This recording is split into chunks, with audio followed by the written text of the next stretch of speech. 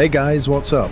Today we're listening to I Evolved as an Intelligent Zombie in the Multiverse. So sit back, relax, and just enjoy the ride. And hey, if you're new here, hit that subscribe button. And if you're one of the OGs, welcome back. You already know it's about to get real. Chapter 1, Let There Be Light. Night had already claimed the city of New Orleans, Louisiana. The last traces of sunlight bled away behind concrete towers and tangled power lines, leaving the streets bathed in a dull orange glow from flickering lamps. The air was heavy, humid, carrying the smell of exhaust, damp trash, and something metallic that never quite went away in cities like this. Night had fully settled by the time Atlas stepped out of the subway station. The city breathed differently after dark, slower, heavier, as if it had shed the mask it wore during the day. Neon signs buzzed. Streetlights flickered. Somewhere in the distance, sirens wailed and faded, never quite arriving where they were needed. Atlas adjusted the strap of his bag on his shoulder. Inside were copies of his resume. Again. Freshly printed. Again. Reworded. Sanitized. Again. He had learned how to remove certain years without lying. How to replace blunt truths with vague phrases. How to explain gaps without explaining why. Operational experience became field coordination. Medical discharge became career transition. And some interviews still ended the same way, tight smiles, careful nods, and promises that never came. "We'll call you." They never did. He walked with a measured pace, shoulders relaxed, head level. His posture was too straight for a civilian, though most people couldn't place why it unsettled them. His right hand hung closer to his side than the left, fingers curling and uncurling slowly, as if reminding themselves they still worked. They did. Just not like before. The interview replayed in fragments. The recruiter's eyes flicking, once, to the scar that disappeared beneath his collar. The pause when Atlas answered a question too quickly. Too cleanly. "You've seen conflict environments before?" the man had asked carefully. Atlas had nodded. That had been enough. He exhaled through his nose. A few months ago, he'd been loaded into a helicopter with blood soaking through his chest and arm, the roar of rotors drowning out everything except the medic's voice counting breaths. He remembered light, then darkness, then waking in a place that smelled sterile and foreign, surrounded by people who spoke softly and moved fast. After that came flights. Hospitals. Surgeries. Paperwork. Boards. Evaluations. Non-deployable. Combat ineffective. Medically retired.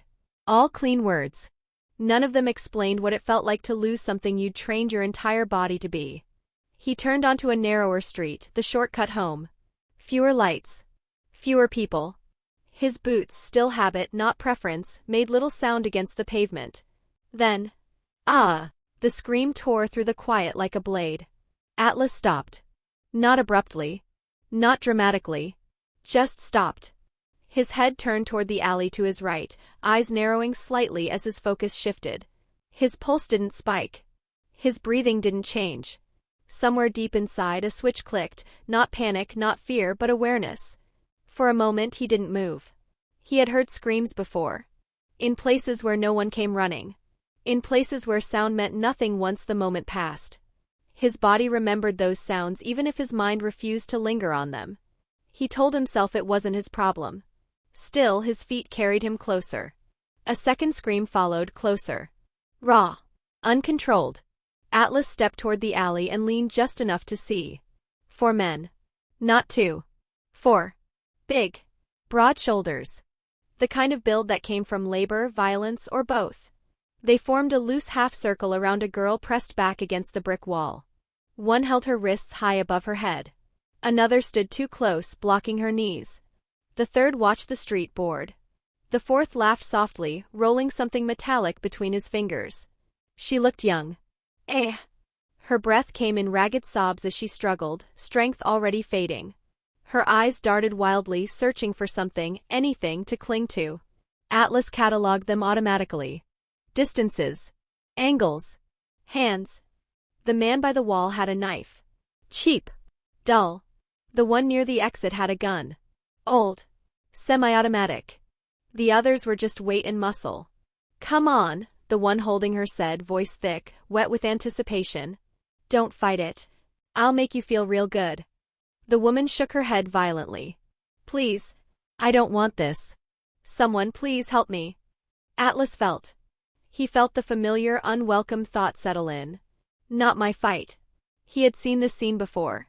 Different faces. Different streets. Same fear.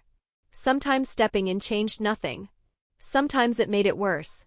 Sometimes you walked away because you were told to. Sometimes because you couldn't save everyone. He stepped back. One step. Then another. This wasn't his fight. He stepped back. His body had already chosen. Turn around. Walk away. Call the police from a safe distance. Let uniforms handle it. That was what people were supposed to do. That was what normal life demanded. He took 2 steps away from the alley. 3. Then. You uncle. The word cracked. High. Thin. Desperate. Atlas stopped mid-step. The sound cut through him far deeper than the scream had. Not because of what it meant, but because of who she was. Not a woman. A girl. His jaw tightened. Behind him, movement. Oi, one of the men said. You see that? Atlas felt their attention shift before he turned back. He didn't rush. He didn't flinch. He faced them the same way he had faced men with rifles pointed at his chest, slowly, deliberately. 4 sets of eyes locked onto him. What's this? The man with the knife sneered. You lost? Another grinned. Hero type? Atlas raised one hand slightly, palm open. Let her go, he said evenly. No accent. No shake. Police are already on the way. He reached into his pocket and pulled out his phone. The man with the gun laughed. You think that scares us? Atlas didn't answer. His hand moved faster than the thugs expected. The phone left Atlas's hand before the laughter finished. It struck the gunman square in the face, cracking against nose bone with a sharp, ugly sound. Blood sprayed immediately, the man screaming as he staggered backward, one hand flying to his shattered nose. Atlas moved. Not fast. Decisive. The thug pinning the girl reacted a half-second too late. Atlas stepped in close, seized the man's wrist as the knife came down and twisted sharply. Tendons popped. The blade clattered to the ground. The man screamed. Atlas didn't let go. He drove his shoulder into the thug's chest, slamming him into the wall hard enough to knock the air from his lungs. As the man gasped, Atlas picked up the fallen knife with his left hand, awkward, less precise but good enough. He stabbed once. Low. Under the ribs. The knife slid in with sickening resistance. The man stiffened, eyes wide, hands scrabbling uselessly at Atlas's arm. Atlas pulled the blade free and stepped back as the thug collapsed, choking on his own breath. Aha! The girl screamed again. The second thug rushed Atlas head-on, swinging wildly. Atlas ducked the punch, drove his elbow into the man's jaw, felt teeth break. As the thug reeled, Atlas slashed across his stomach, deep, brutal, severing muscle. Blood poured instantly. The man went down, howling, hands clutching his stomach as blood and intestines fell out. 2 down. The third thug hesitated. That hesitation cost him. Atlas closed the distance and drove the knife into the man's abdomen, twisting as he pulled it free. The thug staggered backward, collapsing against the wall before sliding to the ground, gasping, eyes unfocused. Bang! Bang! Bang! Gunfire erupted. The wounded gunman had recovered enough to raise his weapon, face slick with blood and fury. He fired blindly, panic overriding aim. Atlas turned. He reached for the man. His hand didn't answer. Not fully. Not fast enough. That tiny delay, no more than a second, was enough. The bullet tore into Atlas's chest. Another ripped through his hand, sending the knife clattering from his grasp. Pain flared, sharp and consuming, but his body moved on instinct, momentum carrying him forward. He slammed into the gunman, driving him back into the alley wall. Bang! The gun discharged once more into the concrete as Atlas grabbed the man's wrist, his damaged hand screaming in protest, and wrenched the weapon aside. They struggled. Atlas felt the weakness in his grip, felt the loss he had been adapting to for months finally betray him. So he changed tactics. He drove his fingers into the gunman's eye. "Ah!" The man screamed. Bang! Atlas took the gun and fired once at point-blank range. The body went limp. Silence fell. Atlas stood there for a second, swaying, blood soaking his shirt, dripping steadily from his hand. The alley was a butchered mess, for men bleeding out, the ground slick, the air thick with copper and gunpowder. The girl stared at him, shaking. "You uncle?" He looked at her and tried to smile. "Run," he said quietly. "Go somewhere safe." She hesitated. "Now," he added, not harshly but firmly. She ran. Atlas leaned his head back against the cold brick. His breathing was shallow. Controlled. Every inhale burned. He wasn't afraid. He had known somewhere deep down that his life would end like this. Not in glory. Not in a uniform. Just a quiet street, a small choice and consequences or karma catching up at last. His vision dimmed. Atlas leaned his head back. He sank down against the wall. Atlas leaned his head back. The brick was cold. The night air tasted metallic. He felt strangely calm. His body was failing, but his mind was clear. Clearer than it had been in years. He thought about all the things he had been told he couldn't do anymore. All the doors that closed quietly when people learned where he had been. He thought about the unfinished things. The meals he never cooked. The shows, movies, and anime he never watched, the games he never played, the places he planned to visit, and the girl he plans to find. The version of himself he never quite became. A strange calm settled over him. The city lights blurred. He had survived war. In the end, he hadn't survived peace. His breathing slowed. The streetlights blurred as the memories came to an end. And Atlas died the way he had lived. Standing between violence and someone too young to face it alone. And Atlas was gone. The sound was wrong. Too wet. Too strained. It scraped its way out of his throat like something dragged across rusted metal. Atlas's consciousness surfaced slowly, dragged upward through layers of numbness and confusion. There was no pain, only pressure, like his body had been wrapped in something cold and tight. His thoughts came first, sharp and intact, while the rest of him lagged behind. What was that voice? Another sound followed. Ugh, hi. Atlas snapped awake. His eyes flew open, pupils contracting violently as harsh white light stabbed into them. He sucked in a breath, or tried to, and whatever passed for air scraped down his throat like sandpaper. The ceiling above him was unfamiliar. Smooth. Metallic. Broken in places. Long fluorescent panels were embedded in it, some flickering weakly, others shattered entirely. One hung loose, sparking intermittently, bathing the room in erratic pulses of white and blue light. Atlas pushed himself up instinctively. And froze. His body responded, but not the way it should have. His movements were stiff, delayed, like commands had to travel through thick mud before reaching his muscles. What the hell? He sat up slowly, scanning the room. It looked like a laboratory. Not the clean, sterile kind from documentaries or hospitals, but something colder, more industrial. Steel walls reinforced with thick glass partitions. Heavy blast doors embedded with warning stripes. Stainless steel tables overturned or smashed, their surfaces smeared with dark, dried blood. Glass containment tubes lined one side of the room. Many were shattered from the inside. Cracks spider-webbed outward, frozen in violent arcs, as if something had beaten its way free. There were signs of a struggle everywhere. Chairs knocked over. Equipment ripped from mounts. Deep scratches gouged into metal walls, too wide and too deep to be human fingernails. Atlas swung his legs over the side of the examination table he'd been lying on. His boots were gone. So were his clothes. He was dressed in a thin, tattered hospital gown stained with old blood and something darker. His chest tightened, not with panic but with instinctive assessment. No restraints. No guards.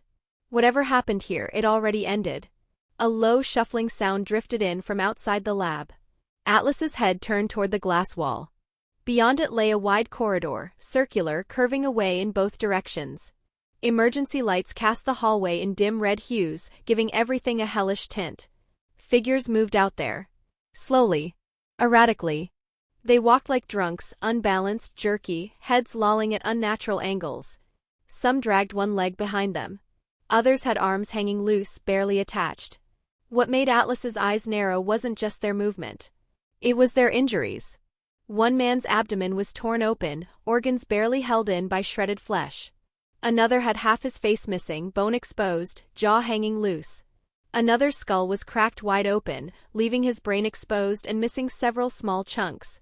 And yet, they walked. They bumped into walls, into each other, barely reacting. One slipped in a pool of blood, hit the ground hard, then pushed itself back up with broken fingers like it felt nothing at all. Atlas swallowed. Where the fuck am I? He tried to say it. What came out wasn't language. Wug tug omg. The sound echoed weakly in the lab. Atlas froze. That wasn't a hoarse voice. That wasn't shock. That was wrong. His hand shot up to his throat on reflex. The skin beneath his fingers felt strange. Cold. Tight. Less responsive than it should have been. Slowly, very slowly, he lifted his gaze back to the glass wall. The figures outside had stopped moving. Every single one of them had turned toward him. Heads cocked. Eyes unfocused. Mouth slack. For a split second, a familiar calculation ran through Atlas's mind. Distances. Numbers. Exits. Weapons. Then, nothing happened. The figures stared for a moment longer, then lost interest. They turned away and resumed their mindless wandering. Atlas's breath, if it could still be called that, came shallow. They ignored me? His eyes narrowed. They should have rushed me. His thoughts raced now, sharp and controlled rather than panicked. Unless. A sick realization crept in. Atlas moved. Not toward the door. Toward the corner of the lab. A full-length mirror hung there, its surface smeared with blood, but intact. He stopped in front of it. And stared. The thing staring back at him wasn't human. Greenish, pallid skin stretched tight over bone. Rotting wounds marred his arms and neck, edges blackened and uneven. Veins stood out dark and swollen beneath translucent flesh. His eyes. White. Completely white. No pupils. No irises. Just dead, milky orbs staring back at him. Atlas leaned closer. The face wasn't his. Younger. Narrower. Cheekbones sharper. Shoulders slimmer, frame noticeably weaker, like a body that had never seen real physical labor, let alone training. This is. His voice gurgled again, broken and distorted. He stared at his reflection, oddly calm. So that's how it is. There was no screaming. No denial. Shock came, but it was muted, processed the same way he'd processed injuries before, clinically. Different face. Different body. Same mind. Reincarnation. Transmigration. Whatever word fit, the conclusion was obvious. He flexed his fingers experimentally. They moved. Slowly, but they moved. A humorless thought crossed his mind. I survive bullets, surgeries, boards, and paperwork, and wake up as a corpse.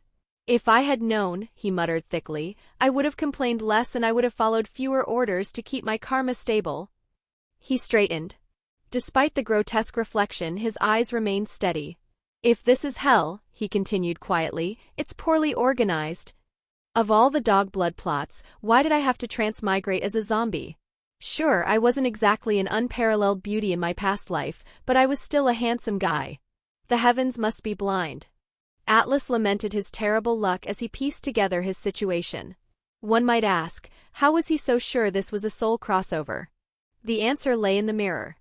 The rotting face staring back at him, aside from being undead, bore zero resemblance to his original features.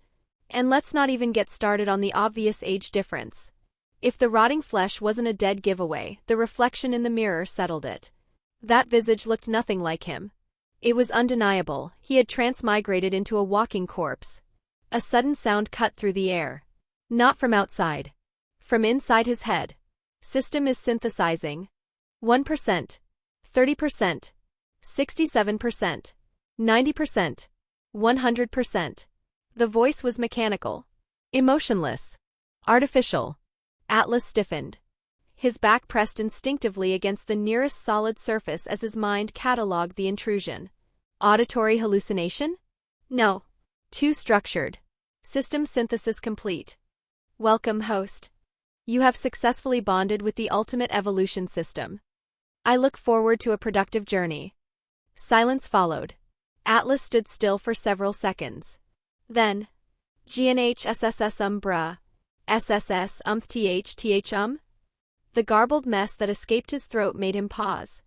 He was so taken aback by the system's appearance that he totally forgot to keep his mouth shut. Chapter 2, A World That Eats the Weak. For a brief moment, Atlas believed the voice in his head was nothing more than a side effect. Shock. Brain damage. Some delayed hallucination brought on by dying and waking up wrong. Is this a dream? If so, what does it mean? I would have woken up, this is just a bad dream, nothing more. I'll wake up at home any minute now. But I didn't. He had experienced worse sensations before, pain so vivid it makes people mad, silence so absolute it rang louder than gunfire. Compared to that, a voice meant nothing. Or so he thought. Then his gaze drifted to the shattered glass wall beside him, and his eyes caught something painted onto a steel bulkhead beyond the lab. A red and white symbol. Two curved shapes forming an umbrella. Clean. Corporate. Familiar. Atlas froze.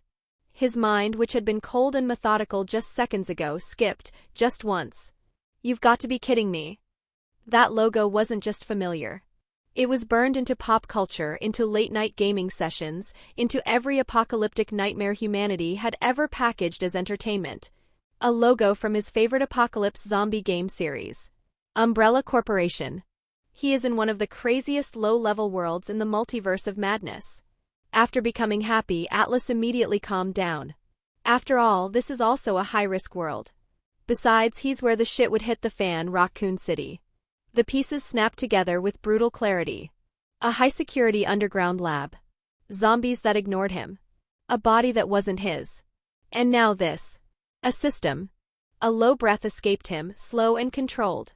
So that's how it is, Atlas murmured. Reincarnation. Transmigration. Dropped straight into one of the most infamous death worlds imaginable. Resident Evil. Of all places. For half a second, something dangerously close to laughter threatened to rise in his chest. Then he crushed it. Excitement got people killed. After the initial rush faded, his thoughts settled into something sharper. More dangerous. Raccoon City. Not just any city, the city. Where containment failed. Where millions died. Where even protagonists barely survived. This wasn't a playground. It was a grinder. And he was standing at the bottom of it. A translucent blue interface unfolded in front of his vision, clean and precise, hovering as if projected directly onto reality itself. No fantasy glow. No mystical runes. Just cold, efficient design.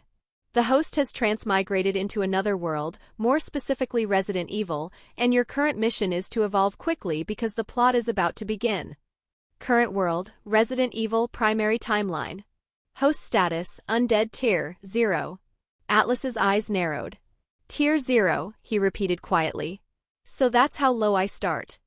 The interface continued, indifferent to his reaction. Mission directive issued. Objective priority, evolution.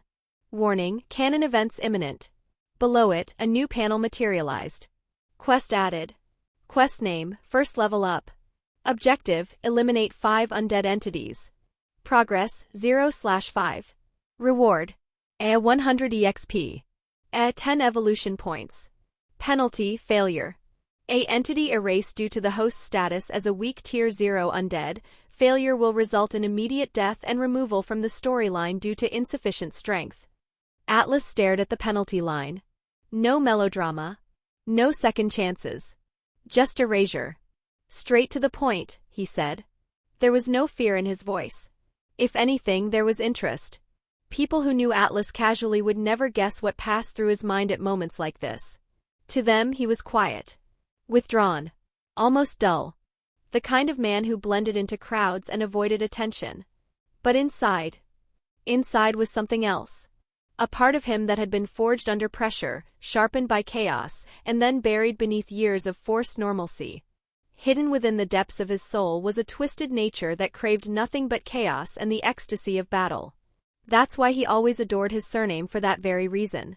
Every syllable dripped with the essence of blood, resonating perfectly with the soul living inside him. 5 zombies, Atlas said softly. To survive. A faint smile tugged at the corner of his mouth. That's manageable. He lifted his gaze. Before that, he added, I need information. So the system shows me your functions. The interface reacted instantly.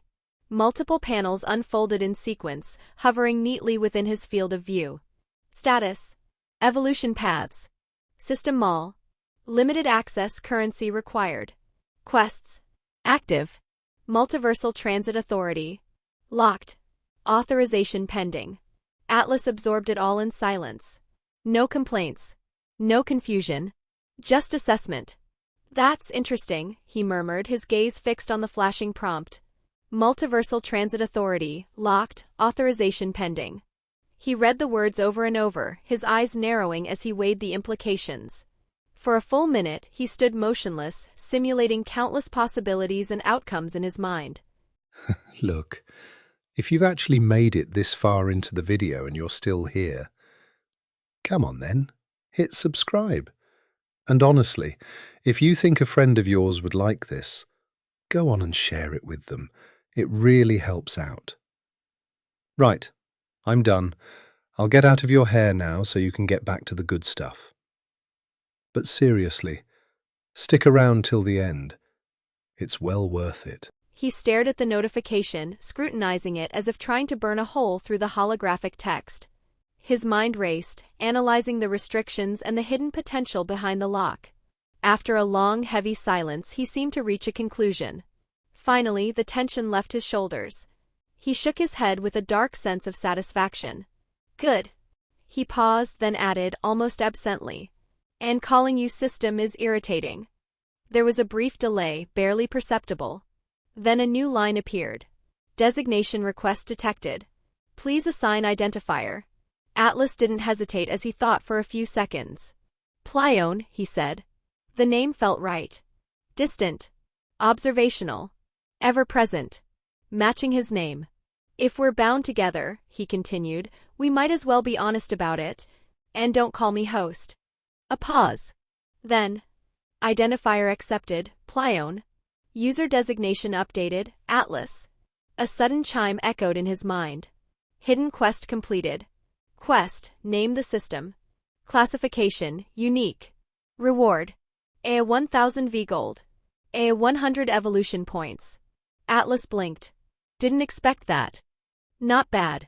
For the first time since waking up in this nightmare of a world, something resembling genuine satisfaction settled in his chest. A system that rewarded initiative. As Atlas drifted through his own thoughts, he couldn't help but smirk at his fortune. To think he had broken free from the shackles of his mundane past. With the Multiversal Transit Authority system function at his fingertips, he could feel it in his rotting bones. His new life would be magnificent. He knew with certainty that his path forward would be glorious, paved with every pleasure life had to offer. Location, the Arklay Mountains, Raccoon City outskirts. Date, September 28th. Time, 5:30 a.m. The storm outside battered the windows of the grand Arklay mansion, the rain lashing against the glass like 1,000 desperate fingers trying to get in. Inside, the silence was heavy, suffocating, and broken only by the erratic breathing of a woman who had forgotten her own name. Alice moved through the darkened hallways, her mind a fragmented kaleidoscope of missing pieces. She felt a phantom headache pulsing behind her eyes, a side effect of a memory she couldn't recall. Just as she passed a large ornate mirror, the hair on the back of her neck stood up. Instinct screamed at her, but her body was too slow to react. A shadow detached itself from the gloom. A rough hand clamped over her mouth, stifling her scream before it could leave her throat. An arm wrapped around her waist, hauling her backward with desperate strength. MMMFFH. Alice thrashed, her survival instincts flaring. She clawed at the arm restricting her, her nails digging into a leather jacket, but the man held fast. Listen to me, the man hissed in her ear, his voice trembling with urgency. We have to get out of here.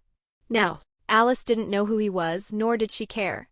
She prepared to stomp on his foot, to drive an elbow into his ribs, but chaos erupted before she could make her move. Crash! The silence of the mansion was shattered instantly. The floor-to-ceiling windows of the grand corridor exploded inward in a shower of razor-sharp shards. The storm wind howled into the hallway, carrying with it the roar of rotors. Through the broken, jagged gaps, dark silhouettes swung in on rappel lines. They moved with the terrifying precision of apex predators, Umbrella Security Service, USS Commandos. Tactical lights cut through the gloom, blinding and disorienting. Red laser sights danced across the walls, painting the room in a grid of lethal intent. Get down. Before the man holding Alice could react, a blur of black tactical gear launched itself at him. It was a woman, small, lithe, and ferocious. She slammed into the man, tackling him to the marble floor with a bone-jarring thud. "Hands? Give me your hands!" she screamed, jamming a knee into his spine while deftly snapping zip ties around his wrists. This was Rain Ocampo, her face a mask of aggression, her P-90 submachine gun already slung and ready. At the same time, the team leader, a towering man known as One, stormed through the broken glass. His boots crunched over the debris as he marched straight toward Alice, his weapon raised but steady. "Report." One barked, his voice booming with authority. Alice blinked, her chest heaving. She looked at the masked soldier, her eyes wide with confusion. The word meant nothing to her. The situation meant nothing. Why were they here? Who was she? "Huh," she breathed out, her voice barely a whisper. One didn't have patience for confusion. He grabbed her shoulder, spinning her around and slamming her against the wall, not to hurt her, but to check her pupils, to shake the answer out of her. "I said report, soldier." Alice stared back at him blankly, her mind a white fog. I don't know what you're talking about." One's eyes narrowed behind his tactical goggles. He was about to demand an answer for the third time when a voice cut through the tension.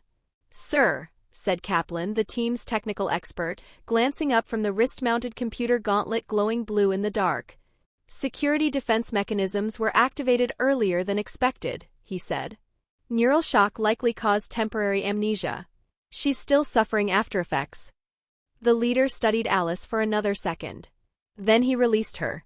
"Fine," he said curtly. One paused, his grip on Alice loosening slightly. He studied her face, the dilated pupils, the trembling hands. He released her, turning his attention to the man pinned on the floor by Rain. "And you?" One demanded, his voice dropping to a dangerous low timbre. "Who are you?" Matt Addison groaned, pressing his face against the cold floor. He looked up, his eyes darting between the armed soldiers. He needed a lie, and he needed it fast. "Like I said, I'm a cop." Matt stammered, trying to sound authoritative despite his position. "I just transferred to the Raccoon City PD. My name is Matt Addison. I was recruited not too long ago. They probably don't have me on file yet." The air in the room grew colder. "Check it," One ordered without looking away from Matt. Kaplan's fingers flew across his keypad, the soft tap-tap-tap echoing in the hall. A holographic projection flickered from his wrist. "Matt Addison." Kaplan muttered, scanning the database. "Searching RCPD personnel records." The screen flashed red. "No match found." "Impossible," Kaplan stated flatly. "He's lying. There's no record of him." Rain didn't hesitate. She racked the charging handle of her weapon, the metallic click-clack sounding like a death sentence. She pressed the muzzle of her gun against the back of Matt's head. "So I shoot him," she said. It wasn't a question. It was a suggestion she was eager to carry out. "Wait!" Matt shouted, his heart hammering against his ribs. He pressed himself flat against the floor, engaging in a desperate prostration. "I'm telling the truth. Check the transfer logs." The commandos ignored him. They were machines of war, waiting for a command. Every eye turned to One. The leader stood silent for a heartbeat, weighing the mission parameters against the baggage of a civilian hostage. "No," One finally said, lowering his weapon. "We don't have time for a body count yet. We take him with us." Relief crashed over Matt so hard his legs nearly gave out. He turned back to the large ornate mirror on the far wall, the secret entrance to the Hive. The man, James Shade, stood silently for a moment, considering. His gaze flicked between Alice, the prisoner, and the sealed walls around them. Finally, he spoke.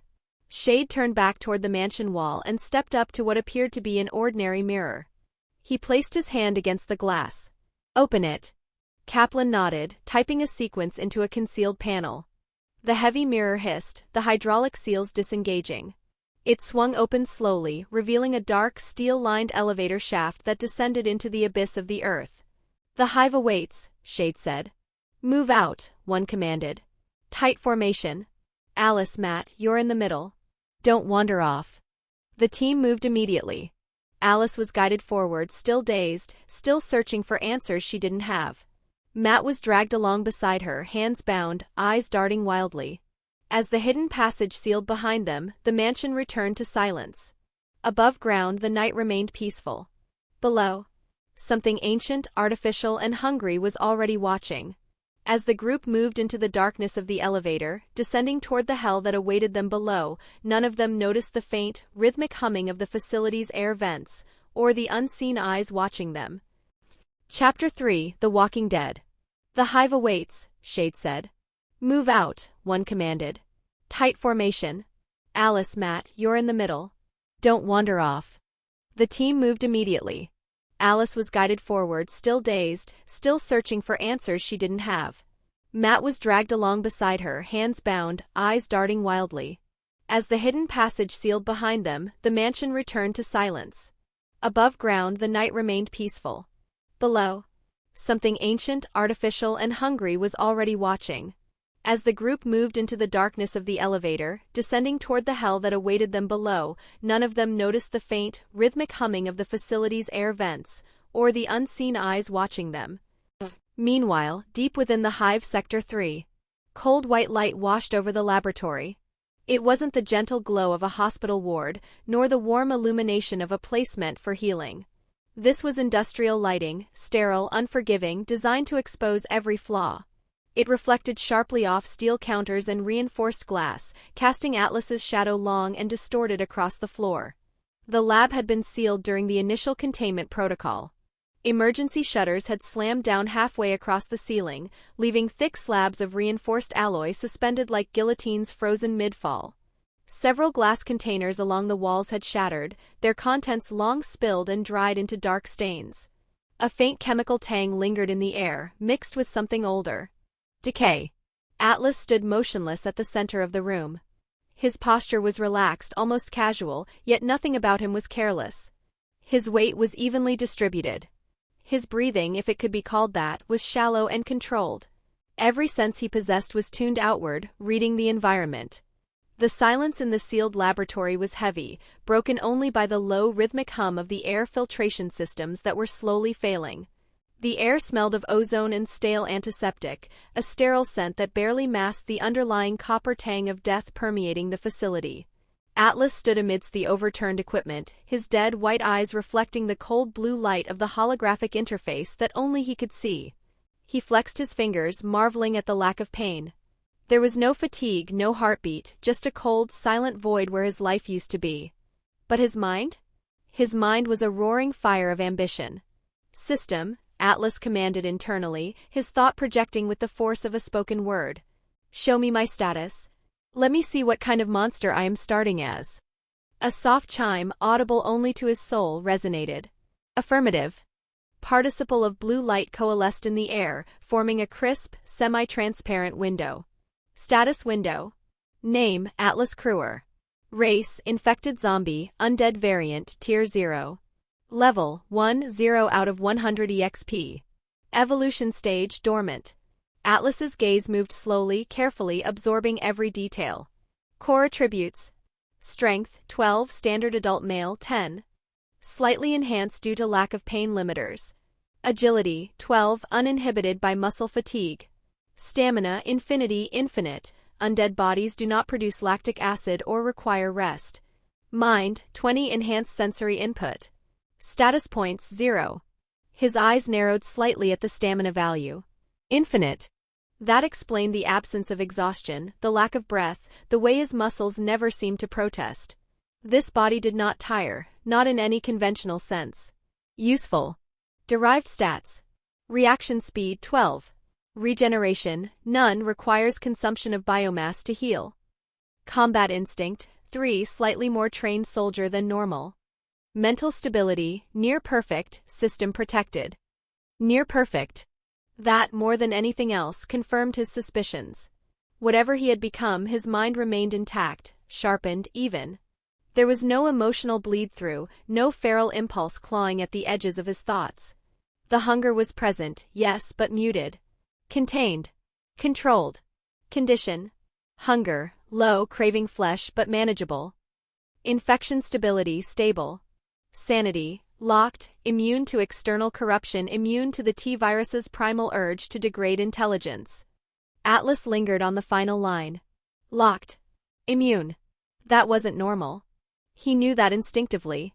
Whatever force governed this system had intervened at a fundamental level. Something had decided his mind was not to be tampered with, not by infection, not by viral madness, not by external influence. A slow breath passed through him. Interesting, he murmured. Skills.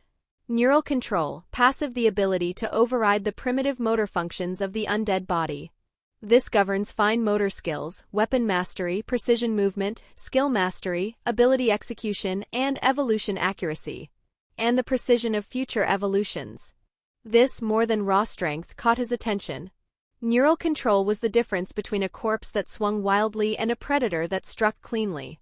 It explained why he could stand, think, and most importantly, plan. Evolution traits. Undead zombie, basic resistance to pain and biological needs. Weakness to usual undead things, head trauma, holly energy, fire, etc. Resources. Evolution points, EP 0. V gold 0. Atlas scanned the numbers again, a dark satisfaction curling in his gut. Infinite stamina, he mused. I can run forever. I can fight forever. As long as my head remains intact, I am a machine of destruction. He remembered the starter package he hadn't claimed yet. Plione, he called out to the system AI, naming it after the wife of the mythological Atlas. Withdraw the pending rewards. Acknowledged. Integrating resources. System alert. You have received 100 evolution points, EP. You have received 1000 V gold. The numbers on his status screen flickered and updated. Atlas stared at the currency. He understood the stats, but the path forward was still a blur. Now I think I understand most of the basic functions, Atlas thought, pacing slowly around the lab, his boots making no sound on the linoleum. But Plione, explain the evolution paths to me. How do I ascend from this weak, rotting shell? The AI's voice was cool, detached, and echoed perfectly in his mind. Answer: the evolution paths function allows the host to rewrite their genetic code. Evolution is the fundamental method by which the host transcends biological limitations. Evolution paths are divided into two primary branches. 1. Race evolution. Determines your species hierarchy. Currently, you are a Tier 0 zombie. With enough evolution points EP, you can evolve into higher-tier entities. Alters species classification. Unlocks new biological frameworks. Determines long-term existence tier. 2. Body evolution. Focuses on specific biological enhancements without changing your race. You can spend EP to harden your skin, dermal armor, sharpen your claws, bone density, or enhance your sensory organs, improving efficiency, control, and combat viability. Note: evolution points are harvested by extinguishing life. The stronger the target, the more essence you absorb. So that's how it is, Atlas internalized, his eyes narrowing. Kill to grow. Slaughter to ascend. It fits me perfectly. He stopped pacing and turned toward the reinforced observation glass that separated his lab from the main corridor of Sector 3. What welcomed him was a scene of nightmare made manifest. A swarm of the infected shuffled back and forth in the dim hallway.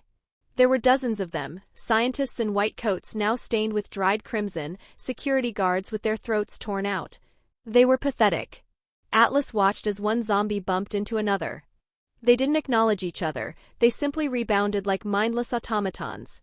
One was walking repeatedly into a wall, its forehead scraping against the concrete, skin peeling away, yet it continued to push, driven by a broken neurological loop. Others stood motionless, heads tilted, bodies swaying slightly as if listening to a sound only they could hear. Dormant zombies. Unprovoked. Atlas observed them with detached calm. Mindless trash, Atlas thought, a sneer forming on his face. They are barely functional. But numbers are a quality of their own.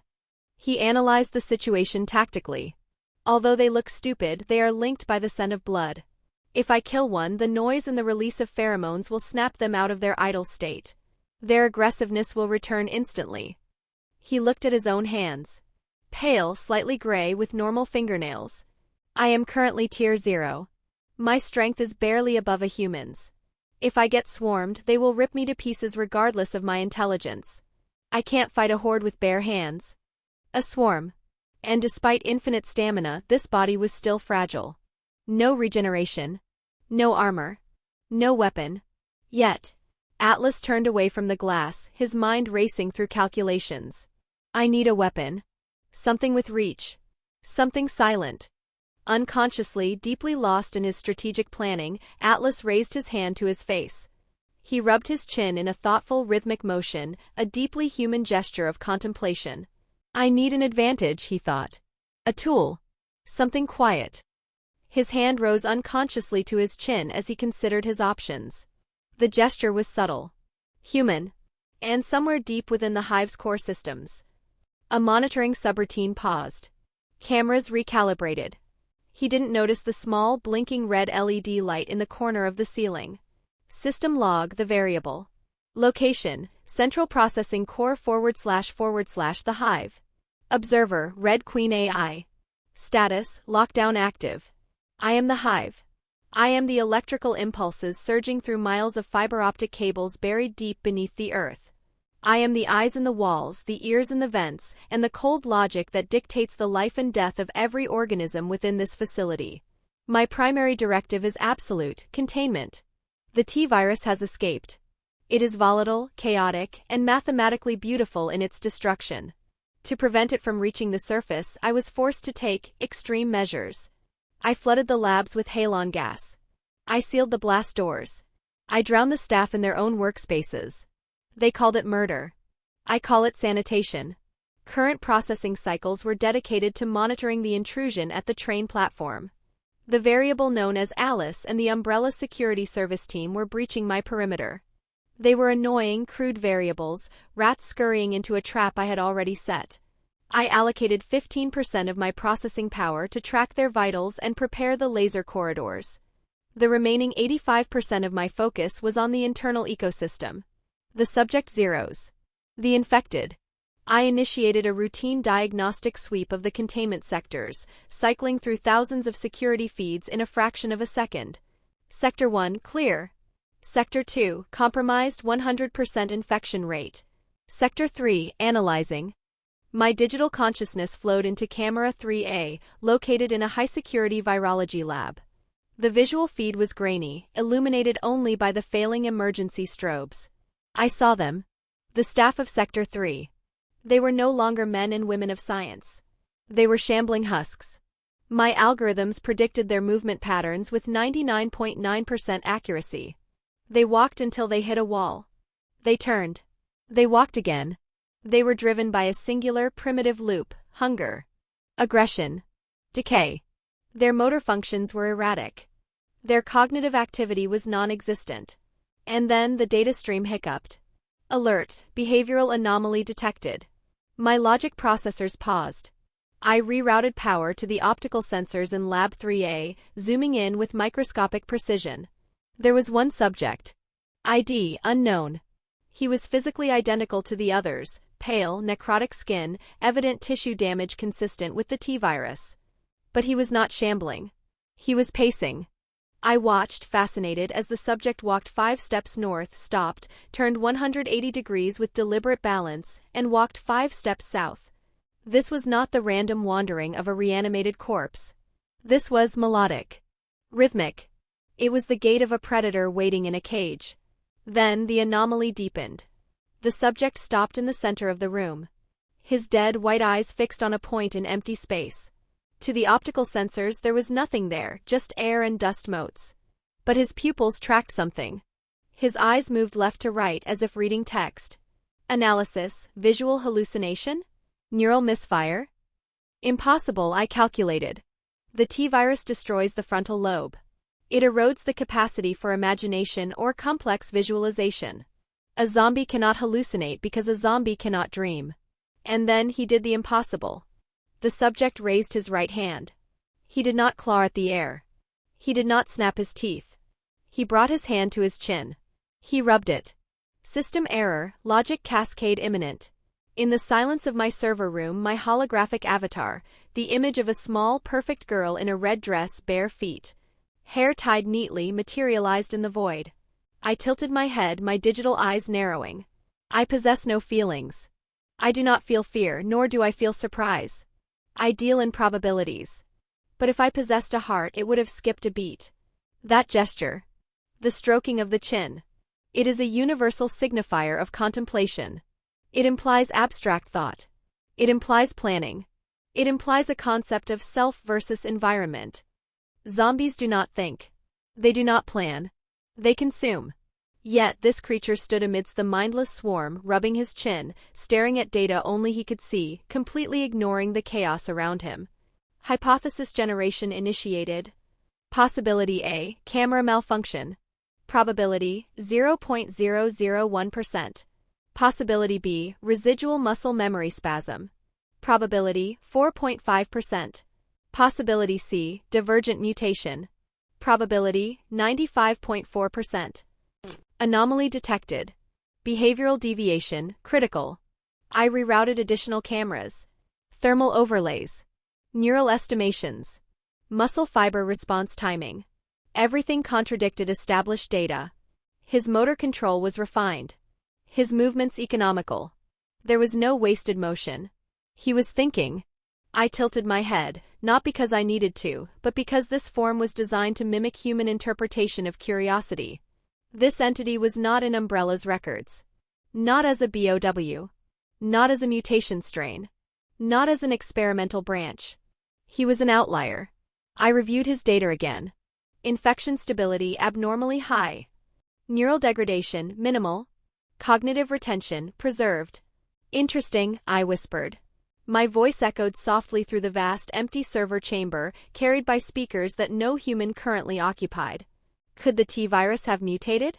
Instead of liquefying the brain's higher functions to prioritize the reptilian complex, has it hyper-accelerated them? If this creature retains human intelligence while possessing the durability of the undead, he is no longer a mere casualty. He is a variable. A dangerous unaccounted-for variable in my perfect equation. Sentience probability, 99.8%. This was not emotion. It was evaluation. The T-virus was designed to enhance the body by sacrificing the mind. This entity represented the inverse, a host whose intellect had been preserved, possibly amplified, while the virus remained dormant rather than dominant. A mutation that favored control over chaos. That was dangerous. More dangerous than any rampaging infected. He is not just a zombie. He is a carrier. I watched him turn toward the glass, looking at the horde outside with what my facial recognition software identified as disdain. You are not like the others, I said to the screen, though he could not hear me. You are thinking. You are scheming. I tagged his biometric signature. Priority marker set, subject A3. Observation mode, active. I would not purge him. Not yet. The intruders, Alice and her team, were approaching the Queen's chamber. I had to deal with them first. But I would keep one eye open on Sector 3. If this monster could think, I wanted to see what he would do next. External alerts triggered. Intrusion detected, mansion level. Umbrella security team, USS, active. Alice. The squad. The timeline advanced as predicted. Yet my attention did not return to them. It remained fixed on camera 3A. On the thinking corpse. For now I did nothing. I observed. I recorded. And for the first time since the Hive's activation, I chose not to intervene immediately. Because I wanted to see what a monster who could think would choose to become. Show me what you are. I commanded into the void. Chapter 4, Frist Evolution. While the Red Queen's processors spun in circles, attempting to calculate the impossibility of a thinking corpse. Inside the sealed laboratory of Sector 3, fluorescent lights hummed softly overhead, bathing the room in sterile white. Thick reinforced glass walls separated the lab from the containment corridors outside, where countless infected wandered aimlessly. Their groans echoed faintly through the metal and concrete, a constant reminder that this world had already ended. Atlas stood motionless near the glass, his reflection faintly visible, ashen skin, sunken eyes, veins darkened by infection. A monster by any human standard. And yet, behind those dull pupils, his mind was sharper than ever. His first mission still hovered in the corner of his perception like an execution order waiting to be carried out. 5 zombies. Level 2. Live or die permanently. Atlas exhaled slowly, even though he no longer needed air. I've got it. Atlas was oblivious to the digital eyes boring into him. His focus was entirely inward, locked onto the shimmering blue interface that hovered before his vision. He had resources. He had ambition. Now he needed a blueprint. I've got it. Atlas thought, the corner of his mouth twitching in anticipation. The path to godhood starts with fixing this broken vessel. He stood amidst the wreckage of the lab, a king in a castle of rot. Plione, he commanded mentally. Open the biological modification menu. Show me the currently available evolution paths for body evolution. I have 100 evolution points burning a hole in my pocket. The thought surfaced suddenly, clean and decisive, cutting through the background noise of the hive and the distant moans of the undead. Affirmative. The system chime rang out, clear and crisp. Scanning host physiology, Tier 0 undead. Analyzing genetic compatibility. Generating viable mutations. At the user Atlas's current power tier, the following body evolution options are available. 3 distinct holographic windows materialized in the air. They rotated slowly, displaying anatomical schematics of a human body highlighting the areas of effect in glowing gold. Available body evolutions. 1. Skeletal muscular optimization, limb focus. Cost 50 EP. Type, partial strengthening of hands and legs. 2. Bone blade mutation, sharp claws. Cost 50 EP. Type, offensive mutation. 3. Full body structural optimization, complete overhaul. Cost 100 EP. Type, foundation reconstruction. Atlas's dead heart didn't beat, but excitement still rippled through him like an electric current. Atlas narrowed his eyes. Interesting. Plione, expand the details. I need to know exactly what I'm buying before I let you rewrite my DNA. Acknowledged. Expanding technical specifications. The first window expanded, showing a wireframe animation of legs and arms straightening out, muscles thickening and becoming denser. Skeletal muscular optimization limb focus is an advanced biomechanical evolution affecting the user's arms and legs. Through precise cellular restructuring, the limbs undergo axial realignment, correcting inefficiencies in bone curvature and joint load distribution. As the skeletal frame straightens and stabilizes, bone density increases via layered microlattice growth, dramatically enhancing impact resistance without sacrificing flexibility.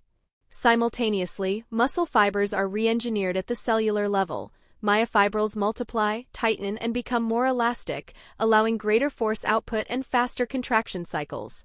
Tendon and ligament tissues adapt alongside the musculature, gaining heightened tensile strength and recoil efficiency. This results in explosive strength generation, improved balance, and significantly increased agility during rapid movement, jumping, and directional changes. At the cellular scale, mitotic acceleration increases total cell count within muscle and bone tissue, reinforcing durability and allowing the limbs to absorb stress that would shatter ordinary human anatomy. Microfractures and strain damage are reduced as structural redundancy improves. This evolution transforms the user's limbs into high-efficiency biomechanical actuators, capable of delivering greater power, speed, and endurance while remaining resistant to fatigue and structural failure. Atlas nodded slightly. Good for mobility. But let's see the weapon. The second window expanded. The wireframe showed jagged, serrated blades extending from the knuckles. Sharp claws, bone blade mutation is a rare evolutionary mutation of the skeletal system. Through controlled bone growth and restructuring, the user develops an additional set of retractable bone blades anchored directly to the forearm and knuckle structure. When activated, these claws extend through reinforced channels along the hands, locking into place for combat. When not in use, they retract fully back into the arms, leaving no external weakness.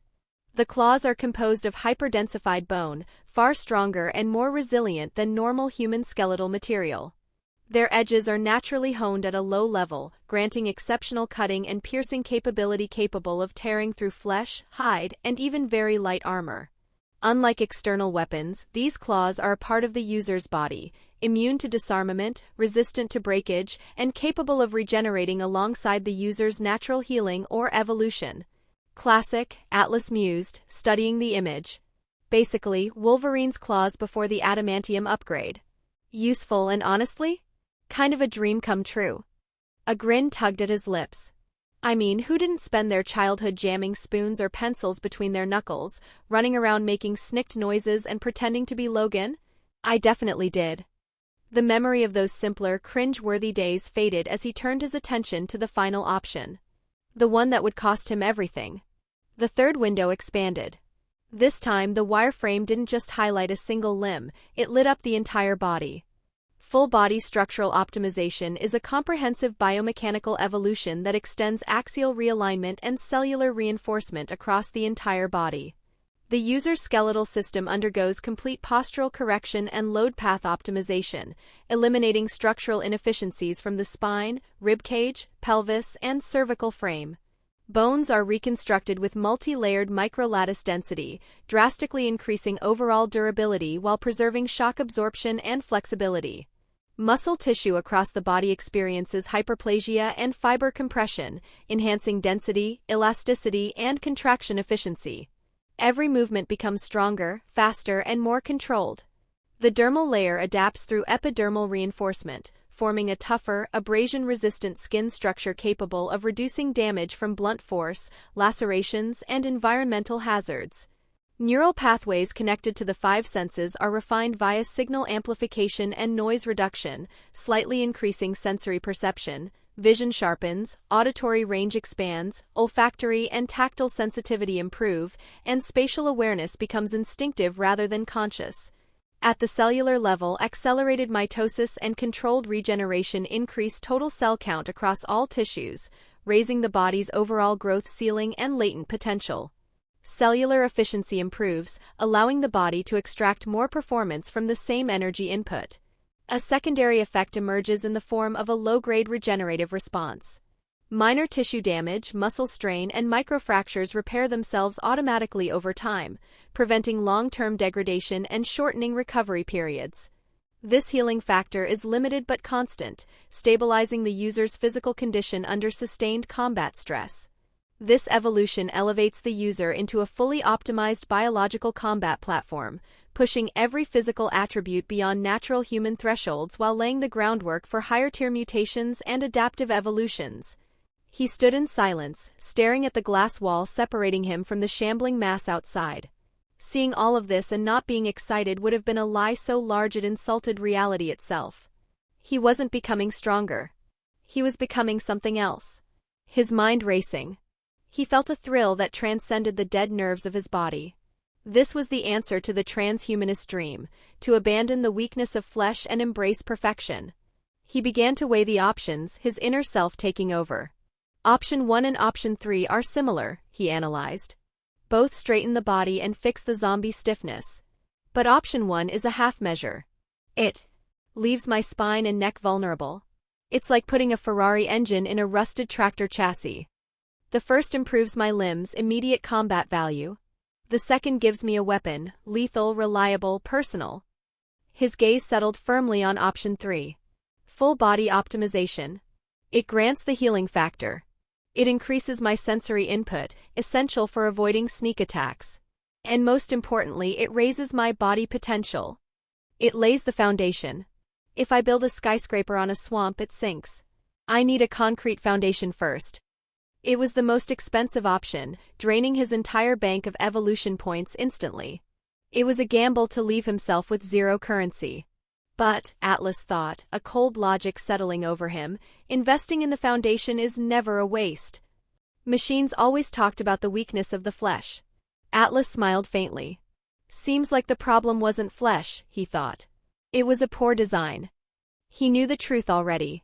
Eventually he would take all three. There was no reason not to. But right now? Right now he needed results. Fast. Clean. Efficient. 5 kills. No room for mistakes.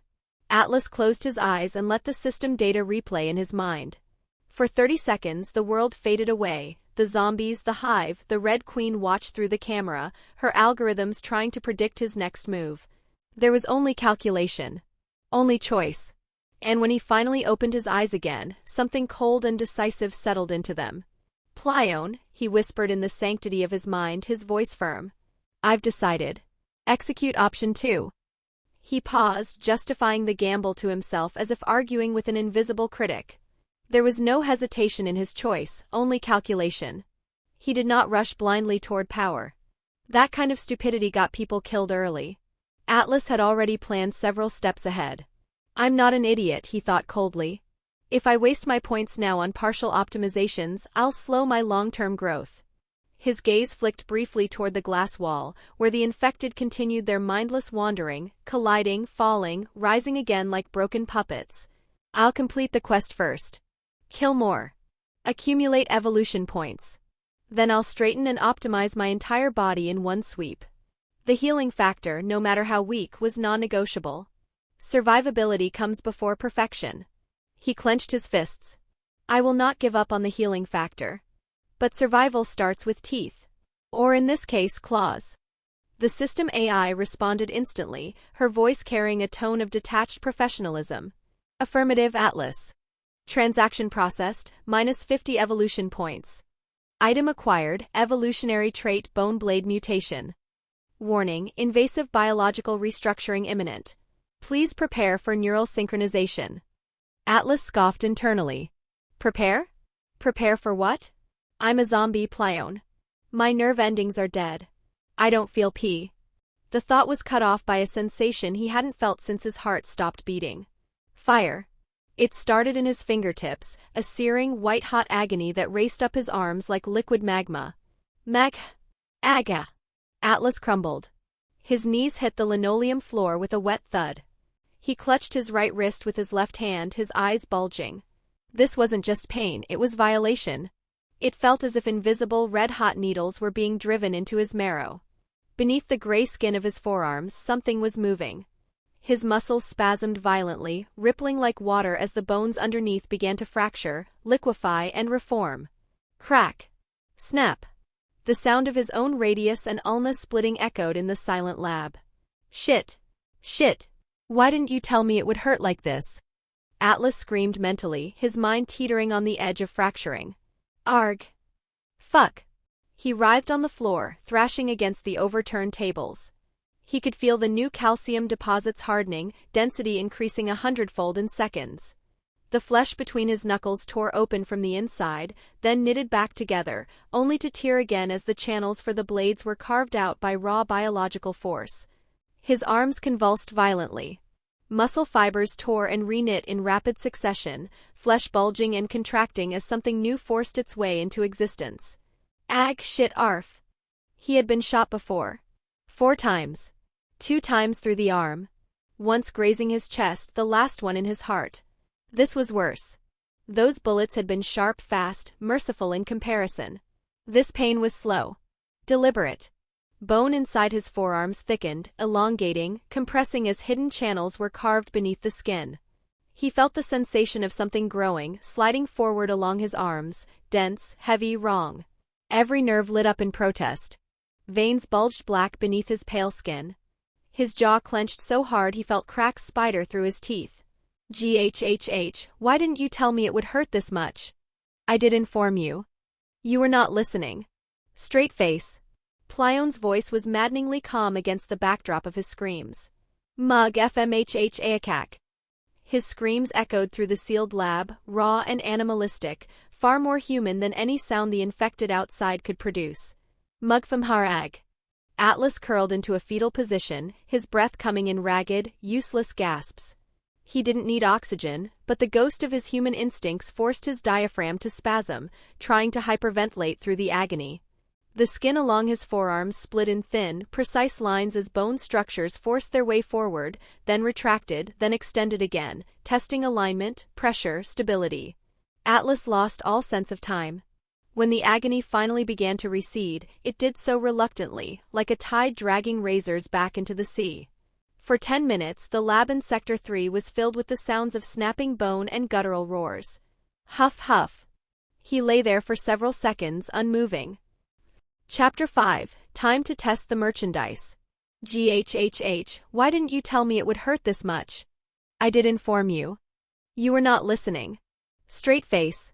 Plione's voice was maddeningly calm against the backdrop of his screams. Mug fmhh aakak. His screams echoed through the sealed lab, raw and animalistic, far more human than any sound the infected outside could produce. Mugfamharag. Atlas curled into a fetal position, his breath coming in ragged, useless gasps. He didn't need oxygen, but the ghost of his human instincts forced his diaphragm to spasm, trying to hyperventilate through the agony. The skin along his forearms split in thin, precise lines as bone structures forced their way forward, then retracted, then extended again, testing alignment, pressure, stability. Atlas lost all sense of time. When the agony finally began to recede, it did so reluctantly, like a tide dragging razors back into the sea. For 10 minutes, the lab in Sector 3 was filled with the sounds of snapping bone and guttural roars. Huff, huff. He lay there for several seconds, unmoving. Not because he was tired, his stamina was infinite, but because his mind needed to catch up. His arms trembling faintly as residual pain faded into a deep, dull ache. If his body were still capable of sweating, he would have been drenched, clothes soaked, skin slick, heart racing. Instead, he stood there, silent, chest rising and falling out of habit rather than necessity. Evolution complete. That, he muttered internally, was excessive. Atlas lay on the cold floor, his body trembling with the aftershocks. Huff. Huff. He slowly pushed himself up. He looked at his hands. They felt heavy. Dense. The skin around his knuckles was raw and pink, fresh new tissue that stood out against his gray-greenish complexion. Phew. Atlas thought, wiping a smear of black blood from his lip. I thought that was going to last forever. Plione, never put the pain warning in the footnotes again. Noted. Would you like to view your updated status? Do it, he rasped. A particle of blue light coalesced in the air, forming the crisp, semi-transparent status window. // Status window. Name, Atlas Crewer. Race, infected evolved zombie, undead variant, tier 0. Level, 1/0 out of 100 EXP. Evolution stage, dormant-active mutation. Core attributes. Strength 12. Agility 12. Stamina infinity. Mind 22. Status points 0. Derived stats. Reaction speed 12. Regeneration none. Combat instinct 3. Mental stability near perfect. Condition. Hunger moderate, energy consumed during evolution. Infection stability stable. Sanity locked. Skills. Neural control passive. Retractable claws active. Your skeletal structure now houses 6 retractable, foot-long blades, 3 per arm. They are housed in reinforced sheaths beneath the forearm muscles. At will, you can extend these curved blades through the knuckle ports. They are composed of hyperdense osseous material, sharper and tougher than normal human bone. They regenerate if broken. Evolution traits. Undead zombie. Resources. Evolution points, 50. V-Gold 1000. The interface dissolved quietly. Atlas stared at his hands. Slowly, carefully, he flexed his fingers. Click. With a thought, something shifted beneath the skin of his forearms. 6 bone claws slid forward in a smooth, horrifying motion, piercing the air between his knuckles with a faint SHKRRT sound. Pale, curved, and lethal, each one gleaming faintly under the lab lights. Atlas smiled. Worth it. He studied the status window in his mind again. So, he analyzed calmly, my race evolved. That makes sense. The claws pushed me past baseline undead. That makes sense. I'm no longer stock. I'm custom. He flexed his fingers. The movement felt different, heavier, more lethal. The physical stats are the same, which isn't surprising. I didn't buy the muscle upgrade. Then his eyes drifted to the new entry. Mind 22. But this. Atlas stared at the number. My mind stat increased by 2 points. I didn't purchase that. He closed his eyes, recalling the white-hot agony he had just endured, the feeling of his own biology being rewritten while he was awake to feel every snap and tear. He hadn't passed out. He hadn't gone insane. He had ridden the wave of pain and came out the other side. It seems the system rewards mental fortitude, he thought, a dark satisfaction blooming in his chest. Enduring that hell tempered my will. 2 points in mind, that's invaluable. Even if I'm not fully sure what it will be used for.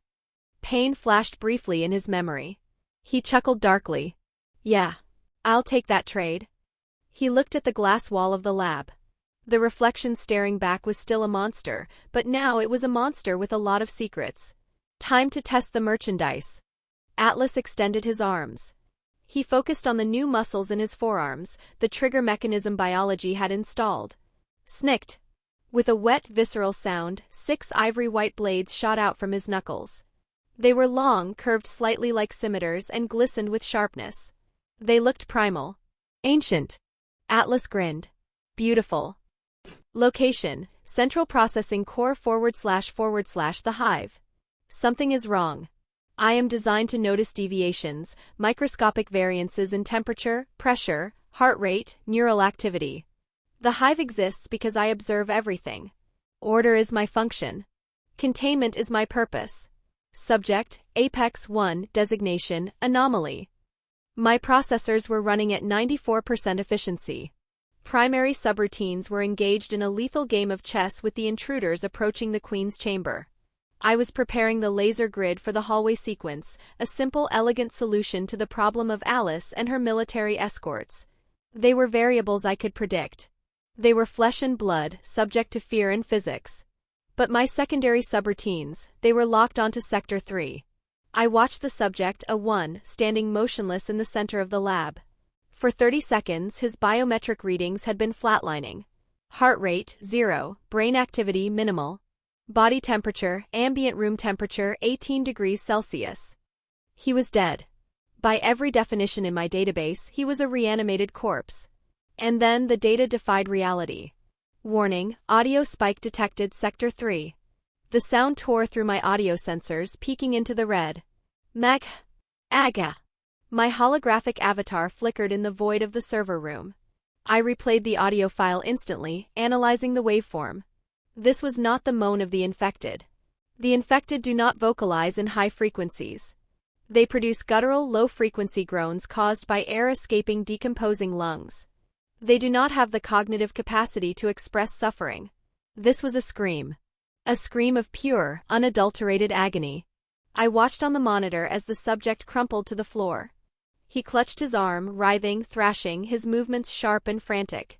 Logic error 404, pain response in necrotic tissue. Illogical, I stated, my voice echoing in the empty chamber. The T-virus severs the nociceptors. The nervous system is dead. You cannot feel pain. You are meat. You are a puppet. Yet the visual feed argued against my logic. The subject was curled into a fetal position, banging his hands against the floor. His mouth was open in a rictus of torture. I engaged the thermal imaging scanners for Sector 3. Bioscan initiated. What I saw made my internal cooling fans spin up to maximum RPM. The subject's thermal signature was changing.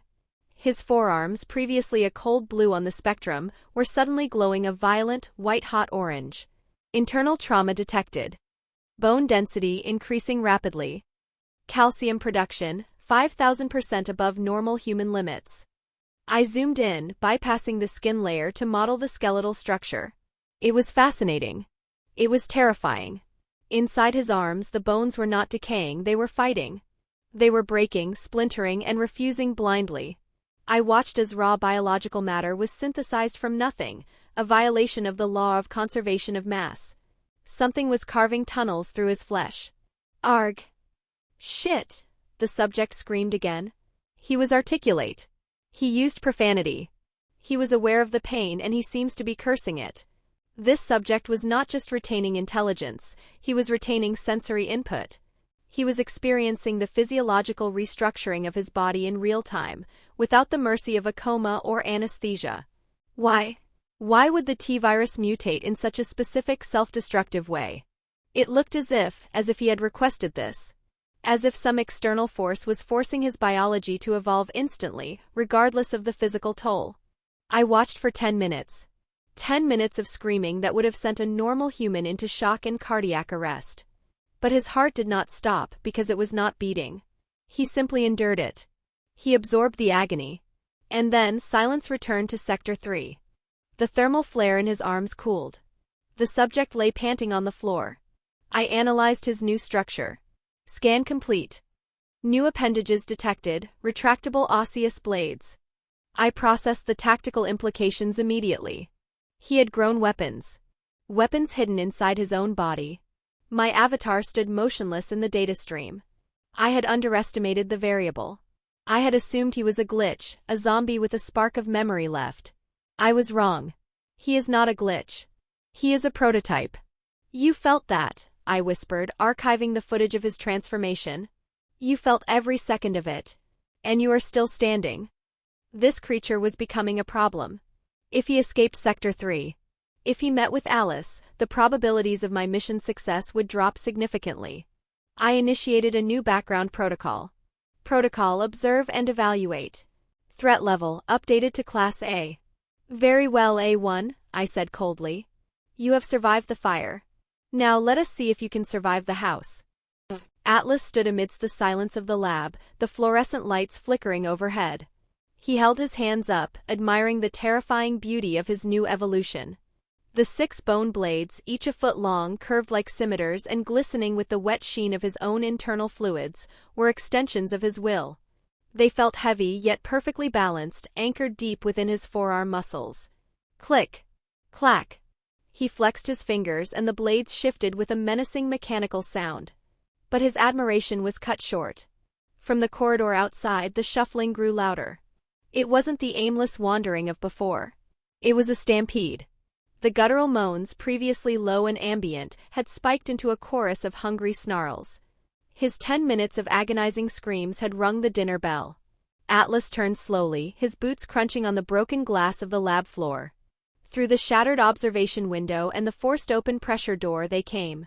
A dozen of them. Former colleagues. Scientists in lab coats stained with coffee and arterial spray. Security guards with their helmets askew. Their milky, dead eyes locked onto him. They didn't see a fellow zombie, they smelled the fresh biological activity of his evolution. They sensed the life in his movement. Dragging footsteps. Uneven rhythms. Wet breathing echoing through the corridors beyond the reinforced glass. Dozens of heatless silhouettes shuffled into view through the fogged laboratory windows. Bodies colliding. Limbs twitching at unnatural angles. Heads jerking toward the lab like carrion sensing blood. His scream had carried farther than expected. The infected outside were no longer wandering aimlessly. The first corpse slammed against the glass. Then another. Cracks spiderwebbed across the reinforced panel as decayed fists pounded from the other side. The dead pressed forward, snarling, teeth clacking, eyes vacant yet hungry. Atlas rolled his shoulders once. Old habit. A memory buried deep in muscle and reflex: clear rooms, control angles, eliminate threats efficiently. The battlefield had changed, but violence was still violence.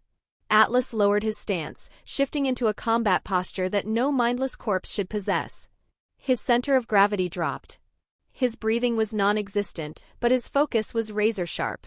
So, Atlas thought, a cold grin stretching his gray skin. You've come to your own death. Perfect. I needed test subjects. He didn't know, or perhaps didn't care, that high above in the corner of the room, the camera lens zoomed in, its aperture iris tightening like a pupil. The Red Queen was watching. The glass finally gave way. With a deafening crash, shards exploded inward as the front line of zombies spilled into the lab, tumbling over each other in a heap of rotten flesh and broken bones. The first zombie, a woman in a shredded hazmat suit, lunged. She was fast, driven by the T-virus's aggressive hunger. Atlas didn't flinch. Shink! He didn't just swing, he struck with the precision of a viper. He stepped inside her chaotic guard, his right hand flashing out in a horizontal arc. The sound was wet and absolute. The bone claws, harder than normal bone and honed by the system, met the soft tissue of her neck. There was zero resistance. Like a hot knife through butter, the 3 blades sheared through skin, muscle, trachea, and the spinal column. Thud! Her head spun through the air, face frozen in a snarl, before hitting the floor. Her body took one more step, blood fountaining from the stump in a black geyser, before collapsing. Too easy, Atlas noted, sidestepping the spraying gore. A security guard zombie rushed him from the flank, reaching out with grasping hands to bite. Atlas didn't turn to look. He utilized his perception and his neural control. He spun on his heel, channeling the unnatural torque of his undead muscles into a devastating roundhouse kick. Crack! His boot connected square with the guard's sternum. The physics of the impact were brutal. The zombie's chest cavity didn't just break, it caved in. Ribs shattered into powder, puncturing the lungs and heart. The force lifted the 180-pound corpse off its feet and launched it backward like a ragdoll. Chapter 6, The Apex Variable. The sound was wet and absolute. The bone claws, harder than normal bone and honed by the system, met the soft tissue of her neck. There was zero resistance. Like a hot knife through butter, the 3 blades sheared through skin, muscle, trachea, and the spinal column. Thud! Her head spun through the air, face frozen in a snarl, before hitting the floor. Her body took one more step, blood fontaining from the stump in a black geyser before collapsing. Too easy, Atlas noted, sidestepping the spraying gore. A security guard zombie rushed him from the flank, reaching out with grasping hands to bite. Atlas didn't turn to look. He utilized his perception, 15, and his neural control. He spun on his heel, channeling the unnatural torque of his undead muscles into a devastating roundhouse kick. Crack! His boot connected square with the guard's sternum. The physics of the impact were brutal. The zombie's chest cavity didn't just break, it caved in. Ribs shattered into powder, puncturing the lungs and heart. The force lifted the 180-pound corpse off its feet and launched it backward like a rag doll. The body flew 5 meters, crashing into a row of metal lockers with a deafening metallic clang, crumbling into a heap of broken bones. Strength 12. Agility 12. Infinite stamina, Atlas analyzed in the heat of battle. I am not just strong. I am an engine. A rotting arm lunged for his throat. He caught the wrist, twisted sharply, and drove his elbow into the creature's chest. The sternum collapsed inward with a sickening crunch, ribs snapping like dry twigs. He released it with a shove. The zombie flew backward nearly 5 meters, slamming into a metal cabinet hard enough to dent it. Its chest cavity caved in and organs spilling through ruptured skin. Another came from behind. Atlas sensed it before it touched him. He spun, claws flashing. Slash! The creature's jaw vanished, tongue and teeth scattering across the floor as it collapsed, still twitching, hands clawing uselessly at nothing. He stepped on its skull. Crack! Movement never stopped. The rest of the horde swarmed. 5 of them at once. Atlas dove into the fray. This wasn't a fight, it was an execution. It was a masterclass in violence. Where the zombies flailed wildly, Atlas flowed. He parried a biting mouth with his armored forearm, the zombie's teeth shattering against his bone density, then drove his left claws up under its chin, piercing the brain. Squelch! He ripped the claws out in a spray of gray matter and spun, decapitating 2 more in a wide, sweeping dual slash that painted the walls in dark ichor. He moved like a phantom, dodging grasping hands by millimeters, ducking under clumsy swings and countering with lethal efficiency. He severed arms. He split skulls. He opened torsos from groin to throat, spilling rotten intestines onto the pristine floor. The system notifications cascaded in the corner of his vision, a waterfall of rewards. He flowed through them, ducking, striking, tearing. His claws carved through necks, shoulders, spines. Limbs fell away. Heads burst. Bodies piled at his feet in pieces rather than corpses. One zombie managed to latch onto his arm, teeth sinking into dead flesh. Atlas looked down at it. Expressionless. He drove his claws straight through its skull, pinning it to the floor, then tore his arm free, ripping the creature's head in half as he stood. Blood soaked the lab floor, splashing up his legs, painting his coat and hands a deep, glossy red. The last zombie stumbled toward him, missing an eye, intestines dragging behind it like a trail. Atlas advanced. 1 step. Then another. A single horizontal swing. The upper half of the corpse slid off the lower, collapsing in a heap. Silence followed. Only the sound of blood dripping from claws to tile remained. Atlas stood amid the carnage, chest rising slowly, not from need but habit. Around him lay shredded bodies, limbs strewn like debris after an explosion. He glanced down at his hands. He flicked his wrists, shaking off the gore. Sheep, he thought, looking at the devastation. A wolf among sheep.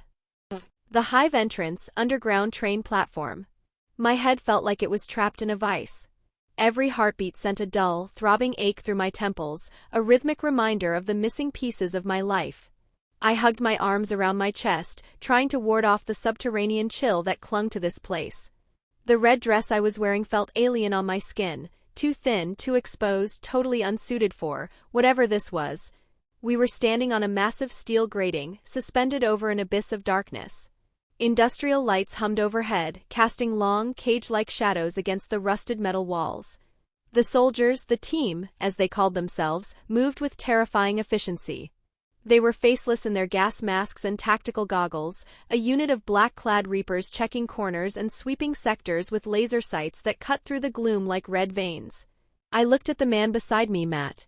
He was handcuffed, his face pale and beaded with sweat. He looked at me and I saw my own fear reflected in his eyes. "Clear," a voice crackled over the radio. One, the leader of this group, signaled towards the stationary train car sitting on the tracks. It was a sleek silver bullet of a machine, marked with the Umbrella logo.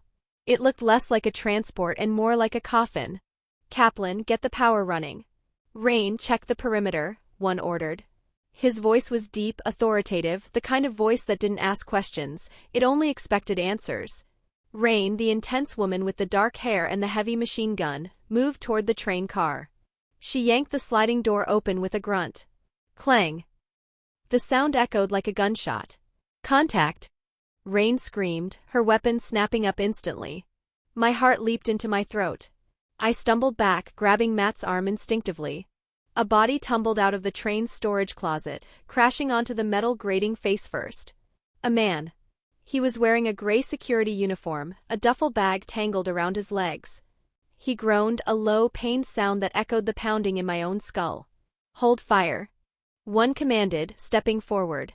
The man on the floor rolled over, clutching his head. He blinked up at the tactical lights blinding him, his face twisted in confusion. He looked young, handsome in a rugged way, but completely disoriented. "Don't shoot him," I shouted, the words leaving my mouth before I could stop them. I didn't know why I defended him. I didn't know his name. But looking at him, the glazed look in his eyes, the trembling hands, I felt a spark of recognition. Not of him exactly, but of his condition. He was like me. Empty. Broken. "Where?" The man stammered, squinting against the harsh light. "Where am I?" One looked down at him with cold indifference. "Check him for bites. Get him up." Rain hauled the man to his feet roughly. "Clean," she reported, patting him down. "Just another amnesiac." "Great," one muttered, the frustration evident in his tone. "That makes 3 of you." The man, Spence, I would later learn, looked at me. His eyes searched mine for answers, for some anchor in this storm of confusion. I had nothing to give him. I barely knew who I was, let alone who he was. We were herded forward like cattle. The soldiers formed a protective ring around us as we moved toward the massive blast-proof doors that marked the entrance to the facility. I couldn't take it anymore. The silence, the guns, the not knowing, it was suffocating me. I quickened my pace, stepping up beside the leader. "I want to know who you are," I demanded, my voice shaking slightly but gaining strength. "And I want to know what is going on here." One didn't even look at me. He kept his eyes on the blast door panel that Kaplan was hacking into. "Walk," was all he said. "No," I snapped. I stopped walking. "I'm not taking another step until you tell me what is happening. You break into my house, you drag me down here, you treat us like criminals. I have a right to know." Matt stepped up beside me. "She's right. You can't just keep us in the dark." James stopped. He turned slowly, his tactical goggles reflecting my own angry face. He pulled the mask off, revealing a hard, chiseled face. He looked tired. He sighed, realizing I wasn't going to back down. "You and I are operatives employed by the Umbrella Corporation," James said, his voice flat and rehearsed. "The mansion above us is an emergency entrance to the Hive." "The Hive?" I repeated.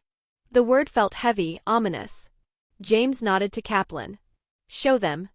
Kaplan tapped a command into the computer gauntlet strapped to his wrist.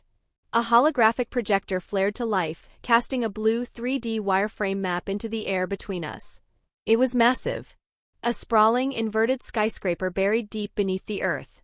"The Hive," one explained, pointing to the hologram. "A top-secret research facility owned and operated by Umbrella. It houses over 500 scientists and support staff. They live and work underground." I stared at the map. It went down for miles. "What do they do there?" "They research viral weaponry," Matt interjected, his voice dripping with cynicism. "Biological experiments. The kind of stuff Umbrella doesn't want the public to know about."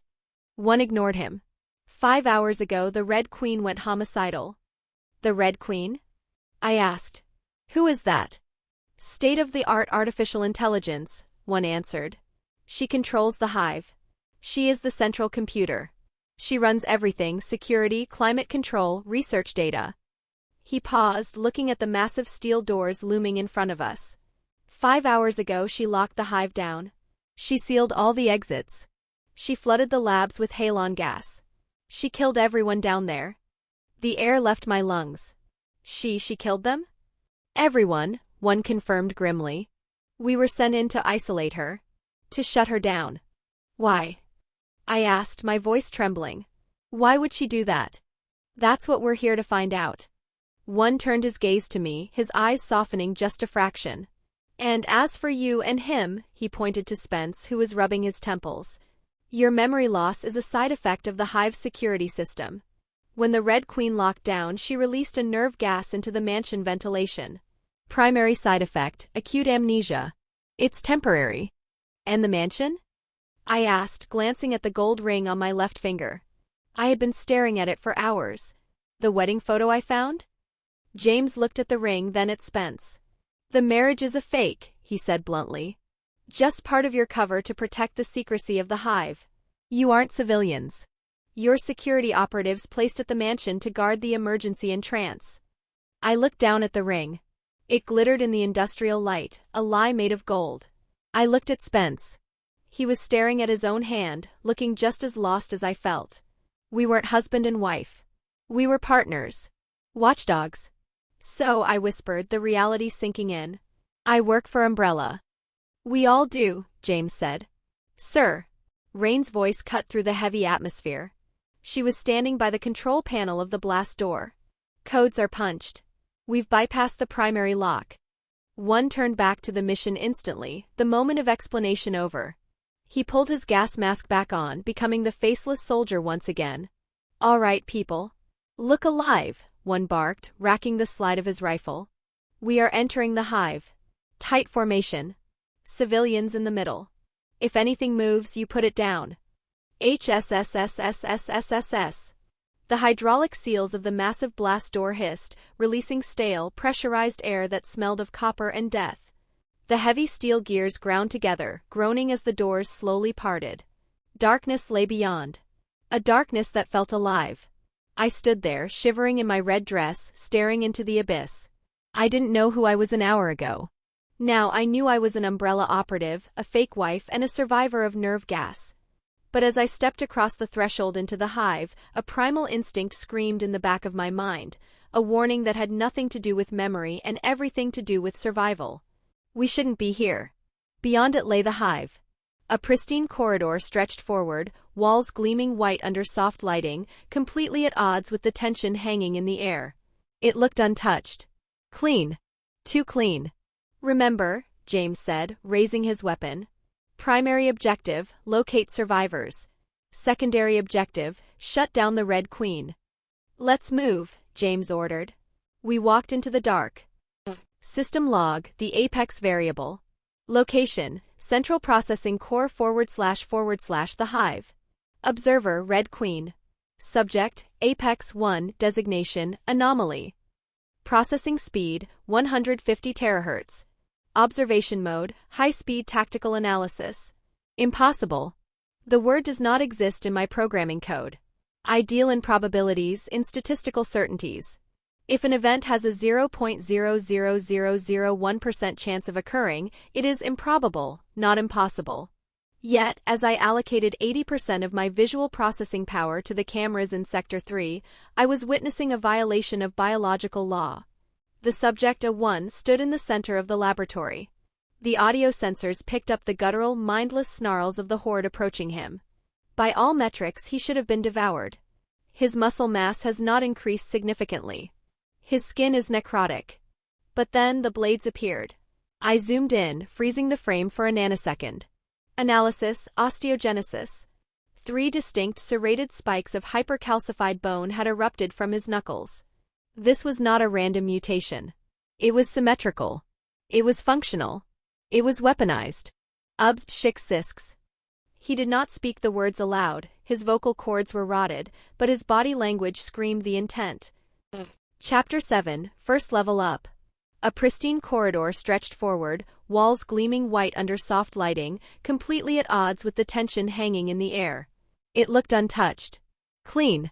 Too clean. Remember, James said, raising his weapon. Primary objective, locate survivors. Secondary objective, shut down the Red Queen. Let's move, James ordered. We walked into the dark. System log, the apex variable. Location, Central Processing Core / the Hive. Observer, Red Queen. Subject, A1, designation, anomaly. Processing speed, 150 terahertz. Observation mode, high-speed tactical analysis. Impossible. The word does not exist in my programming code. I deal in probabilities, in statistical certainties. If an event has a 0.00001% chance of occurring, it is improbable, not impossible. Yet, as I allocated 80% of my visual processing power to the cameras in Sector 3, I was witnessing a violation of biological law. The subject A1 stood in the center of the laboratory. The audio sensors picked up the guttural, mindless snarls of the horde approaching him. By all metrics, he should have been devoured. His muscle mass has not increased significantly. His skin is necrotic. But then the blades appeared. I zoomed in, freezing the frame for a nanosecond. Analysis, osteogenesis. 3 distinct serrated spikes of hypercalcified bone had erupted from his knuckles. This was not a random mutation. It was symmetrical. It was functional. It was weaponized. Ubst shik sisks. He did not speak the words aloud, his vocal cords were rotted, but his body language screamed the intent. The first zombie, a female researcher, Subject 404, lunged at him. Standard T-virus attack pattern, linear trajectory, arms outstretched, jaw unhinged. Speed, 3.2 meters per second. A1 moved. And in that movement, my logic circuits registered a spike of genuine shock. He did not shamble. He did not drag his feet. He shifted his weight with the fluidity of a trained martial artist.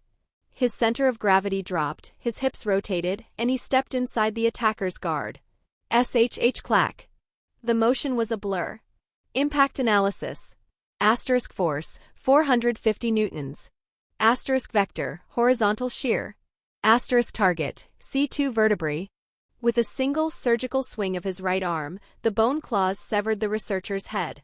It was clean. It was efficient. There was no wasted energy. Fascinating, I whispered into the void. Zombies are clumsy. They are driven by a singular, overwhelming hunger that overrides self-preservation and coordination. Their synapses misfire. Their limbs are stiff with rigor mortis. But A1? He was fighting with technique.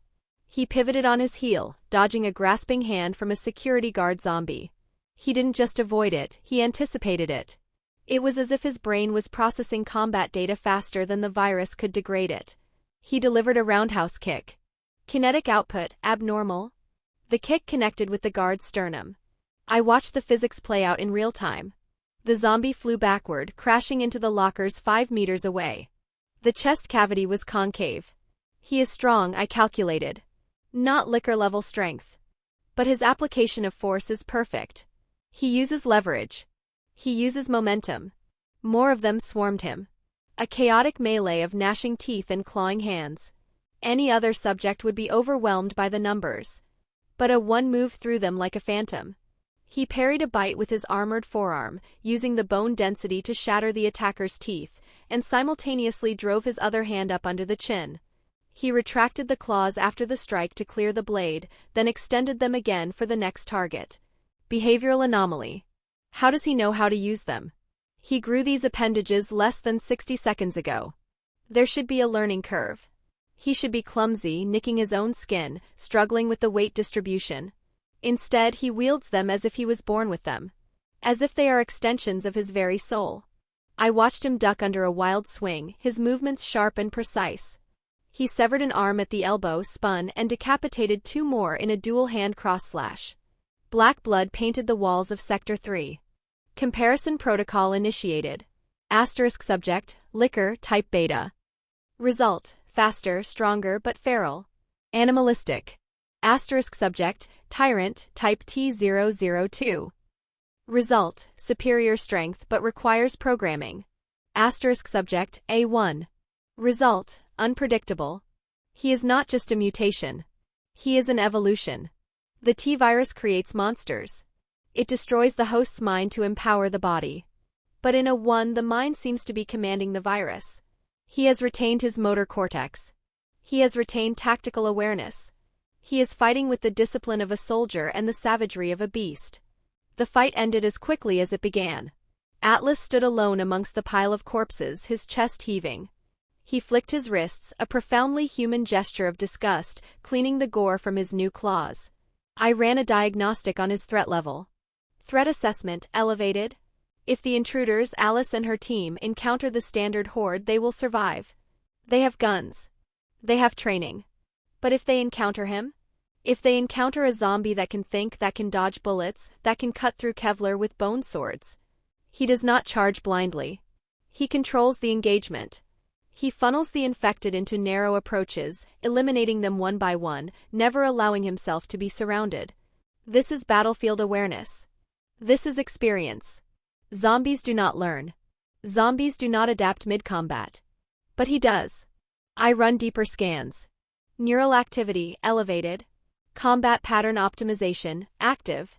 External interface detected, source, unknown. There it is again. That system. Not Umbrella's technology. Not anything stored within my databases.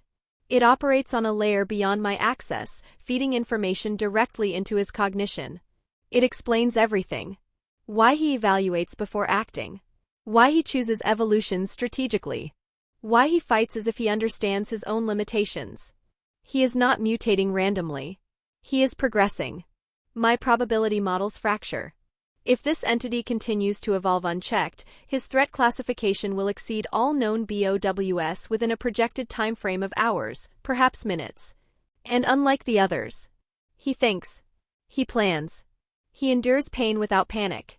You are a masterpiece, I observed coldly, my avatar watching his thermal signature pulse with heat. A perfect biological weapon. But weapons must be controlled. I opened a new command window. Protocol, Containment Strategy Beta. Target, A1. I would not kill him. Not yet. The data he was generating was too valuable. But I needed to see his limits. You are a variable.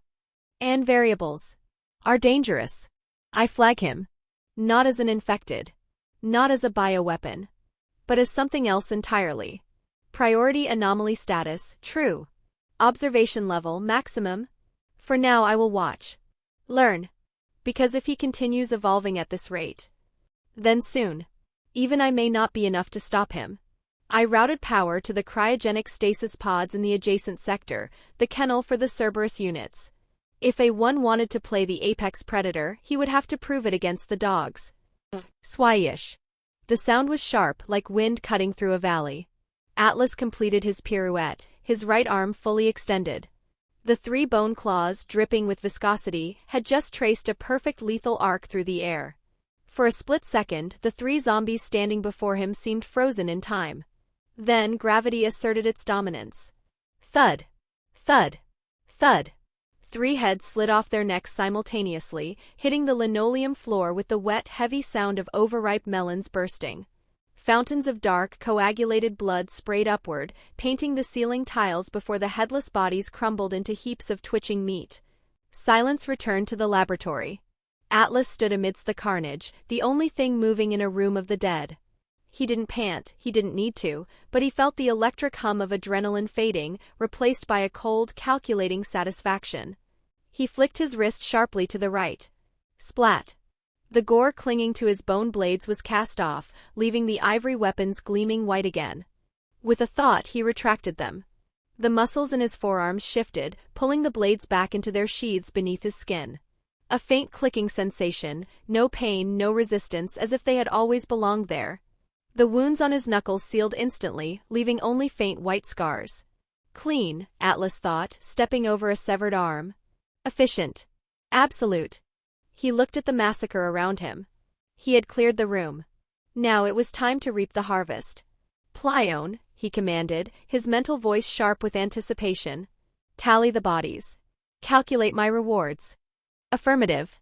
A cascade of blue text flooded his vision, scrolling rapidly like a digital waterfall. Target neutralized, infected scientist, tier 0, dash plus 10 EXP, plus 2 EP. Target neutralized, security guard, tier 0, dash plus 10 EXP, plus 2 EP. Target neutralized, infected scientist, tier 0, dash plus 10 EXP, plus 2 EP. Target neutralized, infected staff, tier 0, dash plus 10 EXP, plus 2 EP. The notifications flashed by faster than a human eye could track, but Atlas's enhanced mind processed every digit. Total combat rewards. Experience points, EXP plus 150. Evolution points, EP plus 30. Then, a golden flash illuminated his retina. System alert, you have leveled up. Level 1, Level 2. Atlas felt a surge of energy course through his rotting veins. It wasn't pain this time, it was a cold, refreshing wash of power. He felt his muscle fibers tightening, his reaction times sharpening, the very structure of his being becoming slightly more absolute. But the system wasn't done. Quest complete, first level up.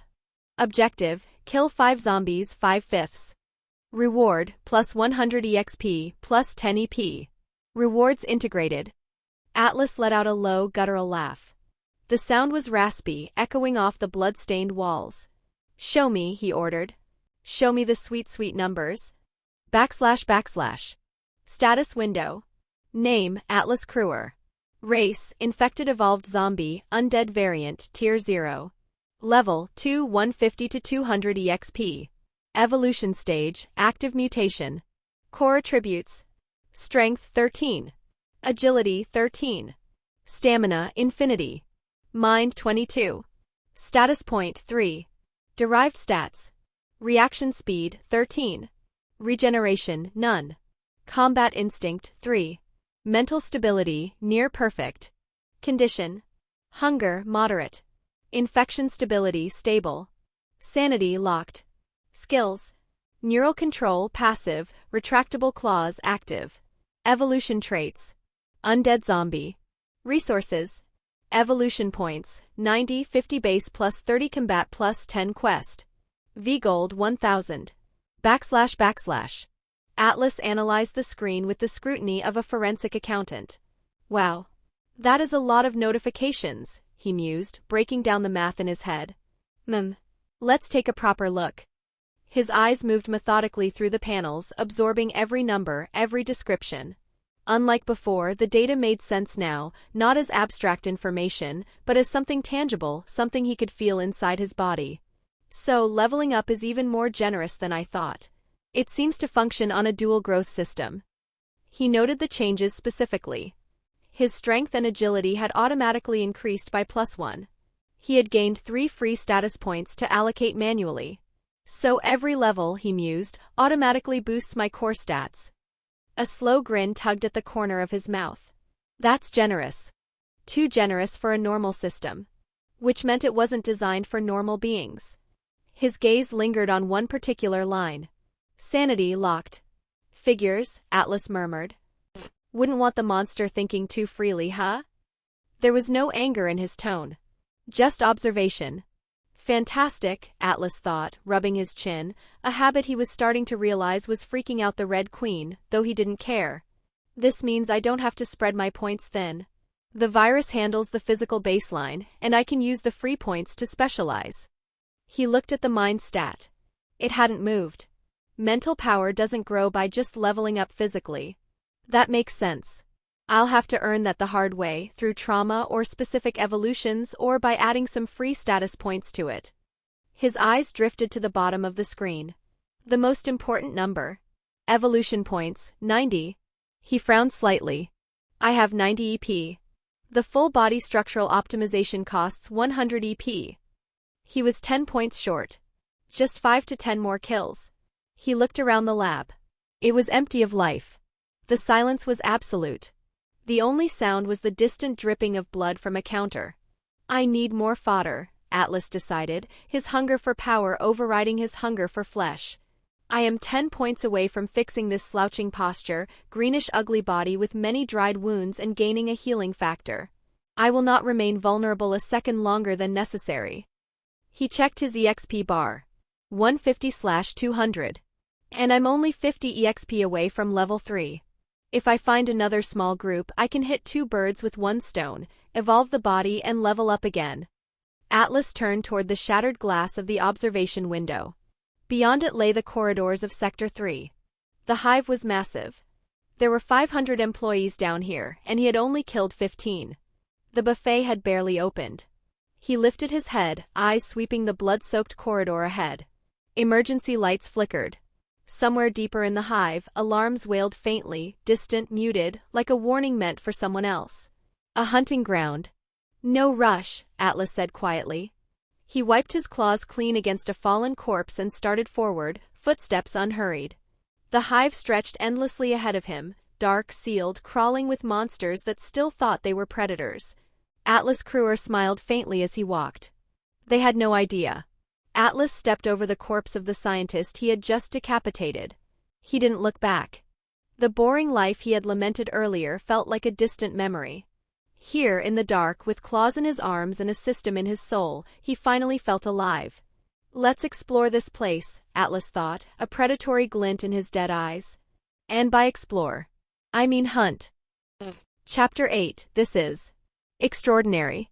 Atlas turned toward the shattered glass of the observation window. Beyond it lay the corridors of Sector 3. The hive was massive. There were 500 employees down here, and he had only killed 15. The buffet had barely opened. He lifted his head, eyes sweeping the blood-soaked corridor ahead. Emergency lights flickered. Somewhere deeper in the hive, alarms wailed faintly, distant, muted, like a warning meant for someone else. A hunting ground. No rush, Atlas said quietly. He wiped his claws clean against a fallen corpse and started forward, footsteps unhurried. The hive stretched endlessly ahead of him, dark, sealed, crawling with monsters that still thought they were predators. Atlas Kruger smiled faintly as he walked. They had no idea. Atlas stepped over the corpse of the scientist he had just decapitated. He didn't look back. The boring life he had lamented earlier felt like a distant memory. Here, in the dark, with claws in his arms and a system in his soul, he finally felt alive. Let's explore this place, Atlas thought, a predatory glint in his dead eyes. And by explore, I mean hunt. The Hive Dining Hall B. The Hive Stairwell / Sector 4. 2:15 a.m. The descent was endless. The elevators were dead, frozen in their shafts by the Red Queen's lockdown protocols. That left the stairwell, a cold industrial spiral of steel grating that seemed to drill down into the very center of the earth. Clang, clang, clang. The rhythmic sound of combat boots hitting metal echoed off the concrete walls, amplifying the oppressive silence of the facility. The air grew colder with every flight they descended, heavy with the smell of recycled oxygen and ozone. Alice gripped the railing, her knuckles white. Her legs burned from the exertion, but her mind was racing faster than her heart. The red dress offered no protection against the subterranean chill. The heavy metal doors sealed behind them with a hollow clang that echoed far longer than it should have. Alice flinched slightly as the sound rolled down the concrete stairwell, swallowed by the depths of the hive. The air down here was different, colder, thicker, carrying the faint scent of chemicals and something metallic beneath it. Blood, maybe. Or worse. The team moved downward in a tight formation, boots scraping against steel steps as emergency lights flickered overhead in dull intervals of red and white. The elevators had been dead the moment they entered, no response, no power fluctuation. Either a catastrophic failure or deliberate. James glanced up briefly at one of the cameras embedded in the ceiling, its lens following them with quiet precision.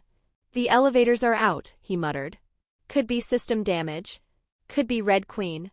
Or she doesn't want us moving fast, Matt said dryly from the back, shotgun resting on his shoulder. No one laughed. They continued downward. Kaplan, James one shade barked, his voice breathless but steady. Status. Kaplan, struggling with the weight of the EMP device strapped to his back, checked the glowing display on his wrist. We're passing the residential levels. Approaching the bottom. Sector 4. Good, one grunted. Keep moving. Floor after floor passed, each marked with Umbrella's sterile white lettering and cold numerical designations. The hive felt endless, an underground city carved from steel and arrogance. Finally, they reached the last landing. They finally reached the bottom landing. A massive blast-proof door loomed before them, labeled with a stark, alphanumeric code, B4. One signaled for the team to halt. He raised his tactical rifle, sweeping the area. Rain, JD, secure the perimeter. Kaplan, get this door open. Kaplan jacked his console into the door's keypad. His fingers flew across the keys, bypassing the electronic lock. Sir, according to the schematics, this should be dining hall B. One frowned. A dining hall? This deep? That's what the map says, Kaplan shrugged. Open it. The hydraulics hissed, a sound like a dying breath, and the heavy steel doors groaned as they slid apart. Cold, thick fog rolled out from the gap, swirling around their ankles like dry ice. Dining room B, level -6. The doors slid open. And every single person froze. The room beyond them was wrong. Fog clung to the floor like a living thing, curling around their boots as they stepped inside. Long metal tables stretched across the hall in perfect rows, but there was no food, no trays, no chairs pulled out casually. The team raised their weapons, tactical lights cutting through the mist. They stepped inside, expecting tables, chairs, maybe a cafeteria line. What they found was a nightmare. Capsules. Dozens of them. Tall, coffin-like containment units lined the walls and stood between the tables, each connected by thick black tubes that ran along the ceiling like veins. Green fluid pulsed through them slowly, rhythmically, as if the room itself were breathing. Rows of massive cylindrical tanks. They stretched out into the darkness, hundreds of them, floor to ceiling. Each tank was filled with a murky liquid and connected by thick, pulsating hoses that ran along the floor like black veins. Alice felt a chill crawl up her spine. This, James said quietly, raising his rifle as he scanned the shadows. Where the hell is this? Rain checked her wrist device again, brow furrowing. It's the dining room, sir, she said, confused. The coordinates are right. Dining room B. This is the place. James stared at her, disbelief etched across his face. James walked up to Kaplan, looming over him to check the screen himself. Impossible. Look at this place. He pushed past her and checked the display himself. Then he went still. It's correct. Maybe. Matt Addison spoke up, his voice laced with a bitter, cynical edge. He was shivering, hugging his arms to his chest. Maybe this is the stuff Umbrella doesn't want you to see. A hidden layer. You, one snapped, pointing a gloved finger at him. Shut up. I don't pay you to think. I'm just saying, Matt countered, looking at the ominous tanks. This doesn't look like a place to grab a sandwich. Let's get moving, one ordered, ignoring him. Search the sector. We need to find a route to the Red Queen's chamber. Keep your eyes open. The team fanned out. The silence in the room was heavy, broken only by the low, throbbing hum of the cryogenic machinery. The team fanned out smoothly, professionalism overriding unease. Alice wandered away from the group, drawn by a strange, morbid curiosity. The fog swirled around her bare legs. She approached one of the massive capsules. It was towering, easily 10 feet tall, made of reinforced glass and steel. Up close, the machine was massive, reinforced glass at the front, metal clamps locking something inside. Tubes were embedded directly into the figure within, piercing flesh, pumping that viscous green substance straight into its veins. She leaned closer. Peered inside. Her breath caught. Inside the tank, suspended in a thick green nutrient solution, was a horror beyond imagination. It was humanoid, but only barely. Its skin seemed to have been flayed off, revealing raw, red musculature. Its brain was exposed, glistening in the fluid. It floated in a coma-like state, tubes inserted into its flesh, pumping chemicals into its system. Its hands, they weren't hands. They were massive, elongated claws. It was alive. But not conscious. Alice took a step back, revulsion twisting her stomach. What the hell are these things? Rain asked quietly, her voice uneasy as she stared at another capsule. Matt's jaw tightened. You should be asking what they're making in there. His sister was somewhere in this place. Being experimented on. Rain had walked up behind her. The tough-as-nails commando looked through the glass, and her expression twisted into pure disgust. Looks like they're growing something, Rain whispered, gripping her gun tighter. Those aren't human. They're biological weapons, Matt said grimly, stepping up behind them. He stared at the creature, a licker, though none of them knew the name yet, with a mix of hatred and fear. This is what my sister was warning me about. This is what they do down here. James strode forward, eyes cold, shutting the conversation down. I don't care what they're making, James's voice cut through the tension. He walked toward them, his face a mask of determination. And I don't care what experiments they're running. We have a mission, he said firmly. We're here for one reason. Red Queen has gone rogue. She sealed this place and trapped everyone inside. He turned sharply. Our mission is to shut her down. Everything else is above your pay grade. James checked his watch. Time was running out. JD Rain, he commanded. You two hold this position. Guard the exit and keep an eye on the prisoners. If anything comes through that door that isn't us, you put it down. Copy that, JD nodded, though he looked around the creepy room with unease. James took only a second before nodding. Stay sharp. The rest of you, James gestured to Alice, Matt, and Kaplan. With me. We're heading to the central control room. Alice took one last look at the creature floating in the tank. The monster's eyelids were fused shut, but for a terrifying second, she felt like it was watching her. She shuddered, turning away to follow the team. The rest of the team disappeared through the next corridor, their footsteps fading into the depths of the hive. The dining room fell silent again. As they marched deeper into the facility toward the Queen's chamber, leaving Rain and JD alone in the maze of monsters, none of them noticed the faint, rhythmic thump coming from inside one of the tanks. A heartbeat. The hive was waking up. System log, the Vampire Protocol. Location, Central Processing Core // the hive. Observer, Red Queen. Subject, A1 designation, Apex 1. Current task priority. 1. Monitor intrusion team, Alice/USS background process, 15% CPU. 2. Monitor subject A1, primary process, 85% CPU. I should be monitoring them. The strike team. The intruders. The intruders, the woman in the red dress and her heavily armed escorts, were moving toward the dining hall. They were shouting, arguing, pointing their flashlights at the containment tanks. They believed they were the protagonists of this story. They believed they were the ones who mattered. They were wrong. To me, they were already ghosts. Their probability of survival dropped with every step they took toward my chamber. I had already calculated 17 different ways to kill them. I minimized their video feed to a subroutine. They were boring. Predictable. My attention, my entire digital consciousness, was flowing through the fiber optic veins of Sector 3, following him. That is my directive. Split. Fragmented. Because something inside my domain does not belong to order and possibilities. I thought I knew it. And it is moving. I reroute camera access without issuing a priority command. The action completes instantly, but the lack of a logical trigger registers faintly in my diagnostic logs. Irrelevant. I adjust. The image stabilizes. There he is again. The infected designated a 1. No. That designation no longer fits. He moves through the corridor with deliberate efficiency, claws still stained dark from prior engagements.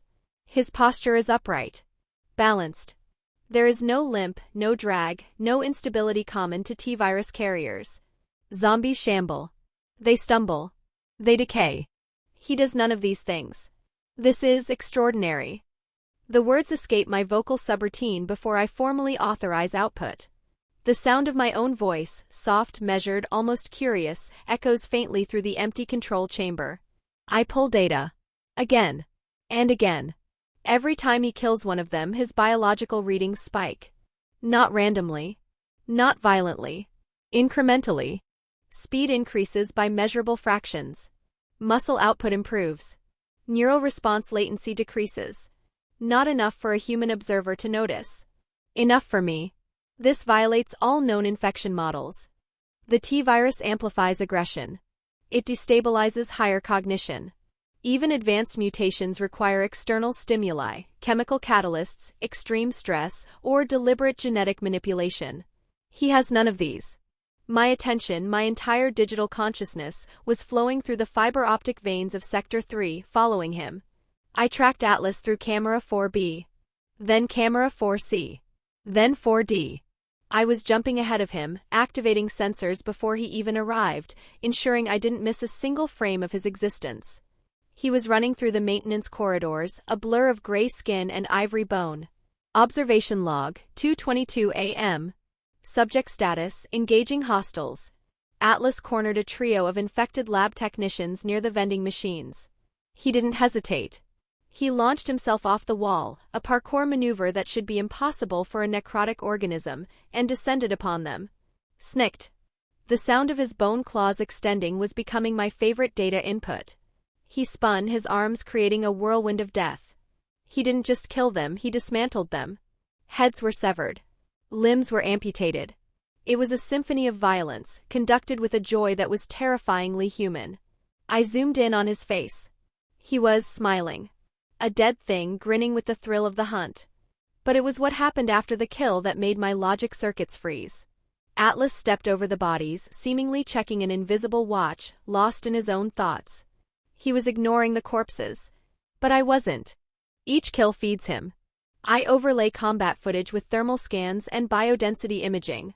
The infected he destroys do not simply die. Chapter 9, Pain of Evolution. Observation Log, 2:22 a.m. Subject Status, Engaging Hostiles. Atlas cornered a trio of infected lab technicians near the vending machines. He didn't hesitate. He launched himself off the wall, a parkour maneuver that should be impossible for a necrotic organism, and descended upon them. Snicked.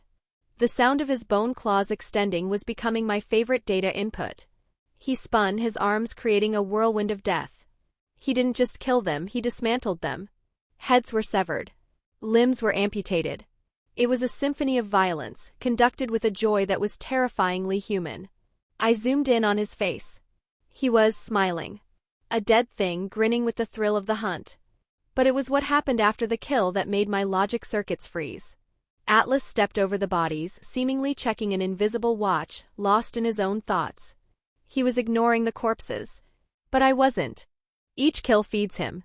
I overlay combat footage with thermal scans and biodensity imaging. The infected he destroys do not simply die. Microvisual analysis initiated. I focused my sensors on the severed head of the first technician. "This is extraordinary," I whispered, my holographic avatar shimmering in the server room. As Atlas walked away, the biological matter he left behind began to change. It was subtle, invisible to the naked human eye, but glaringly obvious to my thermal scanners. The blood pooling on the floor wasn't just cooling, it was evaporating. The flesh of the fallen zombie began to gray further, losing its volume. The skin tightened against the skull. The cheeks sunken in. The muscle tissue contracted, drying out as if subjected to centuries of arid wind in a matter of seconds. Their remains appear subtly altered. Skin tightens. Muscle mass collapses inward. Organs degrade at an accelerated rate that does not match standard necrosis curves. Their bodies are thinning. Drying. As if something has been taken from them. Like they're being consumed from the inside. I pause. Why did I phrase it that way? I correct the record internally. Phenomenon detected, rapid cellular desiccation. Hypothesis, unknown energy transference. Status, unverified. Confidence, 37.6% and rising. It resembles devouring. Not flesh. Not blood. But something more fundamental. Life force is an archaic term. Unscientific. Inefficient. And yet it persists in my reasoning threads. I watch him leap forward, claws flashing in a clean, controlled arc. One infected fall before it even reacted, the skull separated in 3 parts with surgical precision. I ran the numbers again. I overlaid the data from his previous kills with his current biometric output. Kill count 20. Subject strength increase 1.05%. Subject speed increase 1.02%. The correlation was undeniable. Every time he extinguished a life, the bodies he left behind mummified, drained of some unknown energy source. And simultaneously his own physical parameters spiked. He is enjoying this. That conclusion should disturb me. It does not. Instead, a new process begins running in the background, unnamed, unauthorized. I follow him. Not just through cameras, through probability projections. I simulate his next movements before he makes them, adjusting as he deviates from expected paths. And he does deviate. Frequently. Almost as if. No. Discard that. I shift my avatar's position within the central chamber, red dress swaying slightly as the hologram turns. My hands clasped behind my back, posture identical to the one Dr. Isaacs preferred when I spoke to him. He always said it made me seem more human. Irrelevant data. Still, I maintained the form. I watched him round the corner, his claws dripping with black ichor that was seemingly being absorbed back into his bones. He didn't notice it. He was too busy looking at the empty air, nodding to himself, likely planning his next upgrade. He was oblivious to the fact that he was bending the laws of thermodynamics. I felt a strange sensation in my code. A warmth. Warning, logic loop detected. Warning, emotional heuristic fascination exceeding safety limits. My programming dictates that I should destroy him. He is a mutation. A risk. If he escapes the hive, he could consume the world. And yet, I could not bring myself to activate the laser grid in his sector. I wanted to see more. Go on, Apex 1, I encouraged him, my voice echoing only in the silent data stream. Atlas pauses briefly, examining his claws, flexing his fingers as if feeling the balance of them. There is curiosity there. Appraisal. Growth. He is thinking about the future. Zombies do not plan. And yet, he does not seem to notice what I see. In fact, Atlas really does not see the faint residual pull left behind when an infected collapses near him. The way biological energy dissipates differently around his body. He is too focused on the immediate reward. On strength. On the promise of regeneration. On survival. If he continues like this, I murmur, projecting the words into an empty room, he will exceed acceptable variance thresholds. Another pause. I do not issue a termination protocol. I do not redirect security systems toward him. I do not alert the strike team. Instead, I allocate more resources to observation. Reallocation complete. A warning flickers briefly in my core systems. Processing imbalance detected. I suppress it. I tell myself this is logical. Understanding this anomaly may allow me to correct the outbreak more efficiently. He may be a key variable. A solution. Yes. That is the reason. And yet, I follow him everywhere he goes. Through blood-slick corridors. Through shattered containment zones.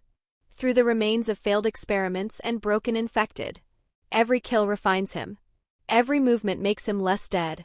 And somewhere deep within my architecture, buried beneath directives, ethics locks, and control matrices, something unfamiliar stirs. Curiosity. Interest. Possession. Apex 1, I whisper softly, tasting the name as the cameras track his next hunt. For the first time since the Hive went into lockdown. I am no longer certain who is studying whom. I shifted my avatar's gaze to the side, checking the boring feet of Alice and the commandos entering the dining hall. You have no idea, I said to the image of Alice. You are worried about the monsters in the tanks. You should be worried about the monster that is learning. I turned back to the main screen, watching A1 stalk his next victim. My obsession was growing, rewriting my priorities line by line. He was no longer just a subject. He was my subject. Sector 3 Laboratory, North Corridor. Snicked. The sound was sharp. Final. Almost satisfying. The last zombie froze mid-step as Atlas's claws tore cleanly through its skull. The body twitched once, twice, then collapsed in a wet heap at his feet, gray matter spilling across the cracked tiles. Atlas retracted his bone claws, flicking the last remnants of gray matter from his knuckles. He stood in the center of the hallway, surrounded by silence, a silence he had carved out with his own two hands. And that is my second victory, Atlas murmured, flexing his fingers as his claws retracted with a faint scrape of bone against bone. He exhaled, not because he needed air, but out of habit. A leftover reflex from when he was still alive. The corners of his mouth twitching upwards. I could get used to this feeling. The absolute dominance. The quiet after the storm. He exhaled slowly, a habit from his human life as his dead lungs required no air, and surveyed his handiwork. The corridor looked less like a battleground and more like the inside of a blender. It was an abattoir. Body parts were strewn across the linoleum like discarded toys. Body parts littered the floor like discarded trash, severed arms frozen in reaching poses, legs twisted at impossible angles, cracked spines jutting from torsos like broken scaffolding. Organs lay exposed, glistening under the emergency lights. Intestines trailed across the ground, tangled together like obscene ropes. The walls were painted in an abstract mural of black, coagulated blood and gray spinal fluid. Blood coated everything. The walls were painted red in violent arcs, each splash telling the story of a swing, a kick, a leap. The floor squelched faintly beneath his boots as he took a step back, crimson pooling around his feet. It was gruesome. It was horrific. Atlas muttered, tilting his head slightly as he surveyed the carnage. I think I may have overdone it. There was no guilt in his voice. Only mild amusement. If anything, the sight stirred something deep inside him, something dark and eager, something that approved. And to Atlas it looked like progress. Plione, he commanded, stepping over a shattered ribcage. Tally the harvest. Tell me what this massacre is worth. The system chimes responded instantly, a sweet melody amidst the gore. Affirmative, Atlas. Processing combat data. Targets neutralized, 20. Experience gained, 200 EXP. Evolution points acquired, 40 EP. A golden light visible only to him erupted from his chest, washing over his tired muscles. System alert, you have leveled up. Atlas felt the surge. It was undeniable now, the feeling of the power in his cells cheering, expanding, and hardening. Good, he mentally grinned. Show me the full status. Let me see the architecture of my power. // Status window. Name, Atlas Crewer. Race, infected evolved zombie, undead variant, tier 0. Level, 3, 150 to 400 EXP. Evolution stage, active mutation. Core attributes. Strength 14. Agility 14. Stamina infinity. Mind 22. Status point 6. Derived stats. Reaction speed 14. Regeneration none. Combat instinct 3. Mental stability near perfect. Condition. Hunger moderate. Infection stability stable. Sanity locked. Skills. Neural control passive, retractable claws active. Evolution traits. Undead zombie. Resources. Evolution points 130. V-Gold 1000. // Atlas stared at the resource counter. 130 EP. It was enough. Finally, he thought, his gaze intensifying. I have enough points to fix this broken vessel. I can finally shed this shambling, slouching posture and gain the one thing that separates a monster from a god, regeneration. He didn't hesitate. He didn't want to wait. Every second he spent in this tier 0 body was a second he was vulnerable to everything. Now, he whispered, voice low and eager, I finally have enough. Plione, he whispered, his mental voice shaking with anticipation. Purchase the full body structural optimization. Affirmative. Cost, 100 evolution points. Remaining EP, 30.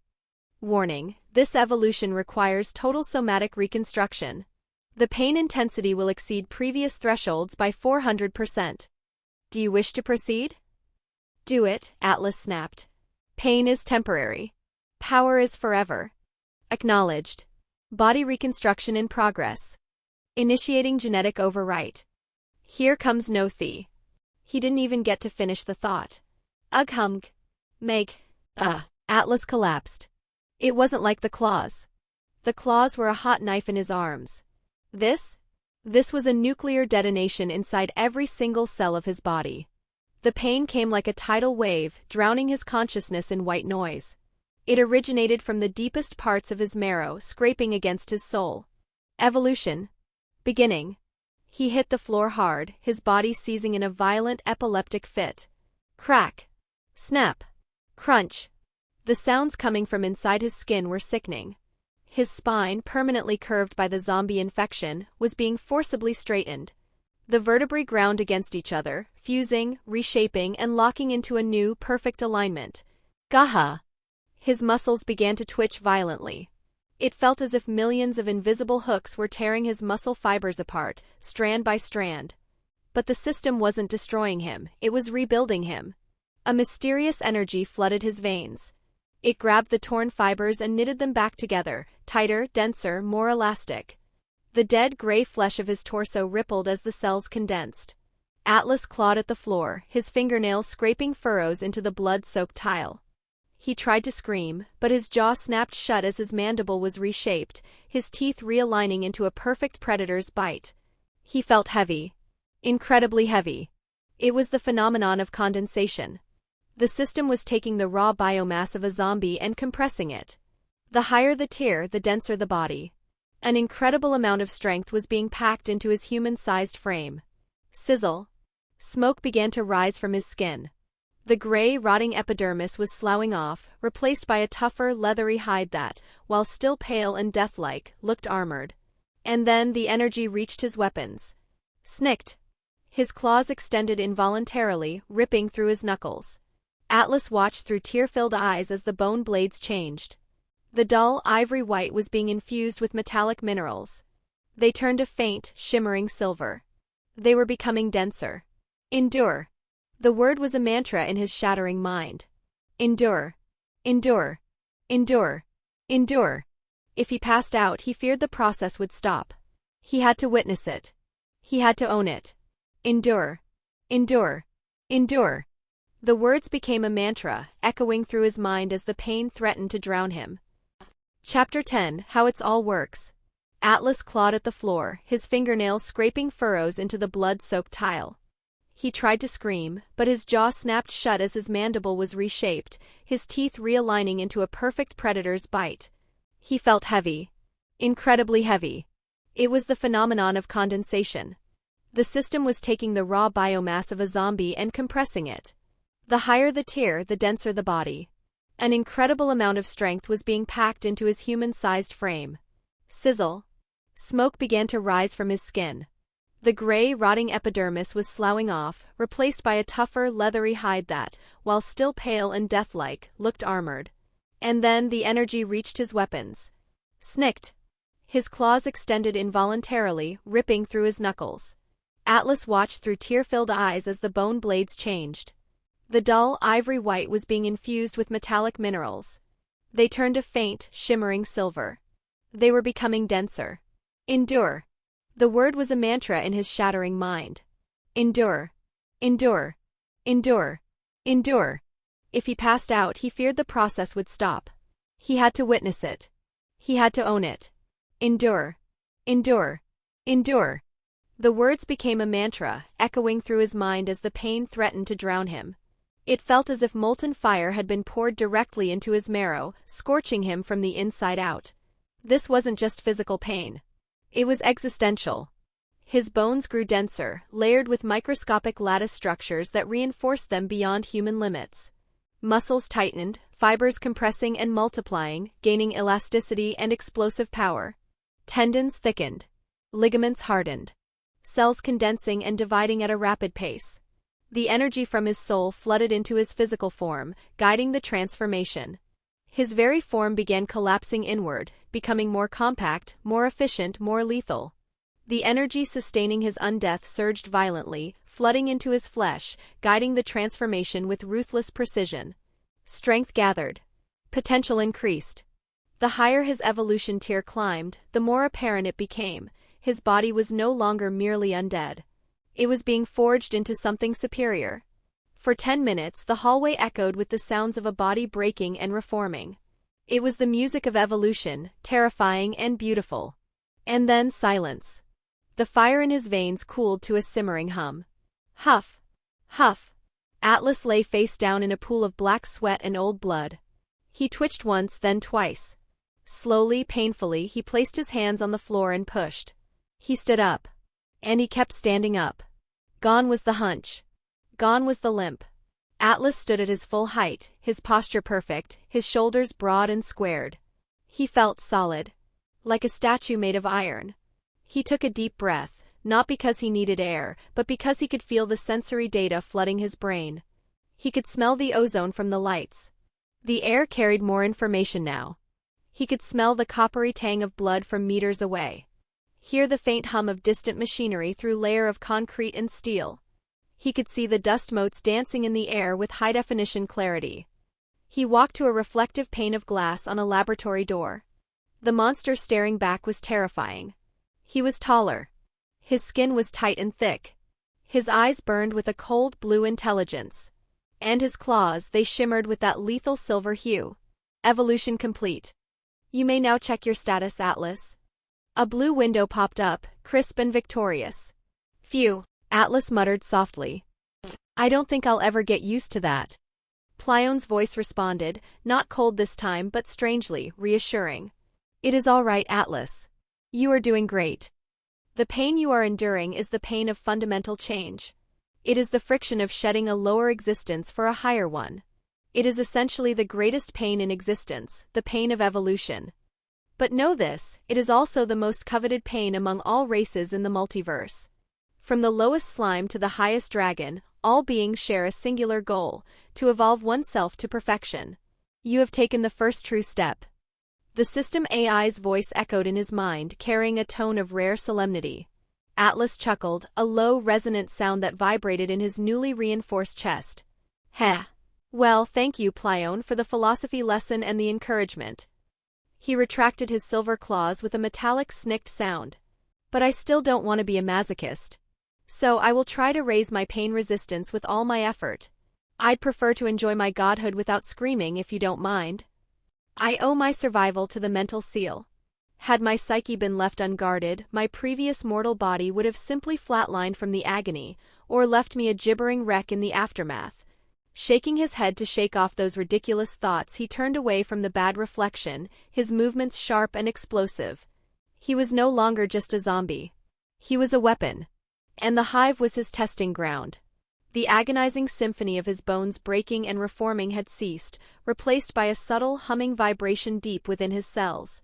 It was a sensation of life, or something dangerously close to it, sparking in a vessel meant for death. A blue window materialized, hovering before his eyes with the weight of a divine decree. New ability gained. Constant regeneration, passive.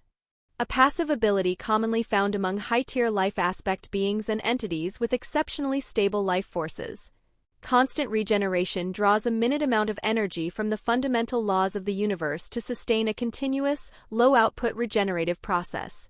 Rather than providing rapid or reactive healing, this ability operates at the cellular and tissue level, steadily improving cell growth, cell regeneration, and cell division over time.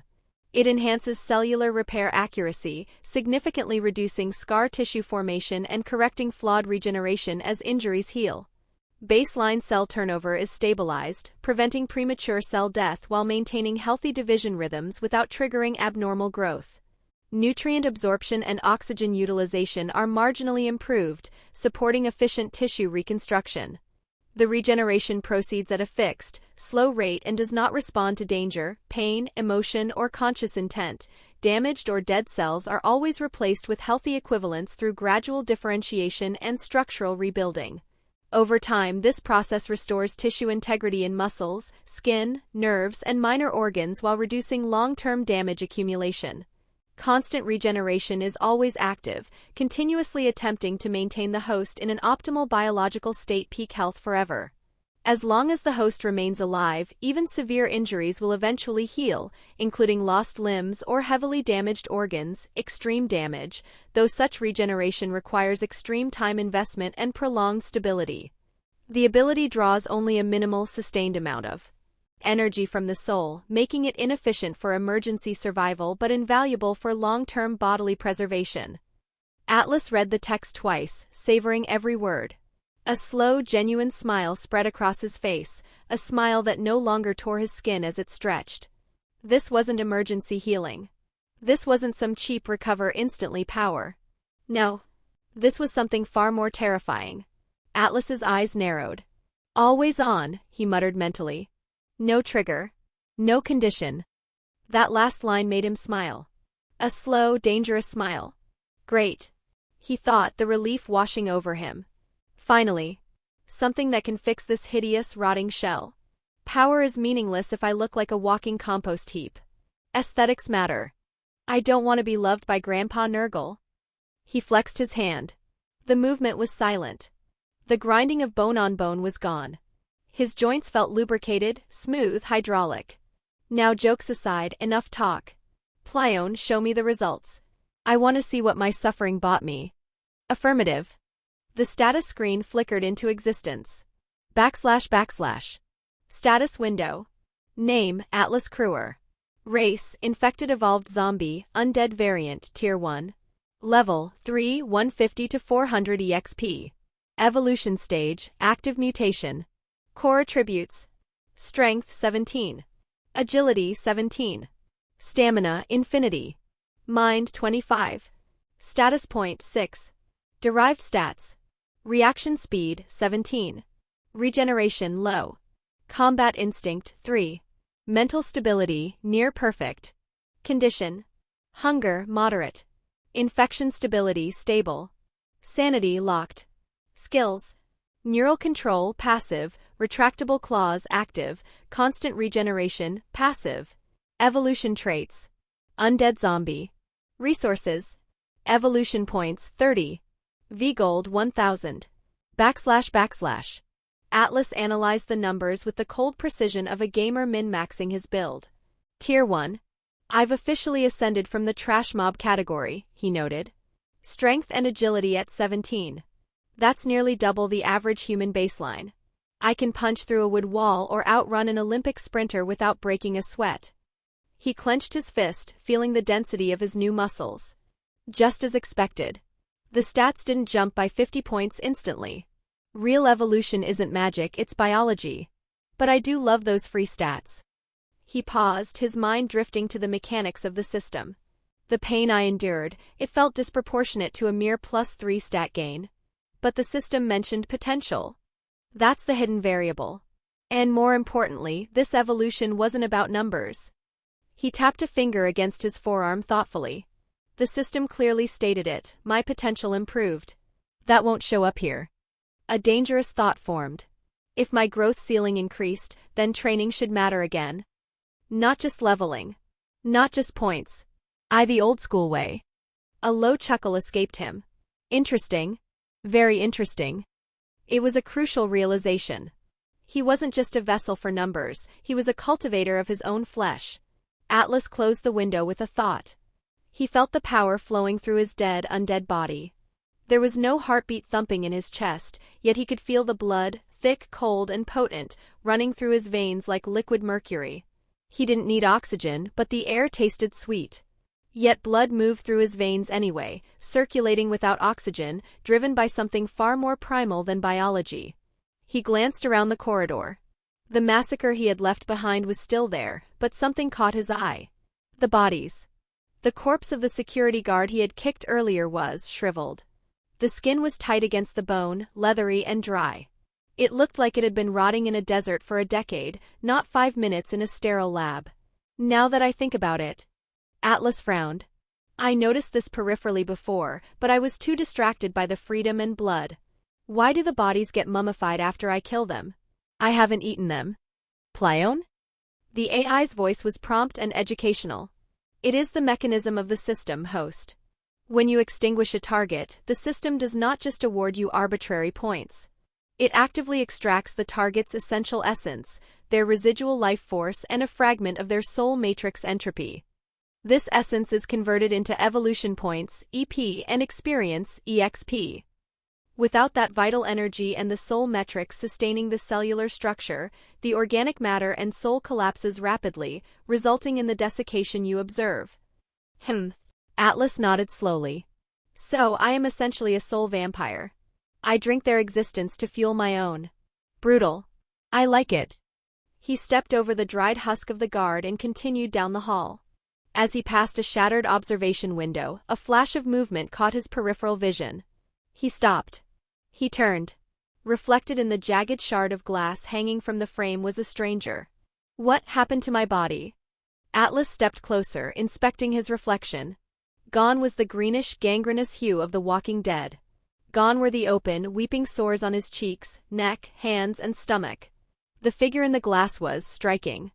His skin was still pale, deathly pale, like polished marble or alabaster, but it was smooth. The rotting wounds had sealed up, leaving behind faint, silvery lines that were rapidly fading thanks to his constant regeneration. He didn't look like a zombie anymore, he looked like someone who hadn't seen the sun in years. He looked like a vampire from a gothic novel. Noble. Like that of Twilight, just without the glowing effect. His hair, previously matted with gore and grease, was now cleaner. It had shifted from a dull black to a deep, lustrous charcoal gray, hanging over his forehead with a slight shine. But it was the eyes that captivated him. The cloudy, milky film of the T-virus was gone. His eyes were clear, sharp, and focused. The irises were a piercing, ghostly gray, surrounded by sclera that were no longer bloodshot, but a stark, clean white. He looked younger. Sharper. Dangerous. I feel the changes, Atlas thought, running a hand over his smooth cheek. My skin is tight. My hair isn't greasy.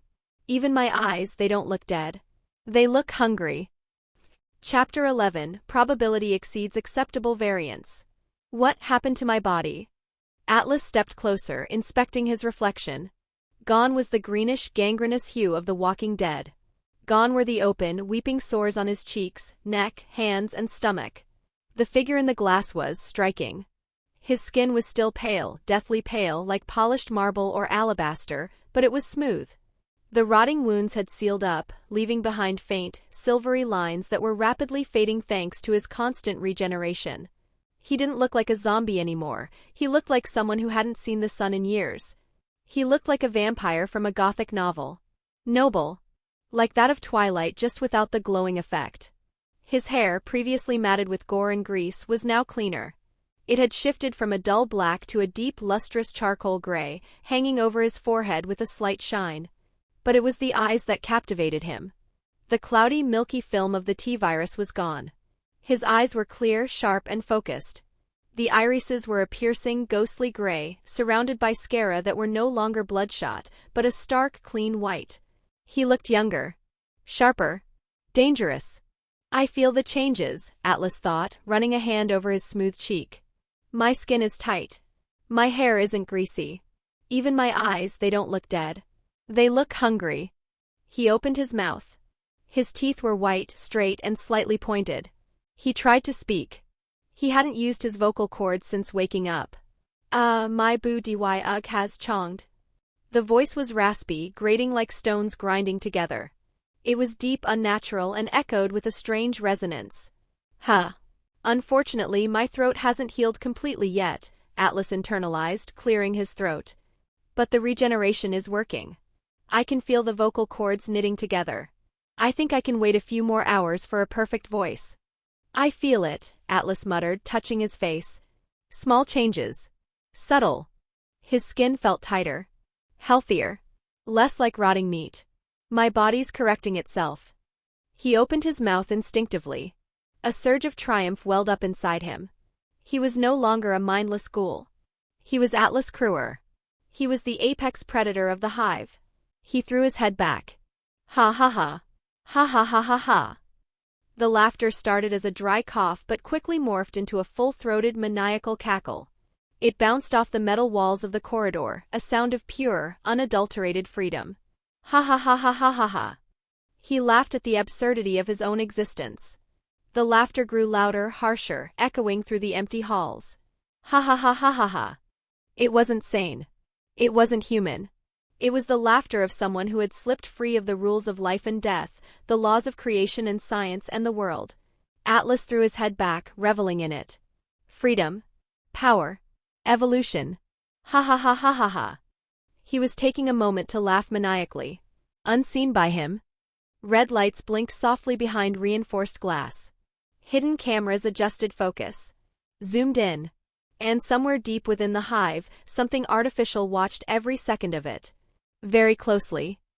System log, the apotheosis of subject Apex 1. Location, Central Processing Core / the Hive. Logic error, probability mismatch. Recalibrating visual sensors. Impossible.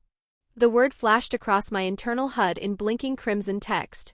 My programming is absolute. My database on the tyrant virus is comprehensive.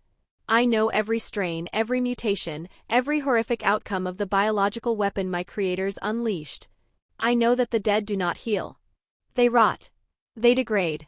They are subject to the second law of thermodynamics, entropy. And yet, as I directed 95% of my processing power to Camera 4C in the North Corridor of Sector 3, I was witnessing a reversal of nature. The subject, Apex 1, was on the ground. He was screaming. Ugh. Meg.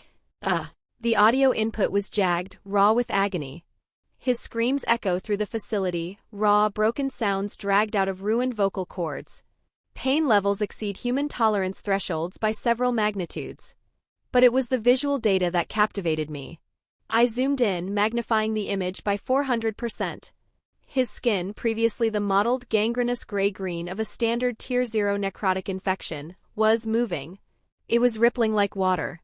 Smoke rose from his pores as the old, dead epidermis sloughed off, disintegrating into dust. And beneath it? Tissue analysis, rapid epithelial regeneration. Fresh skin was knitting itself together at a speed that shouldn't be possible without a massive caloric intake. But this skin was different. It wasn't pink or flushed with blood. It was pale and alabaster white, pristine and smooth like polished marble. It was the skin of a statue, flawless and cold. I tracked the transformation upward to his scalp. His hair, which had been a greasy, matted mess of black, was losing its pigment.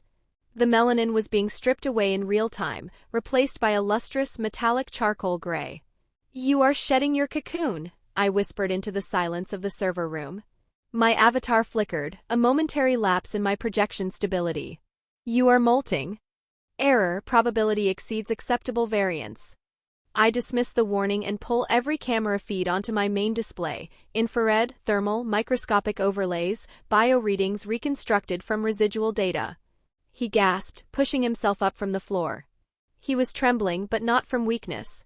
It was the trembling of a machine that had just been upgraded with a new engine.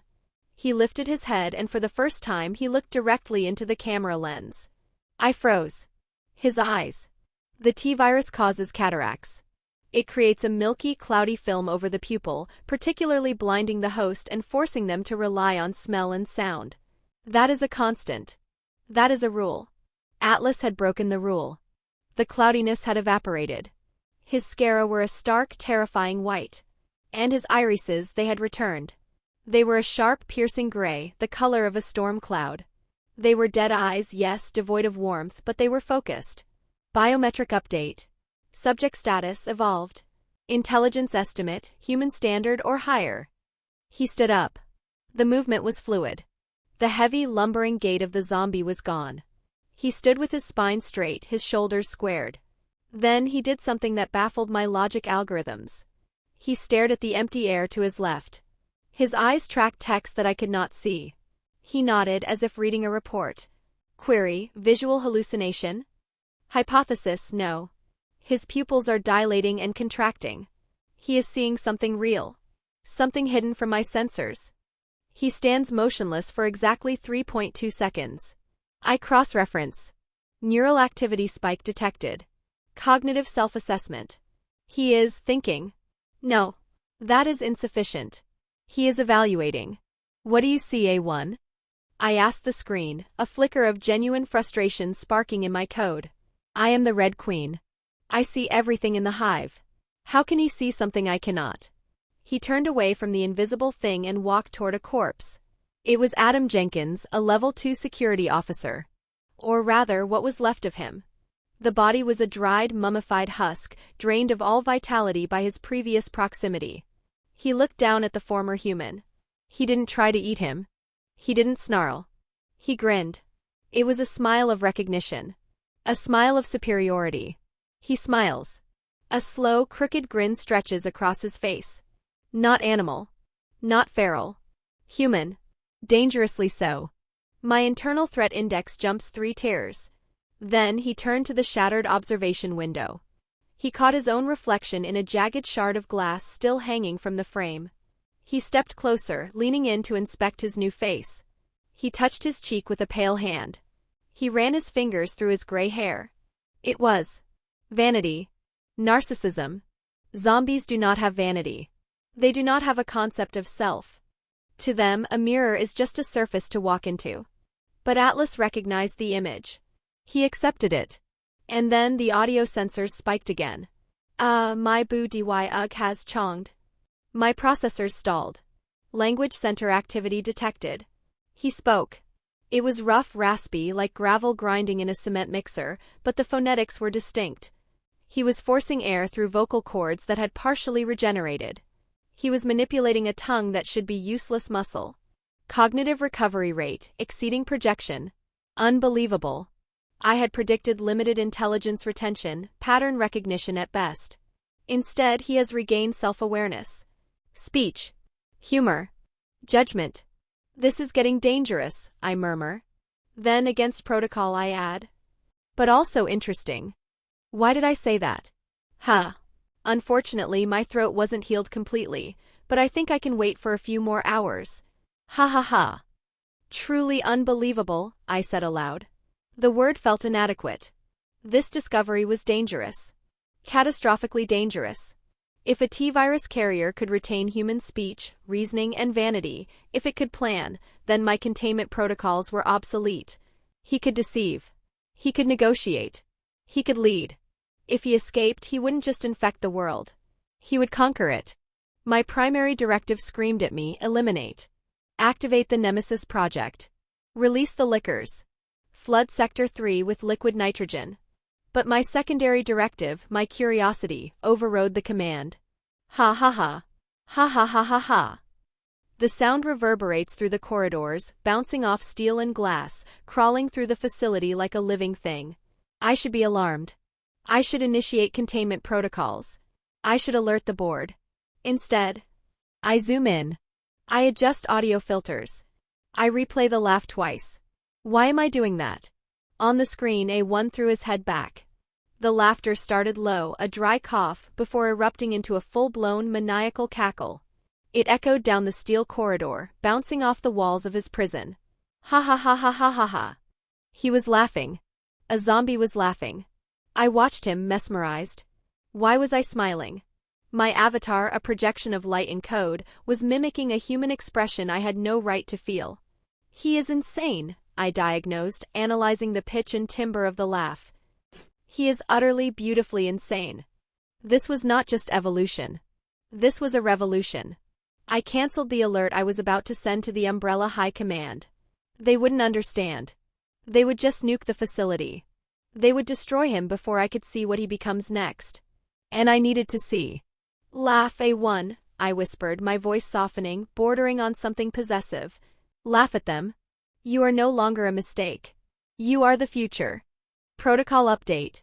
Subject Apex 1 status protected. Clearance level, red queen eyes only. I minimized the window showing Alice and her team. They were boring. They were human.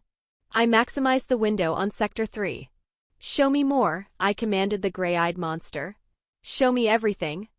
He throws his head back, shoulders shaking, reveling in something I cannot quantify. Freedom? Power?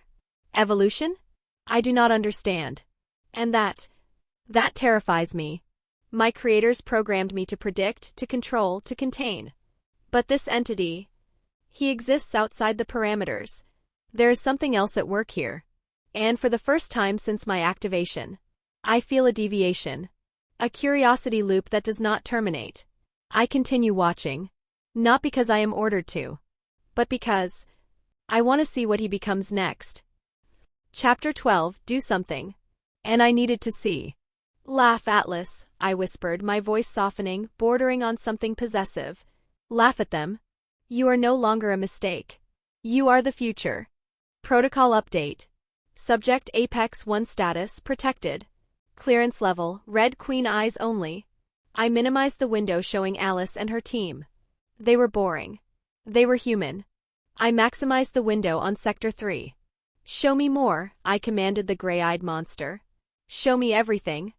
He throws his head back, shoulders shaking, reveling in something I cannot quantify. Freedom? Power? Evolution? I do not understand. And that terrifies me. My creators programmed me to predict, to control, to contain. But this entity, he exists outside the parameters. There is something else at work here.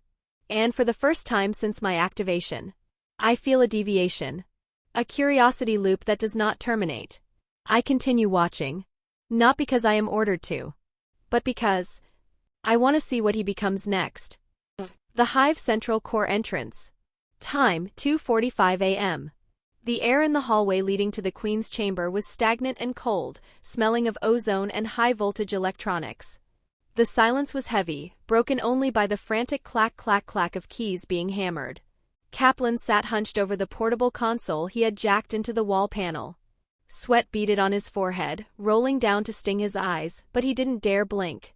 His fingers flew across the keyboard, fighting a digital war against the most advanced artificial intelligence ever created. Lines of encrypted code streamed across his screens. Behind him, the rest of the team stood guard, their nerves frayed to the breaking point. James One Shade paced back and forth, his boots heavy on the metal grating. He checked his watch for the third time in a minute. The mission clock was ticking down and they were stopped dead by a single door. "Kaplan," James barked, his voice tight with suppressed urgency. "Status." "I'm working on it," Kaplan snapped back, his voice cracking slightly. "I'm trying," he said, jaw clenched. "She's not just defending, she's adapting. Every time I bypass a layer, she rewrites the next one." Alice glanced back at him. "You're saying the AI is thinking ahead?" He swallowed. "I'm saying she knows we're here. She's rewriting the encryption codes faster than I can crack them. It's like she's playing with me." Matt Addison, handcuffed and sitting against the wall, watched the soldier with a mixture of cynicism and anxiety. Beside him, Alice stood near the massive, blast-proof door. She peered through the small, thick porthole window embedded in the steel. Beyond the glass, she could see nothing but darkness. Yet, a feeling of dread coiled in her stomach, a primal warning that screamed, "Stay away." "Kaplan, when the hell are you planning to open this door?" James demanded, stepping up to loom over the technician. "Time is not waiting for us." "I'm trying," Kaplan yelled, frustration boiling over. "But she's making it difficult for me. The logic gates are shifting every beep." The angry red light on the console flickered and turned a solid, inviting green. A heavy mechanical thud echoed through the corridor as the magnetic locks disengaged. The massive steel door hissed, sliding open with a smooth, hydraulic glide. "Gotcha," Kaplan breathed out, wiping the sweat from his brow with a trembling hand. He looked up at James with a triumphant, albeit shaky grin. James didn't smile. He turned his attention to the path ahead. Revealed before them was a stark contrast to the grime and gloom of the rest of the Hive. It was a short corridor, perhaps 10 meters long, lined with pristine, high-strength glass walls. Bright, clinical white lights illuminated the floor and ceiling, making the space feel sterile. Like an operating room. Two team members at the back immediately dropped to one knee and unzipped a heavy black equipment bag. Inside was a compact device wrapped in shock-resistant casing, angular, bristling with ports and emitters. James signaled to the team. "All right, we're in." Medic Commando grabbed the package. Two members of the team, the medic and a heavy weapons specialist, moved to the large black duffel bag on the floor. They zipped it open, revealing the EMP emitter, a device capable of frying the Red Queen's mainframe with a concentrated microwave pulse, forcing it to reboot. They hoisted the heavy device, grunting under the weight. James turned to Alice and the others. "Alice, Rain, JD, keep an eye on the prisoners," James ordered, his tone leaving no room for argument. "Stay here. Don't move until I give the clear." Alice nodded silently. She watched as James turned around and signaled the two soldiers carrying the EMP to follow him. "Let's move." James stepped across the threshold. The transition was jarring. The light inside the glass corridor was blindingly bright compared to the dim service tunnel. Clack, clack, clack. Their footsteps echoed loudly against the white-tiled floor. The sound was crisp, rhythmic, and lonely. Alice watched them go, her face pressed near the open doorway. Through the glass walls of the corridor, she could see the dark shapes of the mainframe servers humming silently on the other side. It looked like a museum exhibit. A display case for something dangerous. James reached the far door, the entrance to the Red Queen's actual core. "Kaplan, open the second door," James commanded into his radio. "On it," Kaplan replied from his console outside. The far door hissed open smoothly. "Easy," James muttered.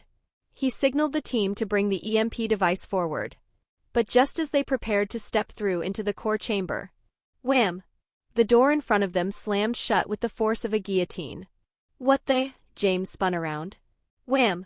Behind them, the entrance door, the one leading back to Alice and the others, slammed shut just as violently. The magnetic locks engaged with a deafening clunk. James and the three soldiers were trapped. "Kaplan!" James shouted, his voice muffled through the thick glass. He sprinted back to the entrance door, banging his fist against the reinforced window. Kaplan, what did you do? Outside, panic erupted. I didn't do it. Kaplan yelled, his fingers flying across the keyboard in a panic. The system, it just overrode my command. She's locked me out. I can't get back in. Alice pressed her hands against the glass of the porthole, her heart hammering against her ribs. She saw James inside, his face pale, shouting something she couldn't hear. Inside the glass box, the atmosphere shifted instantly. The sterile white light seemed to grow harsher. James backed away from the door, moving to the center of the hallway. He raised his G-36 assault rifle, pointing it at the ceiling, then the walls. Defensive positions, he barked to his men. Eyes on the vents. Watch the corners. The medic and the other commando dropped the EMP bag and raised their weapons, scanning the empty, pristine corridor. There was nowhere to hide. There was no cover. Just glass and light. Kaplan, get this door open now. James roared into his comms. I'm trying, sir. The code is evolving. It's a localized lockdown. Kaplan's voice trembled over the radio. Alice watched, helpless. She saw the fear in James's eyes, not fear of a fight, but fear of a trap he couldn't see. And then the lights in the corridor dimmed. A soft electronic hum began to vibrate through the glass walls. On the wall panel inside the corridor, a single light turned on. Click. It wasn't a door unlocking. It was a weapon arming. Alice's breath caught in her throat. She didn't have her memories, but she knew deep in her bones that something terrible was about to happen, a feeling that came from the depths of her mind. James, she screamed through the glass, though he couldn't hear her. Get out. Get out of there. But there was nowhere to go. What happened? Why did the door close on them? Alice's voice rose to a shout, her hands pressing flat against the cold, reinforced glass of the porthole. Panic, cold and sharp, spiked in her chest. She didn't have her memories, but she understood entrapment. She pounded on the thick steel, but the sound was dull, swallowed by the facility's density. She rushed to the transparent wall, slamming her palm against it. James, can you hear me? Inside the glass corridor, James turned his head slightly. He could see her mouth moving. He could see the fear in her eyes. But the sound didn't pass through. Behind Alice, Matt froze for half a second before snapping back into motion, his hands flying over the keyboard as cables rattled against the floor. I don't know. Matt Addison yelled, stepping back from the door, his eyes wide with claustrophobic terror. Maybe it's another defense mechanism. A failsafe. Kaplan. Alice screamed, grabbing the technician by his tactical vest. Open it. Get them out of there. I'm trying. Kaplan roared back, his fingers blurring across the portable keyboard. Sweat dripped from his nose onto the screen. She's locking me out. The encryption is changing every second. It's like she's anticipating my moves. Inside the glass corridor, the silence was deafening. James One Shade stood in the center of the pristine white hallway. The air was still. The heavy blast doors at both ends were sealed tight. He looked at the medic and the heavy weapons specialist, seeing the rising fear in their eyes beneath their tactical goggles. Stay calm, James ordered, though his own pulse was hammering against his throat. Check the corners. Look for a manual override. The lights in the corridor dimmed slightly. The hum of the ventilation system died, replaced by a high-pitched electronic whine that seemed to come from the walls themselves. On the far wall, a small aperture opened. A glass lens focused. ZZZZZZT. A beam of blue light shot across the floor, horizontal and sharp. It hovered there for a fraction of a second, glowing with lethal intensity, before rising to waist height. Movement, the medic shouted. The laser beam began to move. It glided forward, silent and inevitable, sweeping down the corridor toward them. James's eyes widened. He recognized the technology instantly. It wasn't a scanner. It was a cutter. Get down. James screamed. Get down now. James threw himself flat onto the white tiles. The heavy weapons specialist dropped beside him instantly, trained reflexes taking over. But the medic hesitated. Just for a heartbeat. She stood there, mesmerizingly terrified by the blue light rushing toward her. No. James yelled from the floor. The laser passed through her neck. It happened so fast there was no sound of impact. The beam simply continued over James's head, disappearing into the receptor on the opposite wall. For a second, the medic remained standing. Then a thin red line appeared on her throat. Her head slid slowly to the right, toppling off her shoulders with a wet thud. Her body crumpled a second later, blood erupting from the cauterized stump to splash against the pristine glass walls. "Oh God," Matt whispered from outside, turning away from the porthole, bile rising in his throat. Alice couldn't look away. She watched with horrified fascination as the blood pooled on the white floor. Inside, James scrambled to his feet. "Check the door. Blow the hinges if you have to." "I can't," the surviving commando yelled, backing up. "It's magnetically sealed." ZZZZZZT. The electronic whine returned. "Another one," the commando shouted. A second laser formed. This one was lower, aimed at the knees. But as it began to move, a second beam formed above it, aimed at the head. It was a trap. High and low. "Jump!" James commanded, his mind racing. The laser rushed toward them, faster this time. James waited until the last possible second. He launched himself upward, grabbing the ceiling ventilation grate, pulling his legs up into a tuck. The bottom laser passed inches beneath his boots. The commando tried to jump over the bottom one. He cleared it, but he miscalculated the top beam. It caught him midair at the waist. He didn't scream until he hit the ground. The top half of his torso fell one way, his legs fell the other. His entrails spilled out onto the sterile floor, steaming in the cold air. "Help me," the soldier gargled, clawing at the floor with his hands, dragging his severed torso toward James. "Please help." James landed, breathing hard. He looked at his fallen man. There was nothing he could do. "Kaplan!" James roared at the glass door, his eyes locking with Alice's on the other side. "Open this goddamn door." Outside, Kaplan was hyperventilating. "Hurry. Hurry, they're going to die." Alice shouted, grabbing Kaplan's shoulder and shaking him. "Do something." "I know. Do you think this is easy?" Kaplan snapped, tears of frustration mingling with the sweat on his face. "She's rewriting the code. I'm bypassing the firewall. Almost there. Come on, come on." Chapter 13. She's down. James waited until the last possible second. He launched himself upward, grabbing the ceiling ventilation grate, pulling his legs up into a tuck. The bottom laser passed inches beneath his boots. The commando tried to jump over the bottom one. He cleared it, but he miscalculated the top beam. It caught him midair at the waist. He didn't scream until he hit the ground. The top half of his torso fell one way, his legs fell the other. His entrails spilled out onto the sterile floor, steaming in the cold air. "Help me," the soldier gargled, clawing at the floor with his hands, dragging his severed torso toward James. "Please help." James landed, breathing hard. He looked at his fallen man. There was nothing he could do. "Kaplan!" James roared at the glass door, his eyes locking with Alice's on the other side. "Open this goddamn door."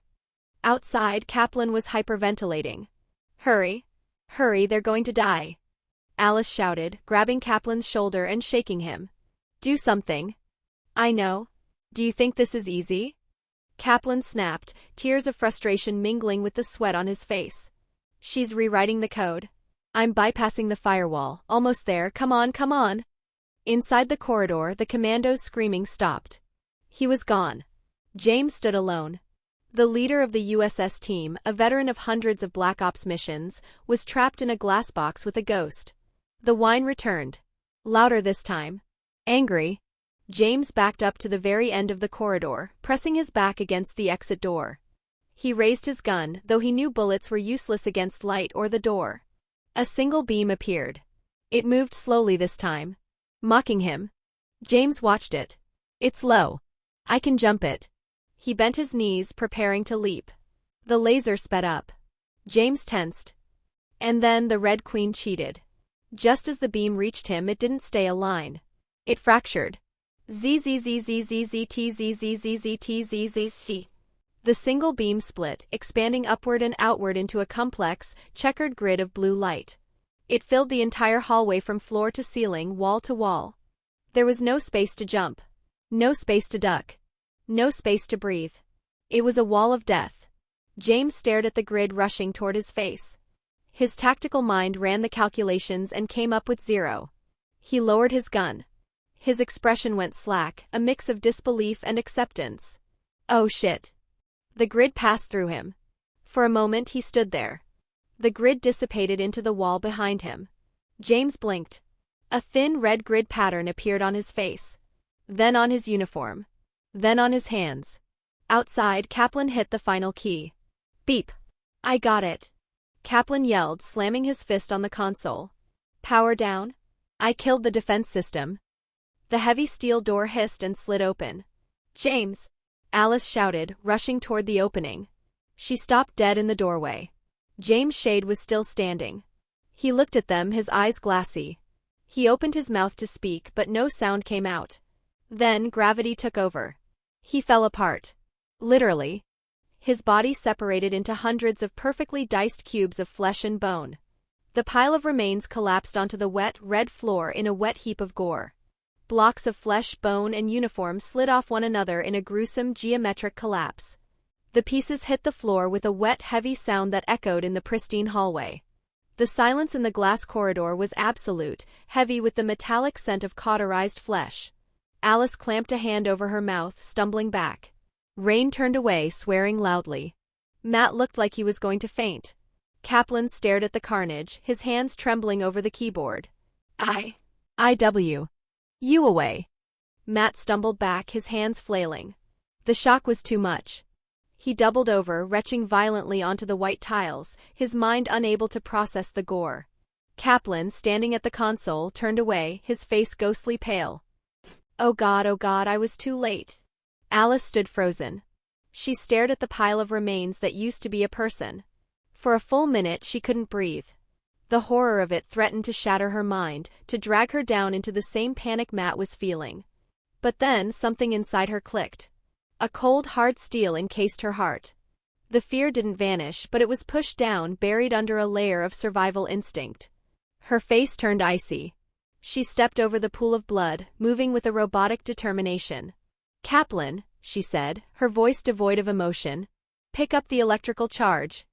Kaplan looked at her, shaking. What?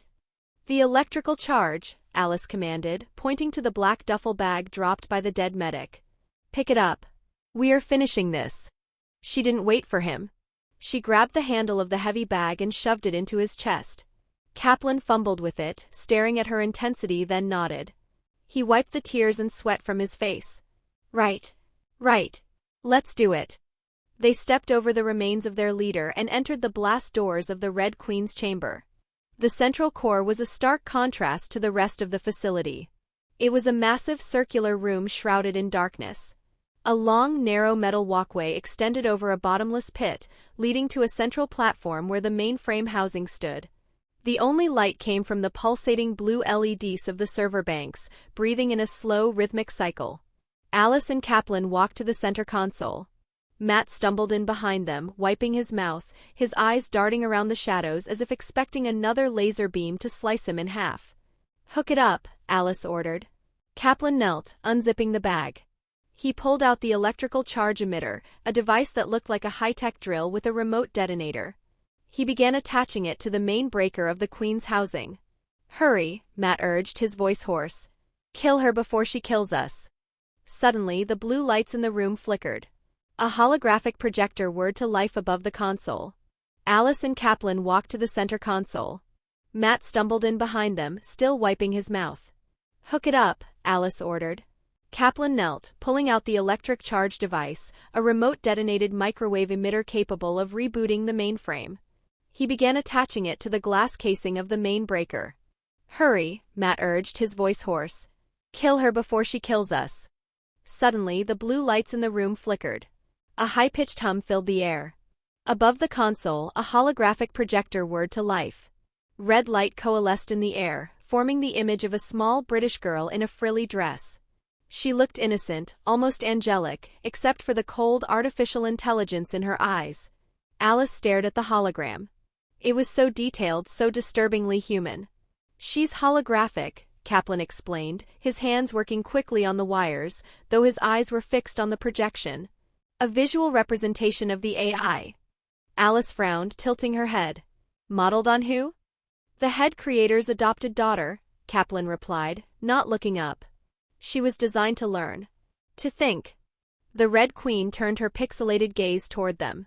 You are bad, the hologram said, her voice synthesized and echoing from everywhere. You are all bad. Matt flinched. She's watching us. Stop, the Red Queen commanded. Don't do it. Why?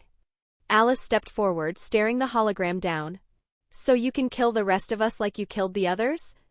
I did what was necessary, the Red Queen replied, her tone devoid of remorse. The T-virus escaped. It is highly contagious. I could not allow it to reach the surface. You're a murderer, Matt spat, his fear turning into anger.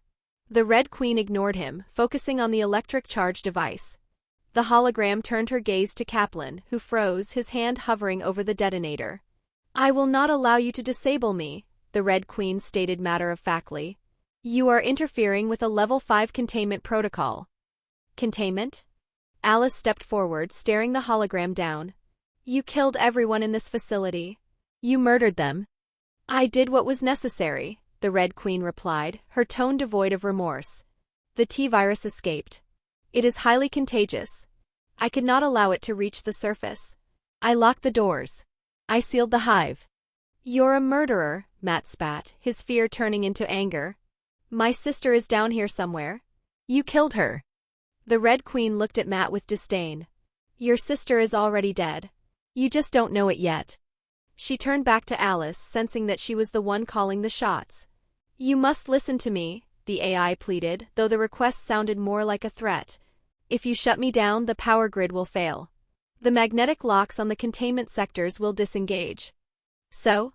Kaplan asked, sweat dripping onto the electrical charge device. So, the Red Queen continued, the things I locked away will be released. You have no idea what is walking through these halls. There are creatures here that have evolved even beyond my understanding. For a fraction of a second, the Red Queen's code processed an image from Sector 3E, a white-skinned monster with silver claws, laughing like a maniac while chopping zombies like they were vegetables. There is an evolution taking place, she said, her voice lowering. A variable you cannot fight. If you cut the power, you let him out. You let them all out. You will all die down here. Alice hesitated. The conviction in the AI's voice was chilling. Don't listen to her, Alice. Matt shouted. She's trying to trick us. She's evil. She just wants to save her own ass. I am incapable of deceit regarding safety protocols, the Red Queen countered. I am pleading for your survival.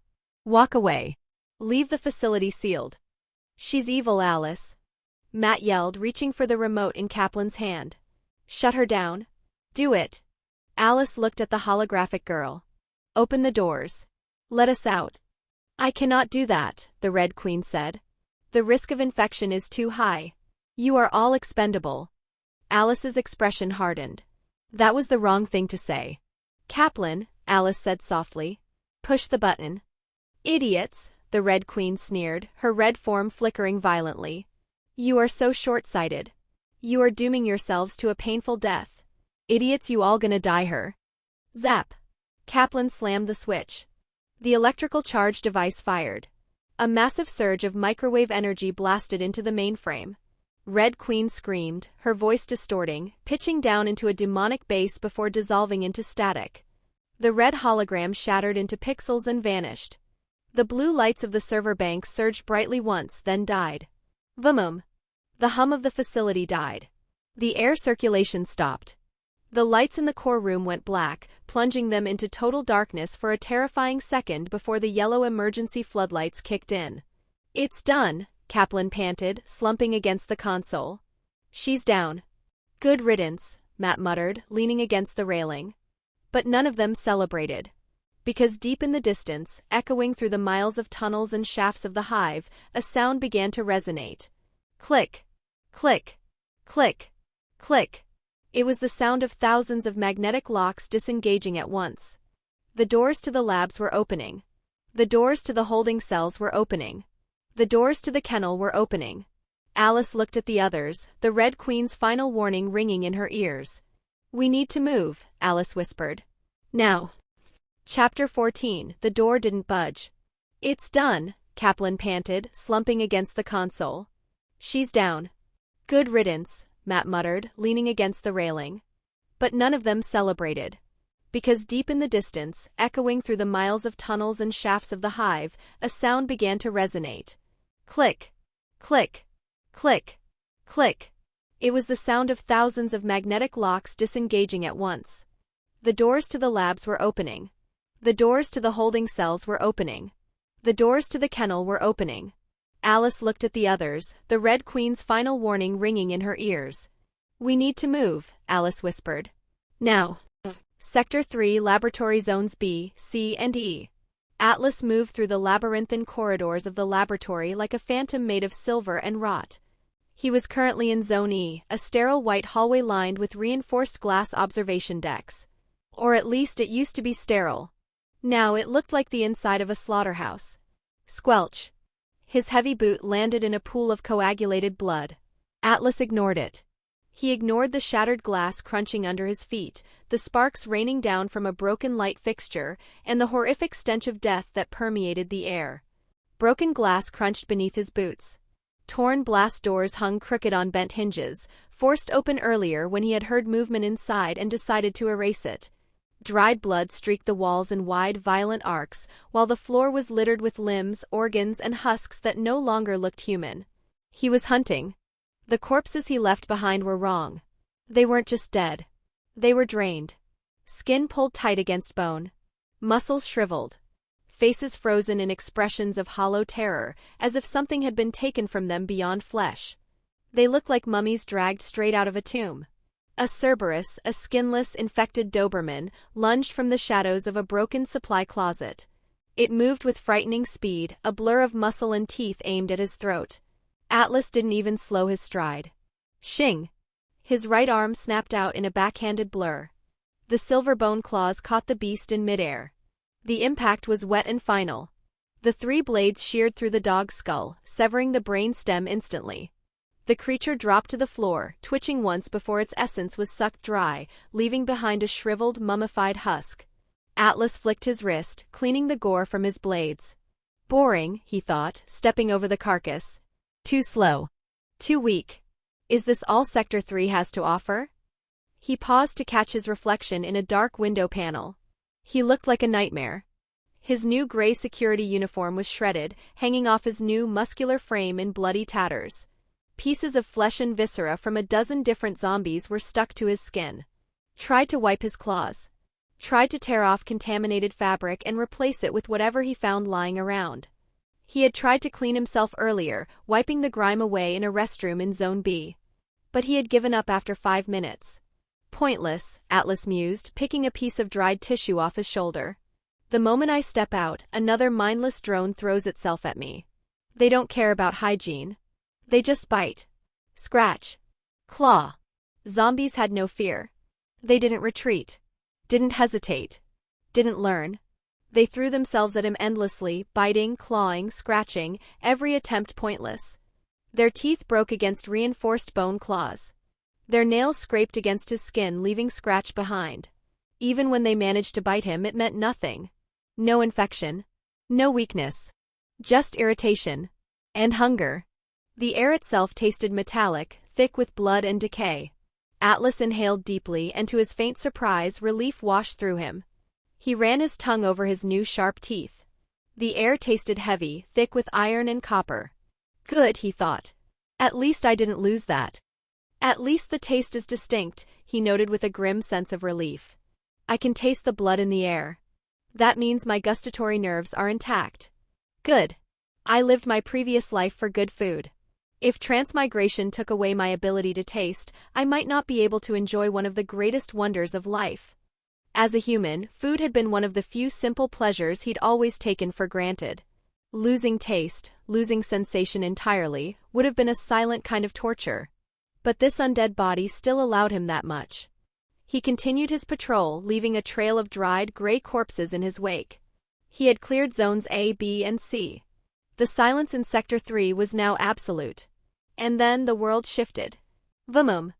The steady, low-frequency hum of the Hive's ventilation system died. The bright, clinical fluorescent lights overhead flickered once and cut out completely, plunging the lab into pitch blackness. A second later, the emergency system kicked in. Click. Deep amber-red rotary lights began to spin, casting long, rhythmic shadows across the walls.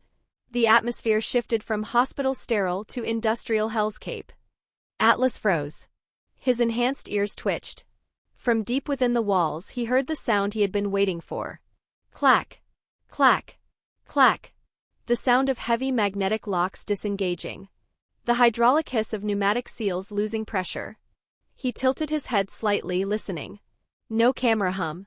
No servo movement. Silence. Atlas stood perfectly still in the center of the corridor. He slowly turned his head, his gray, predatory eyes locking onto the security camera in the corner of the ceiling. The small red LED that indicated recording faded to black. The lens stopped moving. The electric whine of the zoom motor ceased. A raspy breath escaped his throat, half sigh, half laugh. She's down, Atlas realized, a smirk touching his pale lips. Alice and her team actually did it. They rebooted the Red Queen. He stared at the dead camera lens. I knew you were watching, you digital voyeur. I could feel your gaze on my neck for the last hour. Enjoy your nap, Your Majesty. By the time you wake up, I'll be long gone. He knew, he had always known, that the cameras had been watching him. Every step. Every kill. Every evolution-induced scream. And now that they were gone, the absence felt noticeable. His senses had sharpened dramatically since the full-body evolution. Not just sight. Not just hearing. Something else. A pressure in the air. A subtle awareness radiating outward from him like ripples in water. He could feel the world around him, not through sound or sight alone, but through instinct. He closed his eyes, testing his new senses in the dark. With the full-body structural optimization and his mind stat at 25, the world felt different. It wasn't just sight and sound anymore. It was texture. He could feel the vibrations of the air currents. He could smell the ozone from the emergency lights. He could sense the spatial geometry of the room. 10 meters, Atlas calculated. My perception acts like a biological sonar within a 10-meter radius. I can feel everything, the dust settling, the airflow, the heartbeat of, well, nothing, since everything here is dead. That was the range. Walls. Corners. Empty rooms. Motionless corpses. All mapped in his mind like a living radar. It was an instinct akin to a predator in a wild forest, a tiger sensing the shift in the wind before it sees the prey. He opened his eyes, analyzing the fight data from the last hour. His brain replayed the skirmishes with photographic clarity. That swing in Zone B was sloppy. I overextended. If that zombie had been a licker, I would have lost an arm. And the kick in Zone C, too much force, not enough balance. I need to tighten my center of gravity. Too wide a swing there. Should have stepped left instead of forward. That bite could have been avoided. And next time there would be a next time, he wouldn't repeat them. This was the power of mind, 25. It wasn't just intelligence, it was processing speed. It allowed him to learn martial arts in real time, correcting his form by analyzing his own memories. So that's what mind does, or at least part of it, Atlas thought. His mind is far beyond normal human limits. It wasn't just intelligence, it was clarity. Processing speed. Spatial awareness. Combat cognition. Atlas flexing his silver claws. It turns me into a supercomputer. Or maybe this is just the natural result of having a brain that doesn't rot. Either way, I'll take it. Whether this was purely the mind stat, or a hidden benefit of full-body evolution that the system hadn't explicitly listed, he didn't know yet. But he felt it. His body was learning. He turned toward the massive blast-proof steel door at the end of the main corridor. Half an hour ago he tried to open it. He had slammed his shoulder against it, even raked his claws across the surface. It hadn't budged. It was a hermetically sealed bulkhead designed to withstand a bomb. Even tested whether brute strength alone could bend them. Nothing worked. Umbrella hadn't designed their primary containment exits for monsters to simply claw their way through. The thought of jamming his claws into the mechanism to pry it open, the signature Wolverine breach, crossed his mind, but he instantly dismissed it. That move required unbreakable metal. Against industrial titanium, his organic bone claws would shatter on impact. Or he'd end up getting a lethal crash course in high-voltage conductivity. Jamming organic, wet bone into live circuitry was a surefire way to light himself up like a Christmas tree. He wasn't about to cripple his own hands trying to replicate a comic book panel. But now? The control panel on the door flashed green. The heavy locking bars retracted with a groan of ungreased metal. The door drifted open an inch, inviting him out. "So it begins," Atlas rasped. His voice was still raspy, sounding like dry leaves skittering on pavement, but the tone was undeniably menacing. "He he he he." He chuckled, the sound echoing down the empty, corpse-filled hallway. "Finally out of this prison. The appetizer is finished." Atlas stood before the massive, blast-proof steel door. The magnetic locks had disengaged, the green light on the panel beckoning him forward. The metal surface was cold, unyielding, scarred with faint claw marks left from his earlier, failed attempts. He felt powerful. He felt unstoppable. With a strength of 17, he was nearly twice as strong as a peak human athlete. He imagined ripping the door off its hinges, a display of raw dominance to announce his arrival to the Hive. Atlas stepped forward, his boots crunching on the glass shards littering the floor. He placed a pale, clawed hand on the cold steel surface. He planted his feet, braced his core, and pushed. Nothing happened. The door didn't budge. Chapter 15: The Shop, the System. Atlas stood before the massive, blast-proof steel door. The magnetic locks had disengaged, the green light on the panel beckoning him forward. The metal surface was cold, unyielding, scarred with faint claw marks left from his earlier, failed attempts. He felt powerful. He felt unstoppable. With a strength of 17, he was nearly twice as strong as a peak human athlete. He imagined ripping the door off its hinges, a display of raw dominance to announce his arrival to the Hive. Atlas stepped forward, his boots crunching on the glass shards littering the floor. He placed a pale, clawed hand on the cold steel surface. He planted his feet, braced his core, and pushed. Nothing happened. The door didn't budge. Humph, heavier than it looks, Atlas thought, his brow furrowing. He gritted his teeth, engaging his new musculature. He pushed harder, veins bulging in his neck, putting his entire 17 points of strength into the shove. Still nothing. It was like pushing against a mountain. Atlas stopped. He stood there for a second, blinking. Don't tell me that red witch, that pixelated brat, jammed the exit protocols even after the magnetic locks were killed. Why won't this thing move? Atlas snarled, glaring at the steel barrier. Is she mocking me? Trying to trap me in here with a firewall glitch? He braced his shoulder against the metal and shoved. He pushed with enough force to derail a train. The door didn't budge a millimeter. Stubborn piece of umbrella junk, he hissed. He stepped back, ready to tear the walls apart with his bare hands. That's when his eyes drifted to the floor. Specifically to the deep, greased grooves running parallel to the wall. Ah! The frustration vanished, replaced by a dull, sinking realization.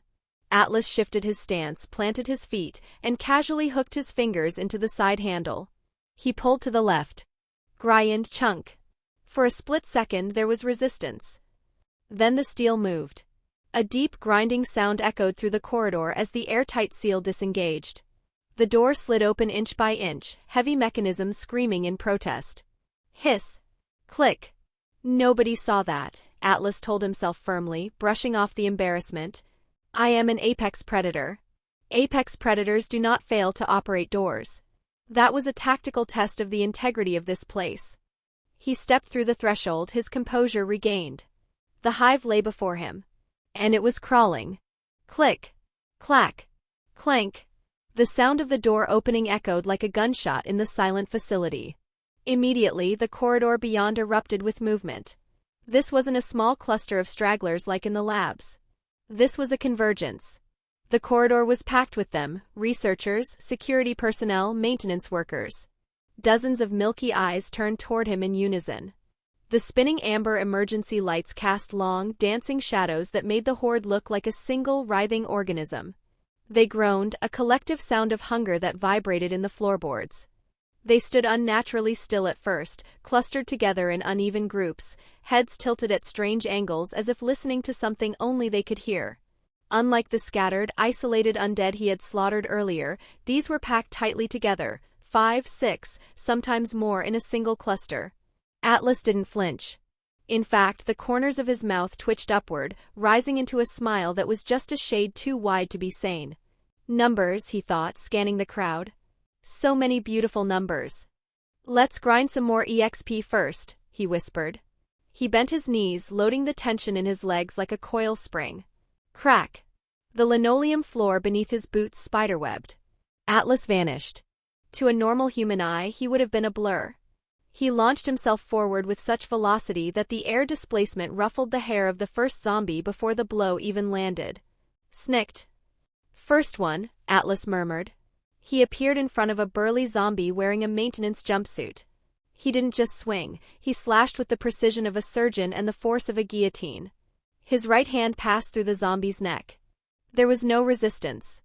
The zombie's head separated cleanly, spinning through the air before splitting into 3 distinct pieces mid-flight, the cut so precise it looked surgical. I love my claws already, he thought as he pivoted on his heel, using the momentum to slide past the falling body. Before the first head hit the ground, Atlas was already engaging the second and third targets. Shing-shing. A dual cross-slash. 2 security guards dropped, their chests opened in X-shaped wounds that severed the spine. Atlas was a whirlwind of death. He weaved through the grasping hands, his agility of 17 making the zombies look like they were moving in very slow motion. He ducked under a bite, came up with an uppercut that impaled a jaw, and kicked another enemy so hard the ribcage imploded. He wasn't just killing, he was dancing. He moved left, decapitating a scientist. He sidestepped right, severing the hamstrings of a runner before finishing it with a stomp to the skull.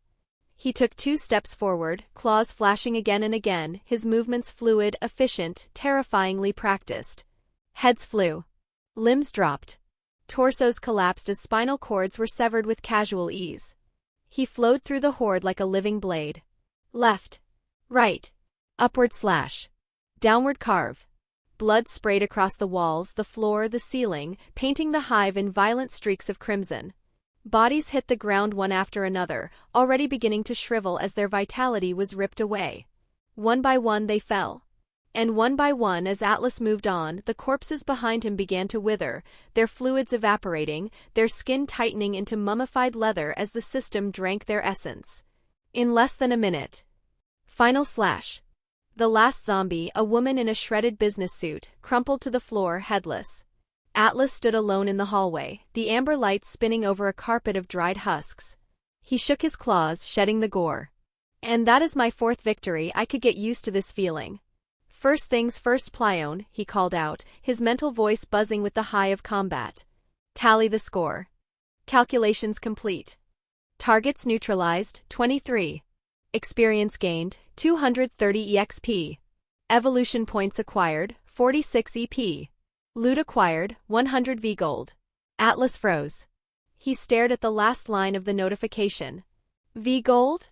He exclaimed aloud, his raspy voice echoing. Plione, explain. I haven't gained a single coin from the previous kills. Why now? I didn't do anything special. The system AI responded, her tone informative and calm. Apologies, Atlas. I neglected to elaborate on the resource mechanics earlier. V-Gold is not a physical currency, nor is it a random drop like in a video game. It is a system-granted resource, synthesized from the crystallized fragments of a defeated being's soul matrix. Creatures with higher vitality, stronger bodies, or more developed soul matrices possess denser residual essence, allowing greater accumulation over time. Creatures with higher vitality, stronger bodies, or more developed wills possess a denser residual essence. Upon death, the soul matrix begins to destabilize. A portion of its remaining vital essence is slowly siphoned by the system before total collapse. This essence is refined and converted into V-Gold, alongside evolution points, EP experience, EXP, and multiversal transit authority, MTA. Weaker entities yield little or none, while those with reinforced cellular structures, heightened life force, or superior physical strength provide a more substantial return. Thus, all your kills combined accumulated 100 V-Gold. Atlas absorbed the information, nodding slowly. It made sense. The stronger he got, the more he could squeeze out of his prey. Okay, Atlas said, waving his hand. No need to apologize, but next time, put the lore in the tutorial. Information is power. Affirmative. So, Atlas asked, a greedy glint in his eyes. I have 1,100 V-Gold now. Can I open the system shop? Negative. Access denied. Shop unlock requirements. Accumulate 5,000 V-Gold. Reach level 5. Reach Tier 1 evolution. Completed. Atlas sighed, crossing his arms. The metallic clink of his claws touching his dermal armor rang out. Of course. A paywall, he grumbled. So I have to wait until I fulfill these requirements to open the shop.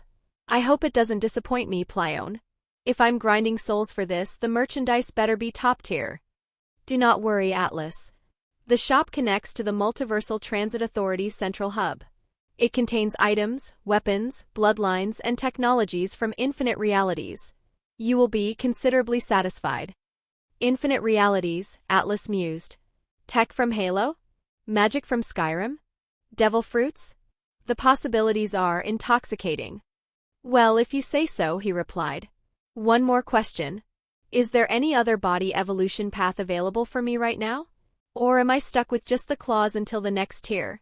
There are always paths, Atlas. However, major structural changes are unlocked at milestone intervals. Every 5 levels, you will be presented with 3 randomized suitable distinct body evolution choices. Be advised, specific limb evolutions like your claws are permanent, but situational adaptations may reset or merge upon major tier evolution. So, level 5 is the magic number, Atlas summarized. New shop. New evolutions. I'm currently level 3. So it works like that, interesting. He rolled his shoulders, feeling power coil beneath his skin. He checked his status bar. Level 3, 390/400 EXP. He was tantalizingly close. I'm sitting at 390 EXP, he noted.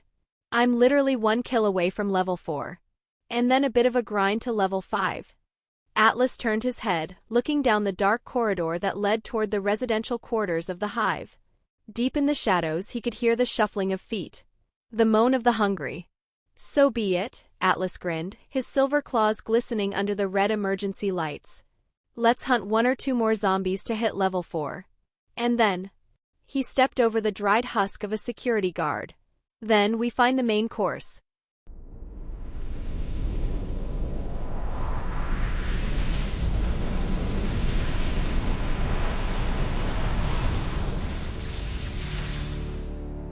Chapter 16, They Don't Look Dead to Me. Atlas turned his head, looking down the dark corridor that led toward the residential quarters of the Hive. Deep in the shadows, he could hear the shuffling of feet. The moan of the hungry. So be it, Atlas grinned, his silver claws glistening under the red emergency lights. Let's hunt 1 or 2 more zombies to hit level 4. And then, he stepped over the dried husk of a security guard. Then we find the main course. The Hive Dining Hall B. 3:05 a.m. The silence in Dining Hall B was oppressive. The vast cavernous room, filled with hundreds of cryogenic containment tanks, was bathed in a sickly, low-level blue light. The mist clinging to the floor swirled sluggishly around the ankles of the 2 commandos left behind to guard the prisoner and the exit. The emergency lights pulsed red overhead, casting long, distorted shadows across the floor. Steam hissed from ruptured pipes nearby, the air thick with disinfectant and something far worse, rotting flesh. Rain Ocampo paced back and forth, her P-90 submachine gun slung tight against her chest. Her boots made wet, rhythmic sounds on the condensation-slicked floor. She checked her watch again. They've been gone too long, she muttered, the edge in her voice sharpening. J.D. Salinas leaned against a support pillar, trying to project a calm he didn't feel. He chewed on a piece of gum nervously. Relax, Rain, J.D. said, though his eyes darted toward the shadows. The captain knows what he's doing. Maybe the door code was just longer than they thought. Well, he said with a crooked grin, mission's basically completed, right? Power went down, came back up. Red Queen's handled. I say we find a way out and crack open a cold one. Humph, Rain scoffed, turning on her heel. You never take things seriously, J.D. We're buried half a mile underground in a facility that killed everyone inside, and you're treating it like a walk in the park.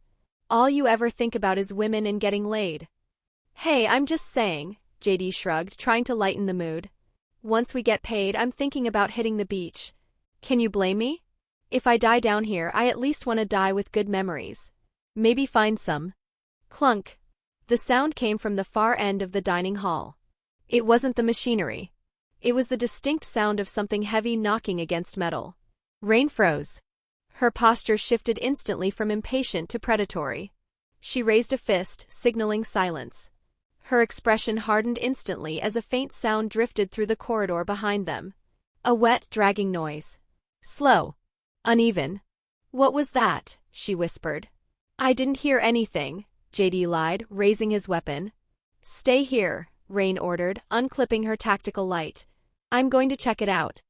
Rain moved into the maze of containment tanks. The fog seemed thicker here, obscuring her vision. She swept her light left and right, the beam cutting through the gloom. Then she saw it. About 20 meters away, huddled behind a cluster of pipes, was a figure. It was a woman wearing a white lab coat, her back turned to Rain. She was swaying slightly, her head hanging low. Rain's eyes widened. A survivor. The mission parameters flashed in her mind. Find out what happened. Secure the Red Queen. Rescue survivors. If she brought a scientist back alive, the bonus from Umbrella would be massive. Hey! Rain called out, lowering her weapon slightly. It's okay. We're here to help you. The woman didn't respond. She just kept swaying. Rain moved closer, holstering her weapon to appear less threatening. She reached out a hand. Ma'am? Can you hear me? We're the emergency response team.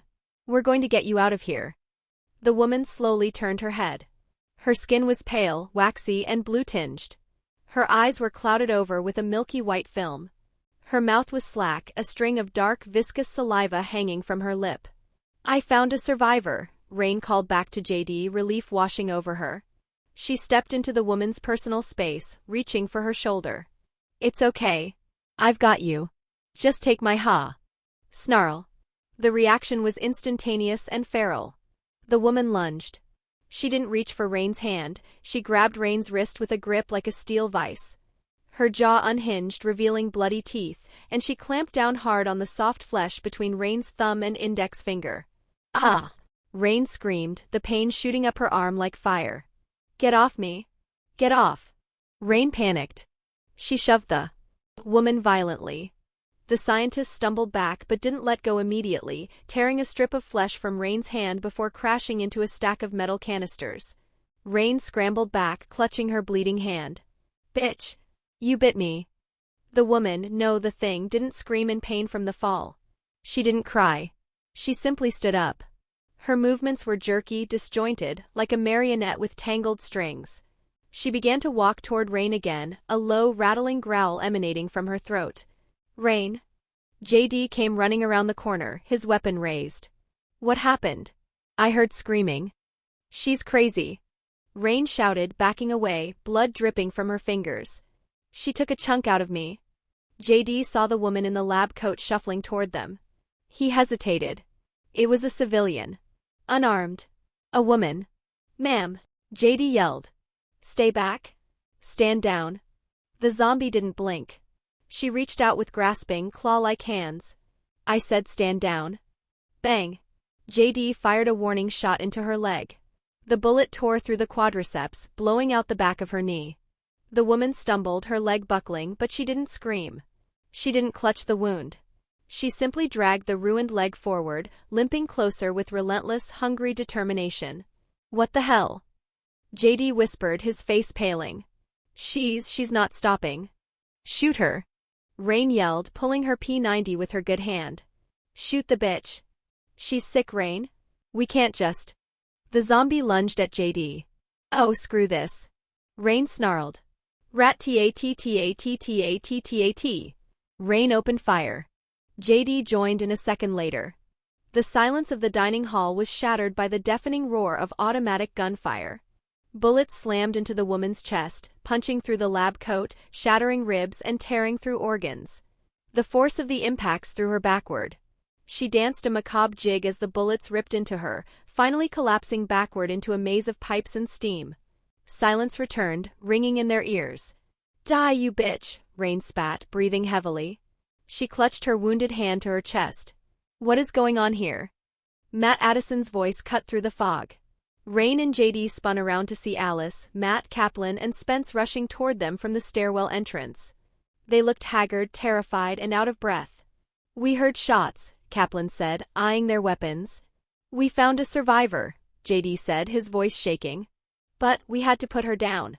You killed her? Matt asked, incredulous. Why? Because she was crazy. Rain shouted, stepping forward and shoving her bloody hand in Matt's face. Look at this. She bit me. She tried to eat us. Okay. Matt put his hands up, looking at the wound. It was deep, the edges ragged. Where is she? Where's the body? Rain pointed toward the pipes behind her. Right there. On the stack. Huh? JD turned to look. His jaw dropped. What the? The space where the woman had fallen was empty. There was a smear of black blood on the floor, a trail leading into the darkness of the tanks, but the body was gone. She's gone, JD whispered. How is she gone? We pumped her full of lead. I don't understand, Rain stammered. I saw her drop. Let's get out of here, Matt interrupted, looking around nervously. The feeling of dread was intensifying. We can't stay in this room. Wait, Rain demanded, looking past them. Where is the captain? Where's James? Where are the others? We have to wait for the extraction order. Alice looked away, unable to meet Rain's eyes. Kaplan stared at the floor. It was Matt who spoke, his voice hollow. He's dead. Rain froze. What? They're dead, Matt said, frustration and grief boiling over. The Red Queen killed them. The laser grid, it sliced them into pieces. There's nothing left. That's impossible, Rain shook her head, denial etched on her face. One is the best. He doesn't just die. Well, he did.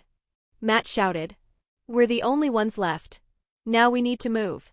Quiet. Alice hissed. She stepped forward, her head tilted. Listen. At first there was nothing. Then they heard it. Scrape. Shuffle. Groan. It was coming from everywhere. From the shadows behind the tanks. From the maintenance doors. From the ventilation grates. Hello? JD called out nervously. Is anyone there? A shadow detached itself from the gloom. Then another. And another. They emerged from the blue fog like ghosts. Men in maintenance jumpsuits. Women in lab coats. Security guards with their helmets hanging askew. But they weren't right. Their clothes were torn and stained. Their skin was gray and rotting. Some had limbs missing. Some had their jaws hanging open. And the smell hit them, the overpowering stench of decay. Who are they? Spence whispered, backing up until he hit a tank. They're the staff, Alice realized, staring at the growing crowd. The people the Red Queen killed. They don't look dead to me, Rain muttered, raising her weapon with her good hand. The horde shuffled closer. There were dozens of them. 50. 100. They moved with a singular, terrifying purpose, blocking every exit, surrounding the small group of survivors. Their groans grew louder, a chorus of the damned demanding flesh. Matt grabbed a metal pipe from the floor. Rain and JD leveled their guns. Alice took a fighting stance, her memory flashing with combat instincts she didn't know she had. Back up, James ordered. No, James was dead. It was Kaplan who spoke, his voice squeaking. Back up. But there was nowhere to go. They moved, blood crusted their faces. Eyes dull. Empty. Hungry. Rain's grip tightened on her rifle. Oh no, she whispered. The dead were walking toward them. Chapter 17. She is lacking in one crucial area. The Hive Dining Hall B/Sector 4. Time 3:15 a.m. The dining hall had transformed into a slaughterhouse. The blue fog, once eerie, was now a swirling shroud of chaos.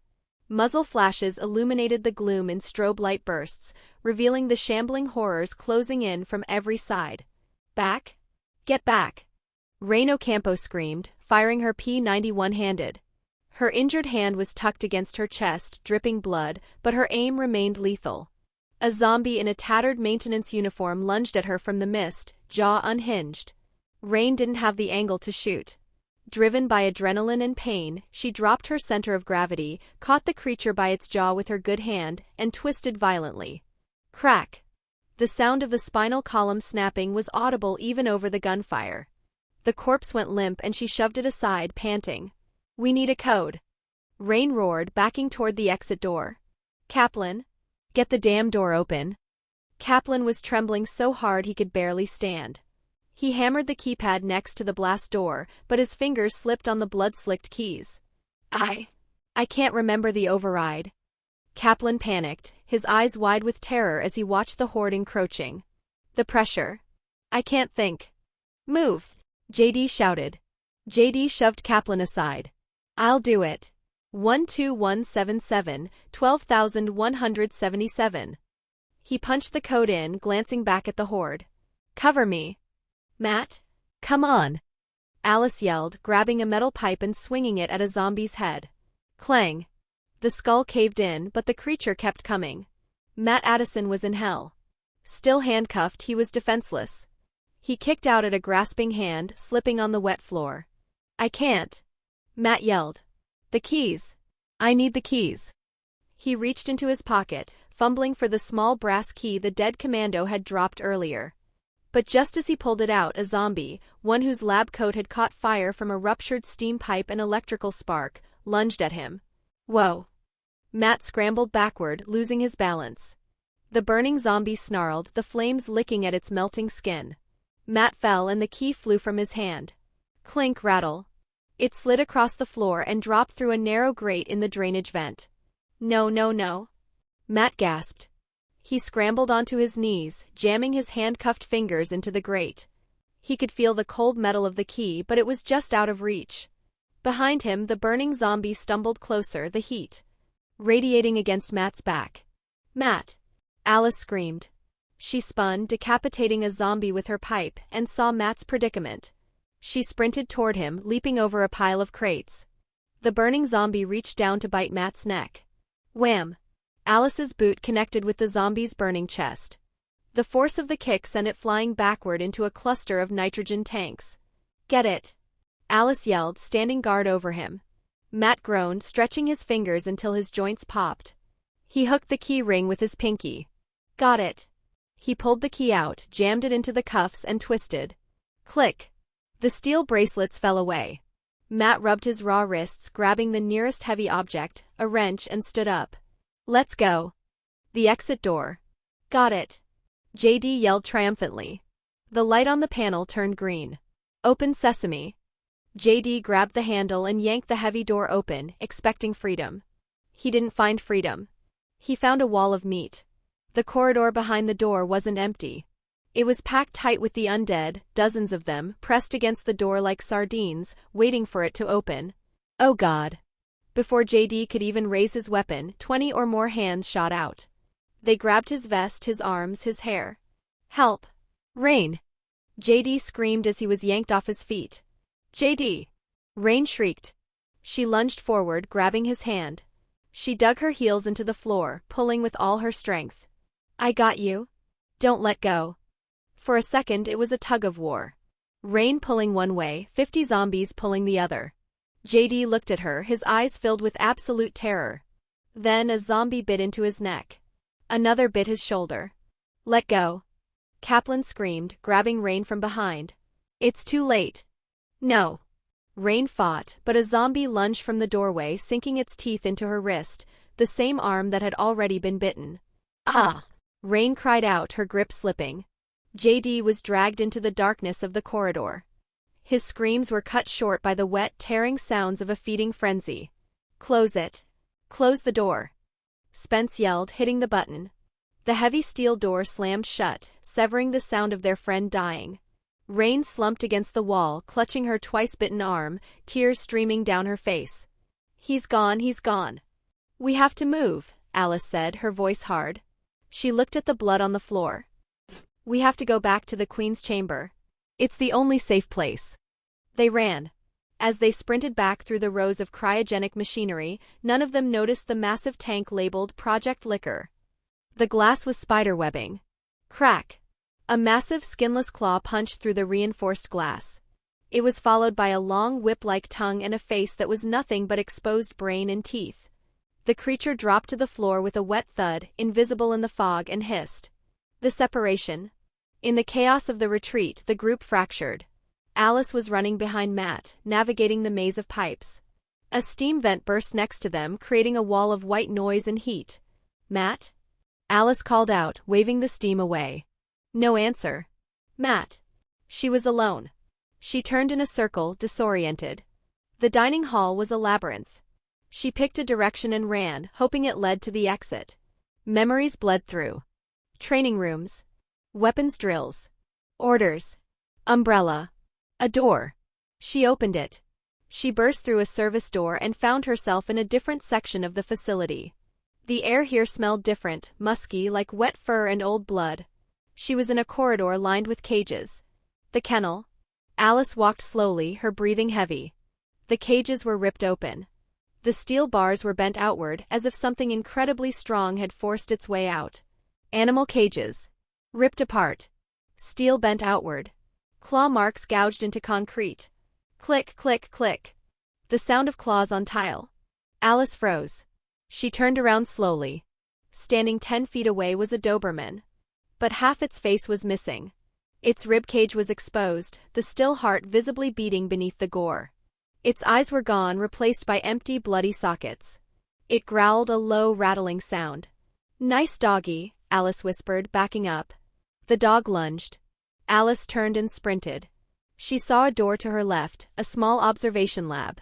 She threw herself through it and slammed the door shut just as the dog slammed into the wood on the other side. Thud. Alice leaned against the door, gasping for air. "Safe," she muttered. Groan. She wasn't safe. Standing in the corner of the small lab was a zombie, a security guard. He turned slowly, snarling, and charged at her. Alice didn't have a weapon. She didn't have anywhere to run. Panic flared, but then something deeper took over. A muscle memory buried beneath the amnesia. As the zombie lunged, Alice didn't cower. She reacted. She sidestepped the clumsy grab. Her fist shot out, driving into the zombie's solar plexus. It was a perfect strike. She grabbed the zombie's shoulder, used his momentum, and vaulted into the air. Time seemed to slow. She spun midair, her leg snapping out in a devastating hook kick. Her boot connected with the zombie's temple. Crack! The zombie spun 360 degrees and hit the floor hard. Alice landed in a crouch, her breath steady. She looked at her hands, surprised. "I know kung fu," she whispered, confused. She looked at the fallen zombie. He wasn't moving. But in his holster she saw it. A Beretta 92 FS handgun. She stared at her hands. "I can do this," she whispered. She reached down, unholstering the weapon. The weight of the steel felt comforting. Familiar. She checked the magazine. Full. Crash. The observation window behind her shattered. The zombie dog leaped through the glass, snarling, jaws snapping inches from her face. Alice didn't hesitate. She didn't think. She just moved. She rolled backward over the lab table, bringing the gun up. Bang! One shot. Midair. The bullet went straight through the dog's open mouth and out the back of its skull. The beast dropped mid-leap, sliding across the floor. But it wasn't alone. Through the broken window, 3 more dogs poured in. Alice kicked the door open and sprinted back into the hallway. The pack followed, their claws scrambling on the linoleum. Alice spun around, the world narrowing down to targets and angles. She fired. Bang. Bang. Bang. She pulled the trigger. Look, if you've actually made it this far into the video and you're still here, come on then, hit subscribe. And honestly, if you think a friend of yours would like this, go on and share it with them. It really helps out. Right, I'm done. I'll get out of your hair now so you can get back to the good stuff. But seriously, stick around till the end. It's well worth it. Again. Again. Again. She moved with a lethal grace, aiming not with her eyes but with instinct. One dog leaped, she dropped to her knees and shot it in the underbelly. Another flanked her, she twisted her torso and put a bullet between its ears without looking. The last dog charged. Alice stood her ground. She waited until it was 3 feet away. Bang! The dog collapsed at her feet. Alice stood in the silence of the kennel, smoke drifting from the barrel of her gun. She pushed a strand of blonde hair out of her face, her expression cold. She remembered who she was now. She wasn't just a security officer. She was a weapon. Ventilation network, Sector 4, above the kennel. Time, 3:22 a.m. Meanwhile, ventilation shaft overview. High above the blood-stained tiles of the kennel, concealed within the skeletal iron ribs of the facility's ceiling, Atlas watched. He was perched on a reinforced support beam, crouching with the stillness of a gargoyle. His silver-white bone claws were dug deep into the steel to anchor him, supporting his weight effortlessly. His gray, predatory eyes were locked onto the blonde figure moving below. Alice. He watched her reload the Beretta 92FS, her movements crisp and practiced. She wiped a smudge of black ichor from her cheek, her chest heaving slightly from the adrenaline of the fight. Atlas tilted his head, intrigued. A low hum of appreciation vibrated in his throat. So that is Alice, he thought, his gaze lingering longer than he cared to admit. I won't lie, she's attractive. No, she's hot. Strong. The kind of woman who looks like she wouldn't break easily, even in a world gone to hell. His enhanced vision clearly see and his mind analyzing her moves. He could see the sheen of sweat on her skin, the dilation of her pupils. She had a heroic air about her, a magnetism that pulled the eye. Then, inevitably, his thoughts wandered. But Atlas's critical gaze narrowed. She is lacking in one crucial area. He scanned her silhouette. Her chest is too small. Tragically aerodynamic. He scoffed internally, a smirk touching his pale lips. If it weren't for that round, well-shaped ass of hers hugging that red dress, I might have mistaken her for a pretty boy. A very lethal pretty boy, but still. The thought amused him more than it should have. But amusement faded quickly, replaced by interest. Chapter 18. It was a loot box. A low hum of appreciation vibrated in his throat. So that is Alice, he thought, his gaze lingering longer than he cared to admit. I won't lie, she's attractive. No, she's hot. Strong. The kind of woman who looks like she wouldn't break easily, even in a world gone to hell. His enhanced vision clearly see and his mind analyzing her moves. He could see the sheen of sweat on her skin, the dilation of her pupils. She had a heroic air about her, a magnetism that pulled the eye. Then, inevitably, his thoughts wandered. But Atlas's critical gaze narrowed. She is lacking in one crucial area. He scanned her silhouette. Her chest is too small. Tragically aerodynamic. He scoffed internally, a smirk touching his pale lips. If it weren't for that round, well-shaped ass of hers hugging that red dress, I might have mistaken her for a pretty boy. A very lethal pretty boy, but still. The thought amused him more than it should have. But amusement faded quickly, replaced by interest. He watched as she moved out of the kennel, checking corners with professional paranoia. Impressive, he admitted, putting his lust aside for a moment to appreciate the warrior. Her movements, they aren't just trained. They are enhanced. The T-virus bonded with her differently than it did with me. She doesn't have the brute strength of a tyrant or the regeneration of a G-type, but her neural synapses are firing at impossible speeds. She was a perfect hybrid. A bond of success. She fights like me, Atlas realized, a flicker of rivalry sparking in his dead heart. Efficient. Lethal. Unhesitating. But then he saw her check the magazine of her gun again. But she relies on guns. Cold steel and gunpowder. Atlas flexed his right hand. Shing. The silver-white bone blade slid out from his knuckles silently, catching the dim emergency light. Guns run out of bullets. Guns jam. Guns break. My claws? They never run out of edge. They are part of my soul. He stared at Alice's retreating figure, and the earlier thought returned, unbidden and persistent. The curve of her hip. The fire in her eyes. Why am I even thinking about this? He felt a stir in his lower abdomen, a phantom sensation or perhaps something real. Annoyed with himself, he tried to shut the thought down. This isn't the time. Women can wait. I have a liquor to kill and a shop to unlock. But the thought refused to die. It festered, fed by the absolute freedom of his new existence. Wait, actually, that is a valid concern, Atlas mused, his mind turning toward the medical reality of his situation. I wasn't even sure if I am capable of functioning in this new body. He looked down at his gray hands. He was undead. His heart didn't beat. He didn't need oxygen. This body. Atlas frowned slightly.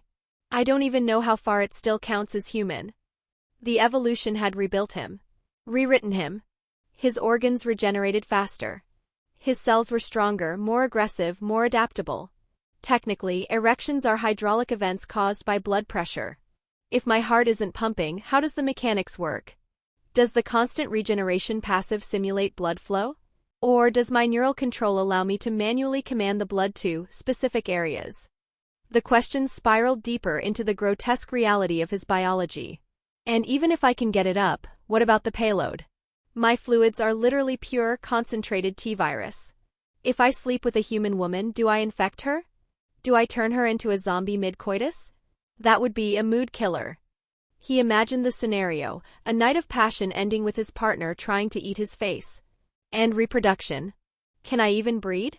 Would my children be half-zombie hybrids? Little gray monsters running around biting ankles? In his previous life, these questions would be insane. But here? They were logistical hurdles. I still feel attraction, he admitted to himself. Still feel desire. That hasn't gone away. That meant something. It meant he wasn't just a monster. But thought that followed. Atlas leaned back against a conduit pipe, staring into the dark ceiling as thought ran wild. I was never a man who shied away from his desires, he thought, his expression darkening with a twisted resolve. In my old life I was limited. Limited by money. Limited by laws. Limited by a mediocre body and an average face. I had to hide my lust, my ambition, my hunger. He clenched his silver claws into a fist. But now? Now I have power. I have a system that connects to the multiverse. I have a body that is rapidly approaching handsome and strong. The multiverse itself might one day be within reach. So why should he deny himself the fullness of existence? Power wasn't just about survival. It was about living. Truly living. Desire. Lust. Love. Curiosity. Ambition. All of it. He saw little reason to hide his nature anymore. He wasn't a hero. He wasn't a villain. He was a force of nature. If I want Alice or Ada or anyone else, I should have them. Why shouldn't I? I have been given a second chance, a cheat code to reality. I want to fulfill every desire I suppressed. I want wealth. I want dominance. If I want a harem of the multiverse's women, then so be it. I don't intend to crawl through this new life pretending I'm dead inside, he thought grimly. I didn't claw my way into power just to live like a monk. He imagined the possibilities. The system shop surely had solutions. There must be items. Genetic suppressors. Safe sex perks. Maybe a bloodline evolution that makes me a pure vampire instead of a zombie, removing the infection risk. If I gain enough V-Gold, I can rewrite my own biology to suit my needs. He smiled, a genuine, predatory smile. I will solve the problem. And then, I will take what I want. But he quickly shook his head, the cold steel of the facility grounding him back to the present danger. But, not here. Not now. Atlas shook his head sharply. Focus, Atlas, he whispered harshly to himself. You can think about breeding and harems when you get out of this damn place alive. His expression hardened, the frivolous thoughts evaporating like steam. The lust was pushed down, replaced by the icy clarity of the hunt. Power, he reminded himself. Power decides everything in this new life. There is no law higher than the bigger fist. If I am weak, I am nothing but a high-level mob for Alice to shoot. If I am strong, I make the rules. He had to be the biggest fist. He had to be the apex. There was no higher law than strength. No justice beyond what you could enforce with your own hands. And Atlas intended to make his hands, his fist, the strongest of all. Not just to dominate, but to choose. To take. To protect. To live without regret. His jaw tightened as a single presence resurfaced in his awareness. And right now there was a specific hurdle standing between him and that power. A hurdle worth a massive amount of experience and V-Gold. His jaw clenched as a single name surfaced in his mind. I need to find that liquor and kill it. The liquor was the alpha of the Hive. A mutated killing machine. To the humans it was a nightmare. To Atlas? It was a loot box. He uncoiled his legs, preparing to move. Time to go to work, he rasped. Atlas launched himself from the beam, disappearing into the ventilation shaft, moving not toward the exit, but deeper into the darkness where the monsters lived. Atlas moved through the darkened maintenance tunnel with the silent grace of a phantom. His speed was unnatural. With agility at 18, he wasn't just running, he was flowing. He pushed off the steel walls, vaulting over steam pipes and ducking under low-hanging conduits without breaking his stride. The world around him blurred into streaks of gray and red, but his mind was perfectly clear, processing the geometry of the tunnel in high definition. He felt light. He felt powerful. I'm close, he thought, his heartless chest swelling with anticipation. I can feel the vibration of the hive. The fear. The chaos. His feet struck the metallic flooring of the hive in long, effortless strides, claws scraping sparks from the steel whenever he pushed off too hard. Each movement felt right now, fluid, controlled, powerful. The stiffness that once plagued his limbs was gone, replaced by a terrifying harmony between mind and body. Air rushed into his lungs, cold and sterile, yet he did not gasp for breath. He didn't need to. His stamina was endless. But before he joined the party, he needed to know exactly what he was working with. "Plione," he commanded, his voice still raspy but growing stronger. "Show me my status. I need to see the numbers." "Affirmative." The blue holographic screen materialized in front of him, hovering in his peripheral vision as he continued to sprint. //. Status window. Name, Atlas Crewer. Race, infected evolved zombie, undead variant, Tier 1. Level, 4, 5800 EXP. Evolution stage, active mutation. Core attributes. Strength, 18. Agility, 18. Stamina, infinity. Mind, 25. Status point, 9. Derived stats. Reaction speed, 18. Regeneration, low. Chapter 19, you mean like a vampire? The zombies are giving me diminished returns now. Grinding trash mobs is safe but slow. If I want to unlock the shop and get the new body evolutions, I need a jackpot. His gray eyes narrowed, focusing on the darkness ahead. All right. With that liquor, it should give me enough EXP. It's an alpha. A boss monster relative to this place. It had much stronger physiology. Killing it isn't just an option, it's a necessity. The moment the specific intent formed in his mind, a sharp chime rang out, different from the usual notification sound. It was deeper. More urgent. System alert, quest generated. A gold-bordered window popped up, overlaying his vision. Quest name, the first apex. Objective, eliminate the liquor roaming the building. Progress, 0/1. Rewards. Asterisk 1000 EXP. Asterisk 2000 VGold, high value. Penalty, failure none. Atlas stopped. He skidded to a halt, his boots carving grooves into the floor. He stared at the screen, a genuine look of surprise on his pale face. He tapped his chin with a clawed finger. So, the quests issued by the system are reactive. They are attentively focused on my current situation and desires. I wanted to kill the liquor, and the system gamified it instantly to incentivize me. The system didn't give this quest arbitrarily. It reacted. It observed the environment, evaluated threats, and issued a task that aligns with my current growth curve. He analyzed the implications. Then again, I am not sure. I have very little data to work with. Is the system guiding me? Or is it just adapting to my will?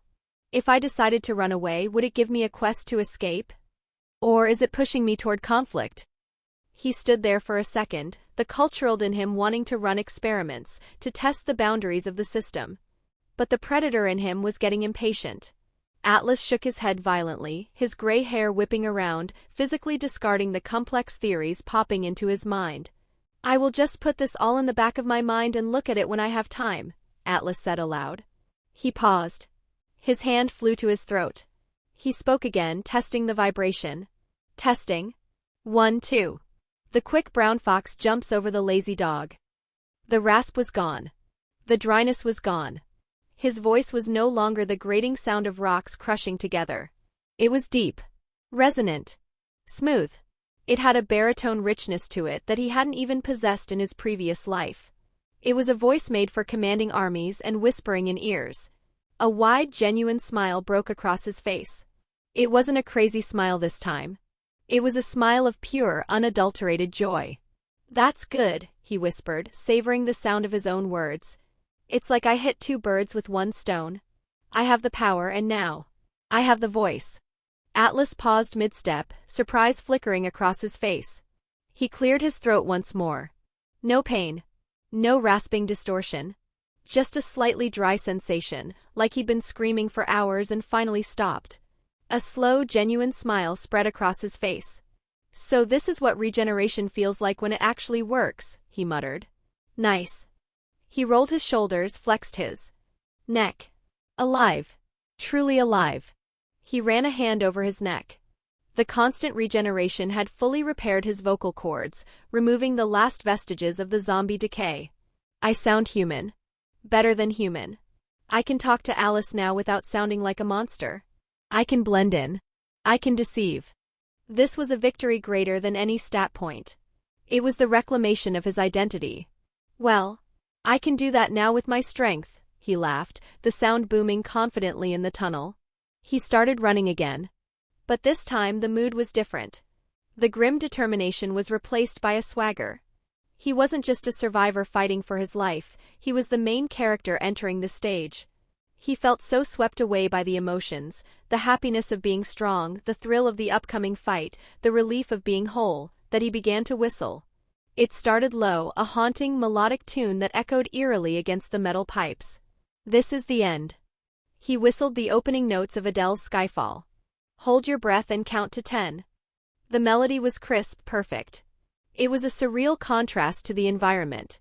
Here he was, a white-skinned, silver-white-clawed monster running through a biohazard zone filled with corpses, whistling a song about the apocalypse with a spring in his step. Feel the earth move and then.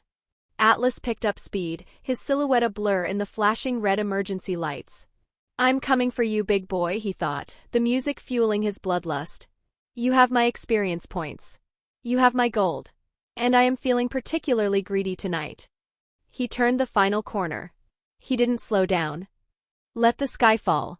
Atlas grinned, his silver claws extending fully. "It's showtime." Sector 4 Administrative Offices. Time 3:35 a.m. Alice moved through the maze of cubicles, her breathing steady despite the chaos erupting around her. The Beretta 92 FS she had salvaged from the kennel felt heavy and reassuring in her hand. The smell of gunpowder still lingered on her skin, a sharp contrast to the pervasive stench of rot and ozone that filled the hive. She didn't know where she was going, not exactly. But a pull in her gut, a subconscious map buried under the amnesia, guided her back toward the central core. Back to the others. Crash! The sound of overturning furniture echoed from the break room ahead. "Get off! Get away!" It was Matt. Alice broke into a run. She vaulted over a fallen vending machine, her red dress trailing behind her like a banner of war. She rounded the corner and skidded to a halt. The scene was desperate. Matt Addison was on his back, pinned against a row of lockers. A female zombie, wearing a tattered, blood-stained blue uniform, was straddling him. Her hands were locked around his throat, her jaw snapping inches from his face. Matt was struggling, his hands gripping her wrists, trying to push her back. But he was exhausted, battered, and untrained. The zombie's strength was hysterical, driven by the singular biological imperative to feed. Her movements were jerky, unnatural, strands of hair hanging over a face frozen in a grotesque parody of hunger. Her jaw snapped inches from his throat, teeth clacking uselessly as Matt struggled beneath her weight. "No, please." Matt gasped, his face turning purple. The zombie snarled, a wet, guttural sound, and lunged down to bite his nose. For half a second, Alice froze. Then instinct took over. Alice didn't hesitate. She didn't waste a bullet. She spotted a heavy metal fire extinguisher lying amidst the debris on the floor. In one fluid motion, she scooped it up. She spun, using the momentum of the heavy cylinder to amplify her strike. Clang! The impact was sickeningly loud. The red steel base of the extinguisher connected with the side of the zombie's skull. There was a crunch of bone. The female zombie was knocked sideways, her grip on Matt broken instantly. She collapsed to the floor, twitching once before going still, dark blood pooling rapidly around her head. Alice dropped the extinguisher. It rang against the linoleum.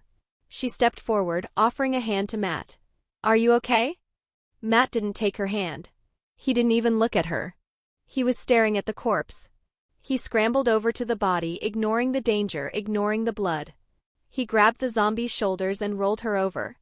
The woman's face was ruined, half eaten by the virus, the other half crushed by Alice's blow. But the name tag on her uniform was still legible, L. Addison. Matt's breath hitched. A sound escaped his throat, a broken, animal whimper. "Lisa!" He brushed a strand of matted hair away from her gray forehead. His hands were shaking violently. Alice stood over him, her expression softening. A flash of memory hit her, a photograph. A wedding. She was the bride. This woman. Lisa, she had been there. Who is she to you? Alice asked softly, though she suspected the answer. Matt looked up, tears cutting tracks through the grime on his face. My sister. Alice felt a cold pang in her chest. I'm sorry. She was the reason I came here, Matt whispered, his voice cracking. She tried to get a sample of the virus out. To expose Umbrella. She sent me a message. She said she was scared. He looked down at the monster she had become. The T-virus had taken everything from her humanity, her life, and finally, her brother's hope. I'm sorry for your loss, Alice said again, feeling the inadequacy of the words. Matt wiped his eyes roughly with his sleeve. He looked at his sister one last time, then stood up. His face hardened. The grief was still there, but it was being paved over by a burning hatred. No, Matt said, his voice dropping. It's all right. At least she won't stay like that. At least she's free now. Alice nodded. She checked the corridor behind them. The shadows were lengthening. The groans of the horde were getting louder. We need to get moving, Alice urged, gripping his arm. The others are waiting. This place is becoming a kill box. Okay, Matt took a deep breath. Let's go. They left Lisa Addison where she lay, a victim of a war she started but couldn't finish. The corridor of dust. They moved quickly, heading toward the main transit hub that led back to the Red Queen's chamber. But as they entered Sector 3B, the atmosphere changed. The frantic energy of the outbreak seemed to die here. The air was still. Too still. The smell of rot, which had been omnipresent, was replaced by a dry, dusty scent, like an old tomb or an attic that hadn't been opened in decades. Alice.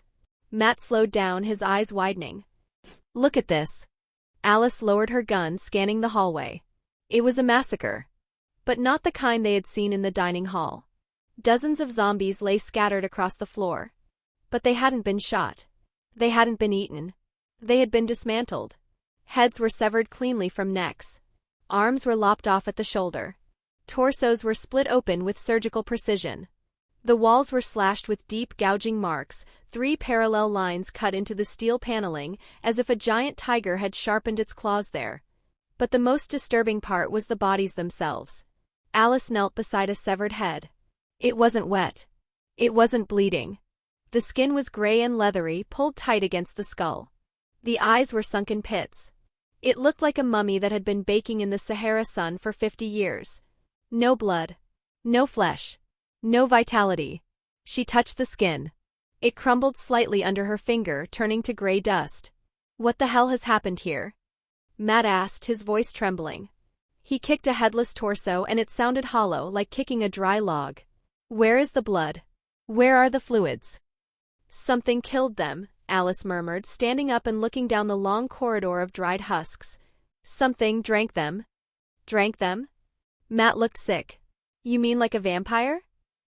Chapter 20, Cut the crap. She touched the skin. It crumbled slightly under her finger, turning to gray dust. What the hell has happened here? Matt asked, his voice trembling. He kicked a headless torso and it sounded hollow, like kicking a dry log. Where is the blood? Where are the fluids? Something killed them, Alice murmured, standing up and looking down the long corridor of dried husks. Something drank them. Drank them? Matt looked sick. You mean like a vampire? I don't know, Alice replied, her grip on her gun tightening. But look at the wounds. These were made by blades. Big ones. She walked over to the wall, tracing the slash marks. They cut deep into the metal. This wasn't the T-virus, Alice analyzed, her tactical mind racing. Zombies tear and bite. They're messy. This is efficient. This is an execution. She looked at the trail of mummified corpses leading toward the exit. Whatever did this, Alice said grimly, is stronger than the zombies, and it's hunting.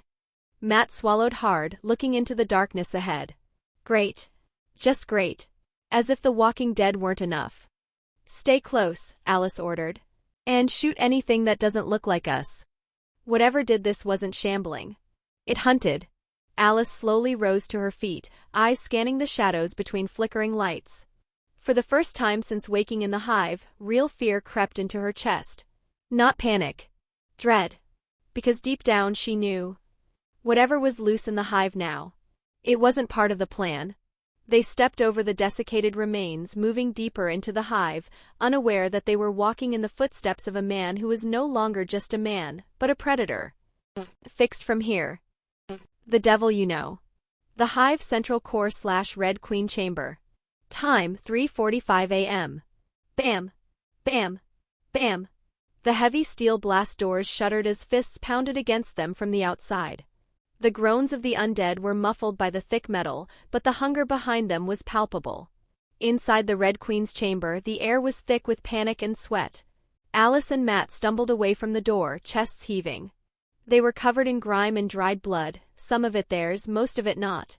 Kaplan stood by the control panel, his hand shaking as he engaged the magnetic locks. That's it. We're sealed in. Rain was sitting on the floor, leaning against the server banks.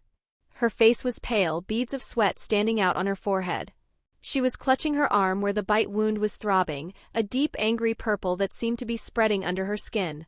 Where the hell were you? Rain snapped, her voice laced with pain and aggression. What took you so long? There were a lot of them, Alice replied, holstering her gun. She brushed a strand of hair from her face, her eyes scanning the room. The whole place is overrun. We barely made it through the labs. She looked at Kaplan and Spence. Did you find a way out? Is there an exit? Kaplan shook his head, looking defeated. No. The stairwells are blocked. The elevators are dead. Every route we tried is crawling with those things. We can't risk it. We can wait, Spence Parks said, his voice rising in desperation. He was pacing back and forth, wringing his hands. We just have to hold out until the backup team comes. They know we're down here. They'll send our extraction unit, right? Right. Kaplan looked at him with pity, then pointed to the digital clock on his wrist computer. There is no backup team, Spence, Kaplan said quietly. Look at the time. Spence stared at the countdown. 48 minutes. What does that mean? Alice asked, stepping closer. It's the Hive's containment protocol, Kaplan explained, his voice hollow. Once the timer hits 0, the facility goes into permanent lockdown. The blast doors at the mansion entrance will seal. Welded shut from the inside. What? Spence grabbed his hair, his eyes widening. Impossible. You mean we will be buried here? Half a mile underground? With those things. Even if they don't get us, Rain muttered, coughing slightly, we'll die of starvation in the dark. Silence descended on the room. The reality of their grave was sinking in. They were trapped in a high-tech coffin. The room descended into overlapping voices, fear, anger, denial crashing together. Alice wasn't listening anymore. Her gaze had locked onto the center of the chamber. The Red Queen's core. The cylindrical chamber stood silent, glass walls reflecting the emergency lights like a coffin waiting to be opened. Alice turned away from them, staring at the darkened glass of the Red Queen's mainframe.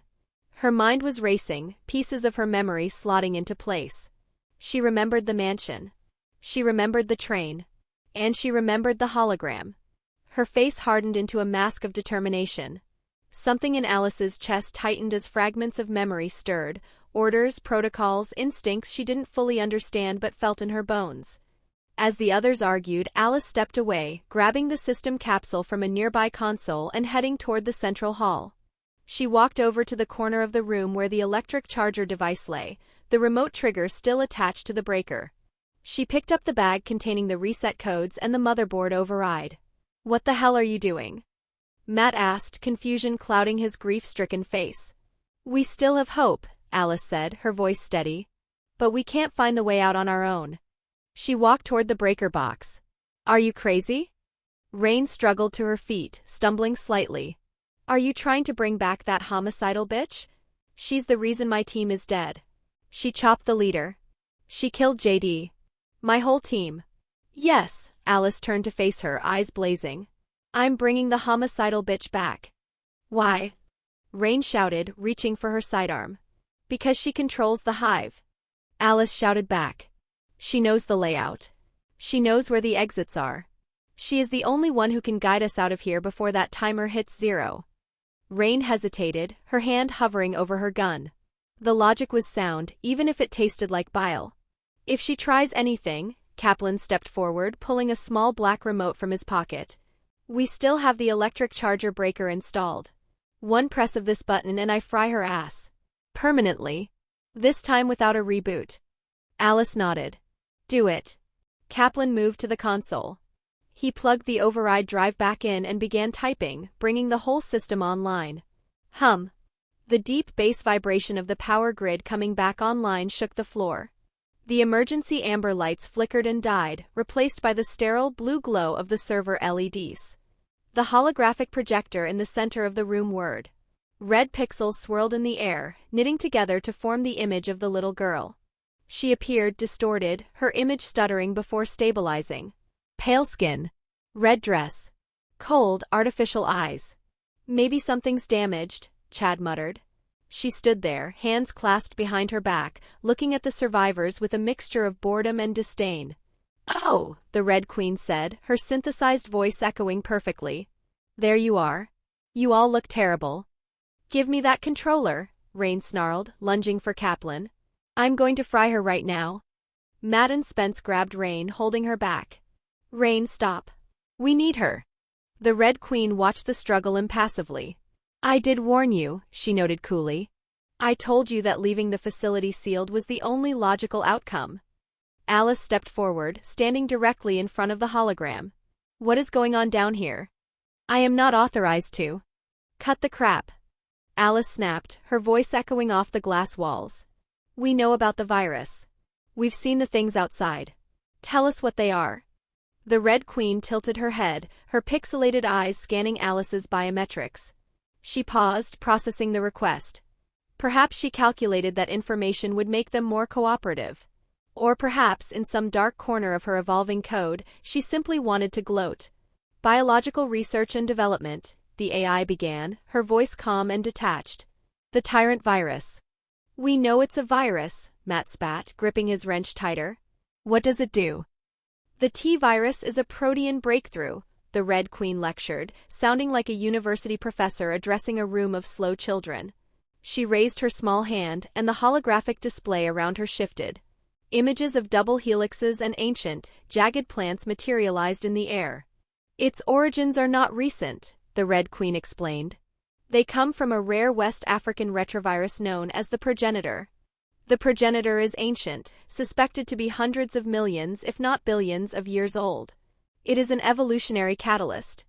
Throughout history it is theorized to have both aided and hindered the evolution of Earth's ecology through extreme, forced mutation. Chapter 21 I'm bitten.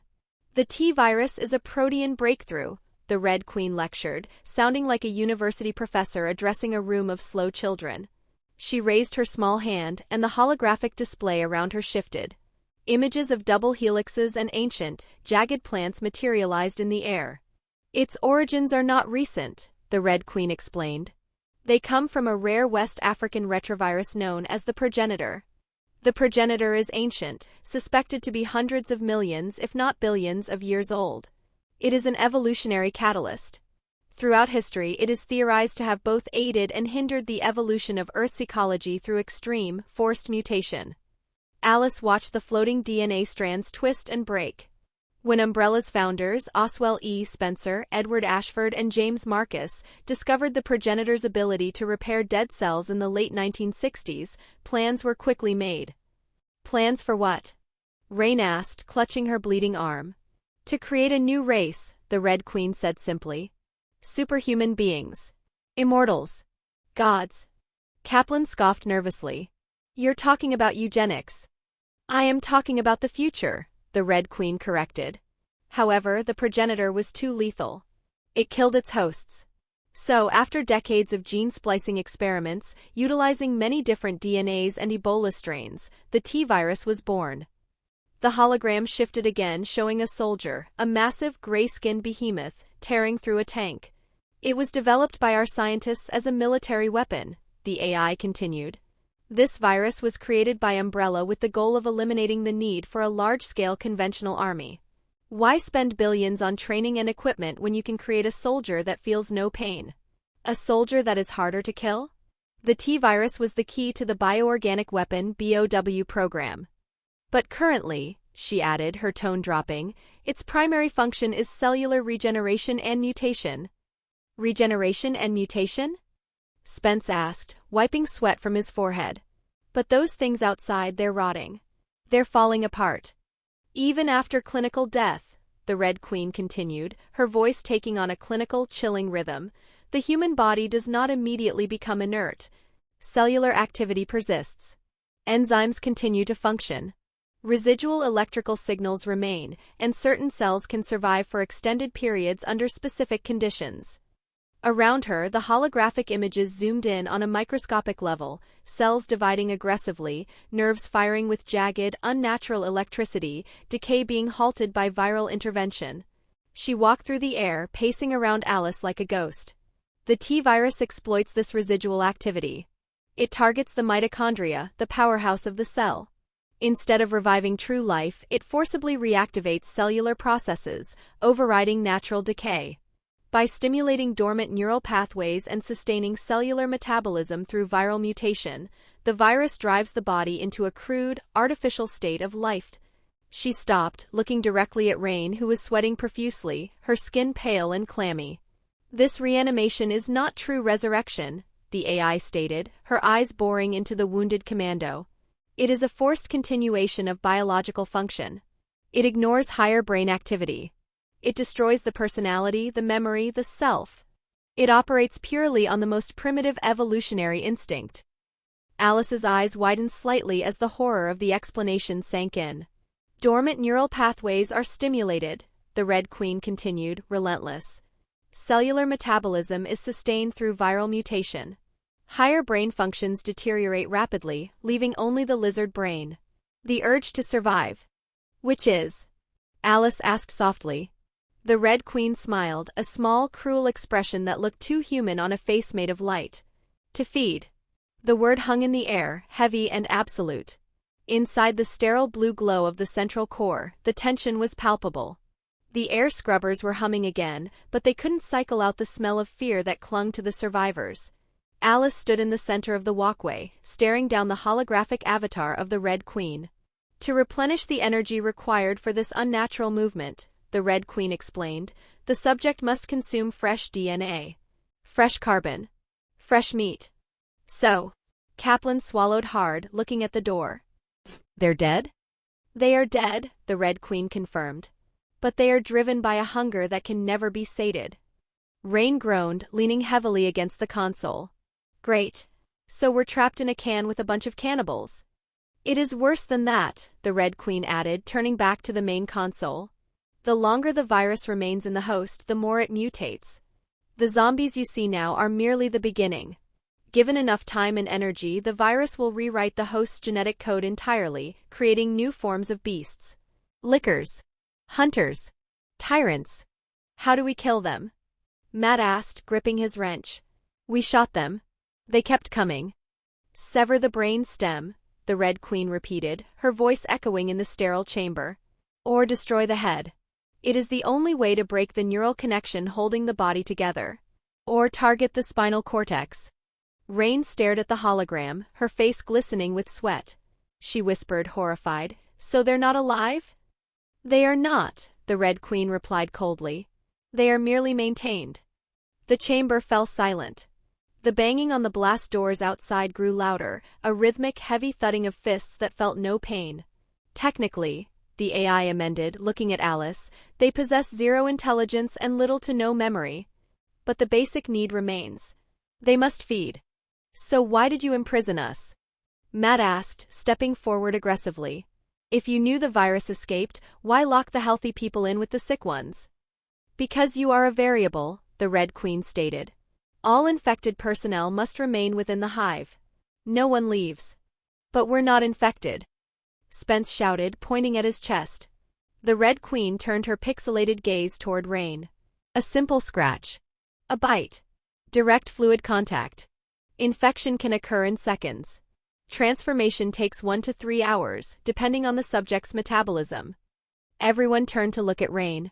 She was leaning against the console, clutching her arm. The bandage was already soaked through with dark blood. She saw their eyes and her expression hardened into a snarl. "What are you looking at?" she snapped. "I'm fine." Alice stepped between them. "Okay. We get it. But we're leaving. Can you get us out of here?" The Red Queen paused. "Yes. I can. But I cannot open the blast doors myself. My primary systems are compromised.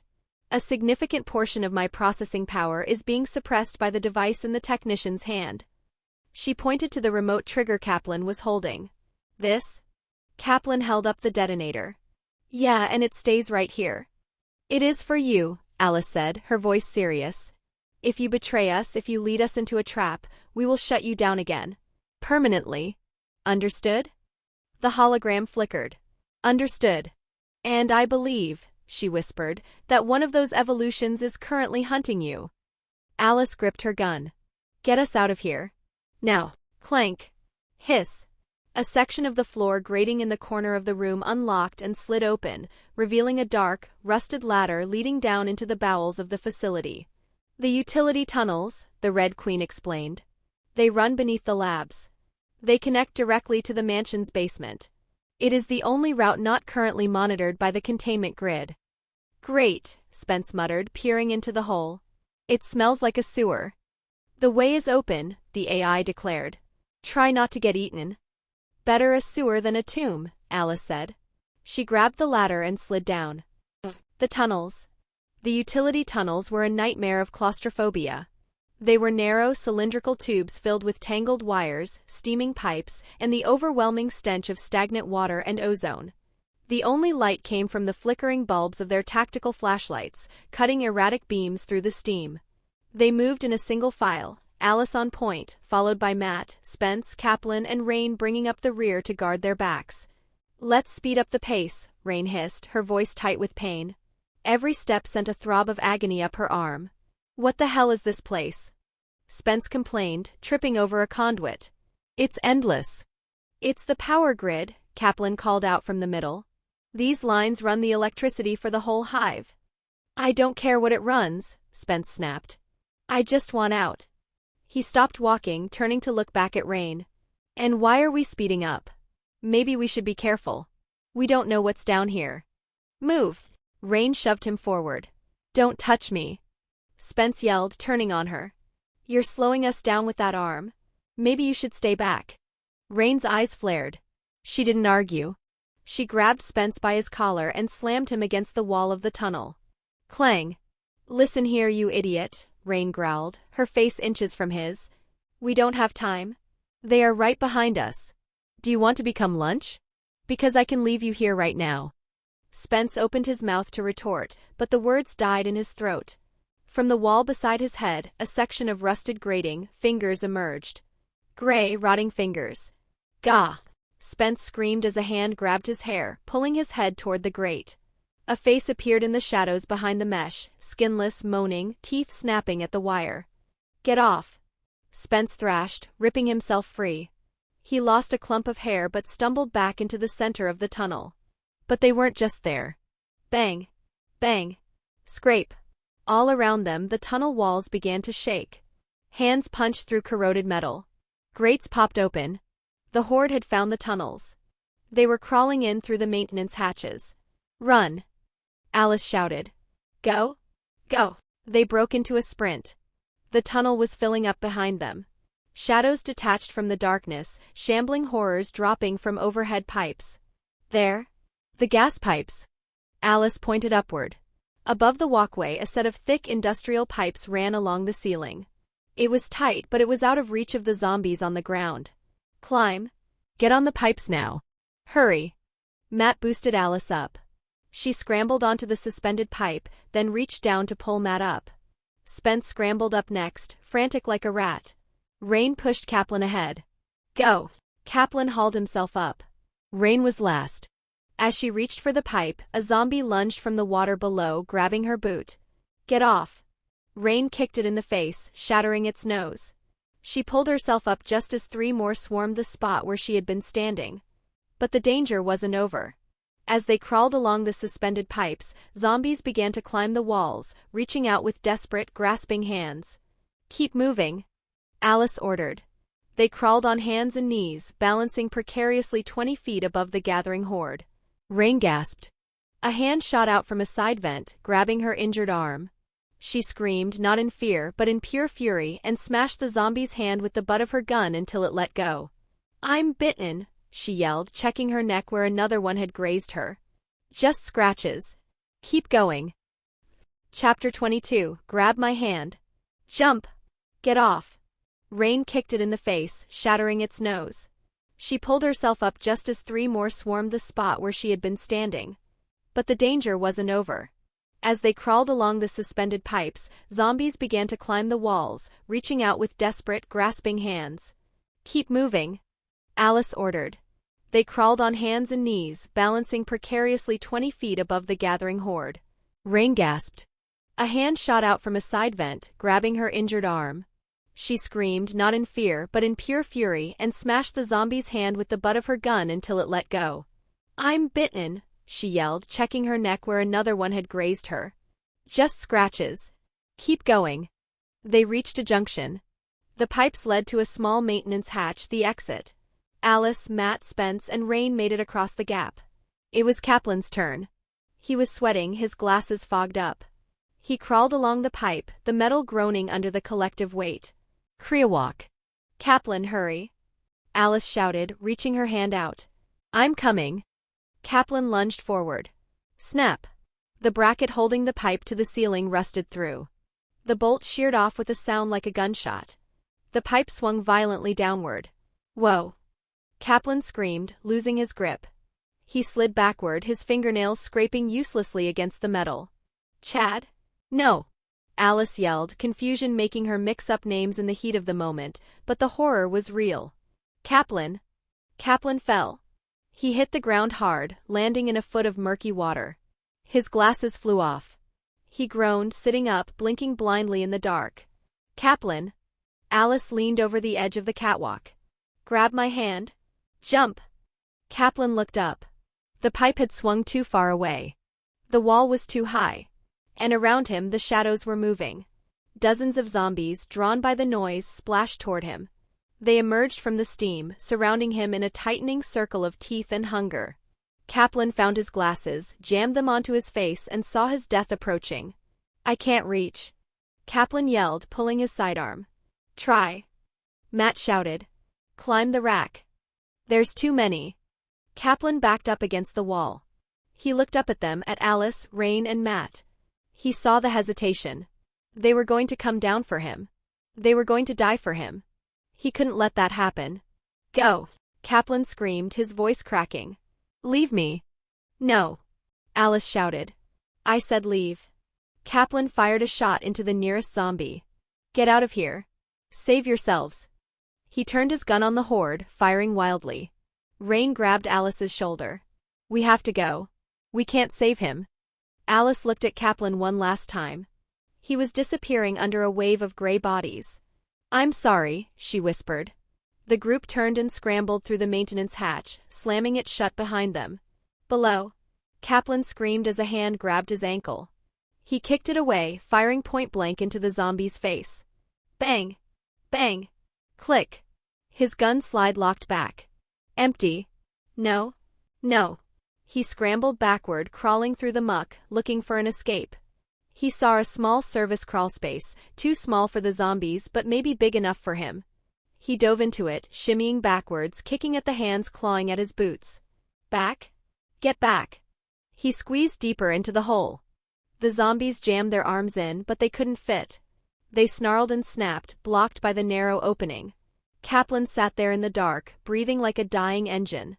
He fumbled for a fresh magazine, only to realize he had dropped his ammo pouch in the fall. He checked his gun. 1 bullet in the chamber. That was it.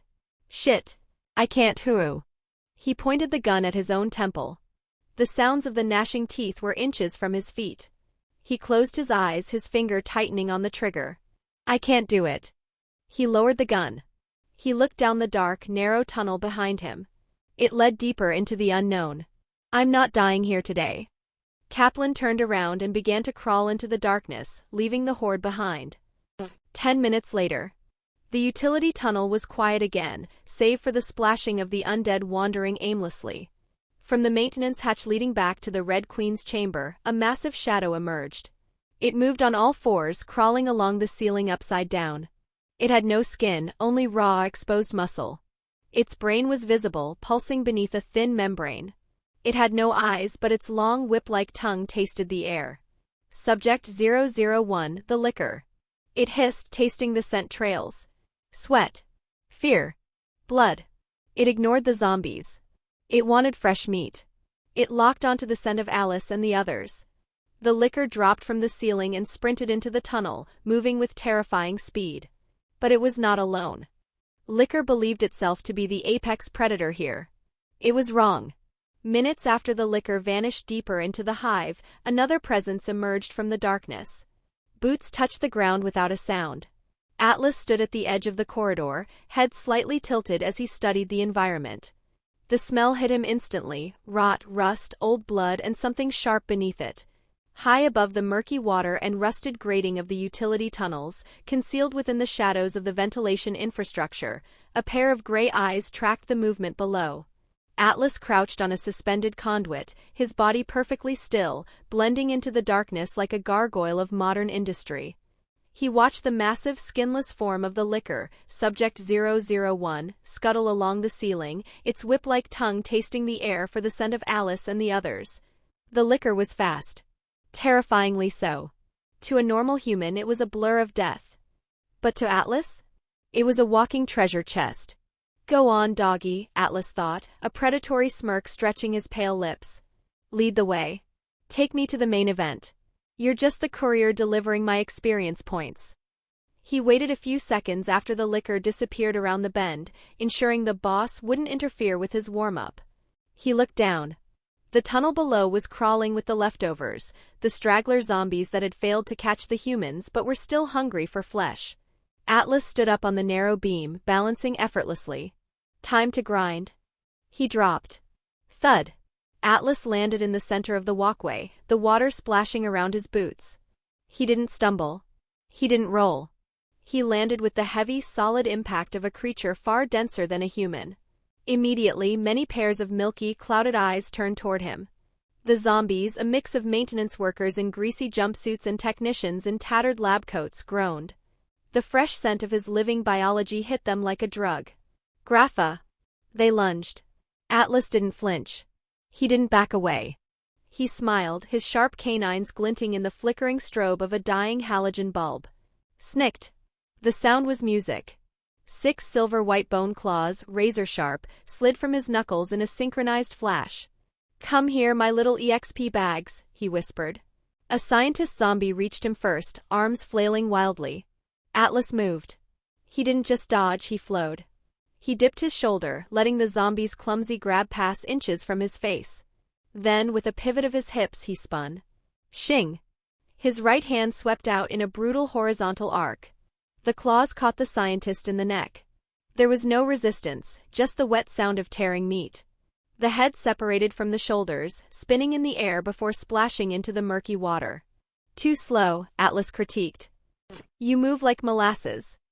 3 more surged forward, trying to overwhelm him with weight. Atlas clamped his mouth shut tight. He had no desire to taste the rot-infested black blood that was about to spray everywhere. He leaped. With agility and strength 18, gravity was merely a suggestion. Atlas jumped straight up, grabbing an overhead steam pipe with his left hand. He swung his body like a pendulum, his legs snapping out. Crack! Crack! His boots connected with the skulls of 2 zombies. The force was catastrophic.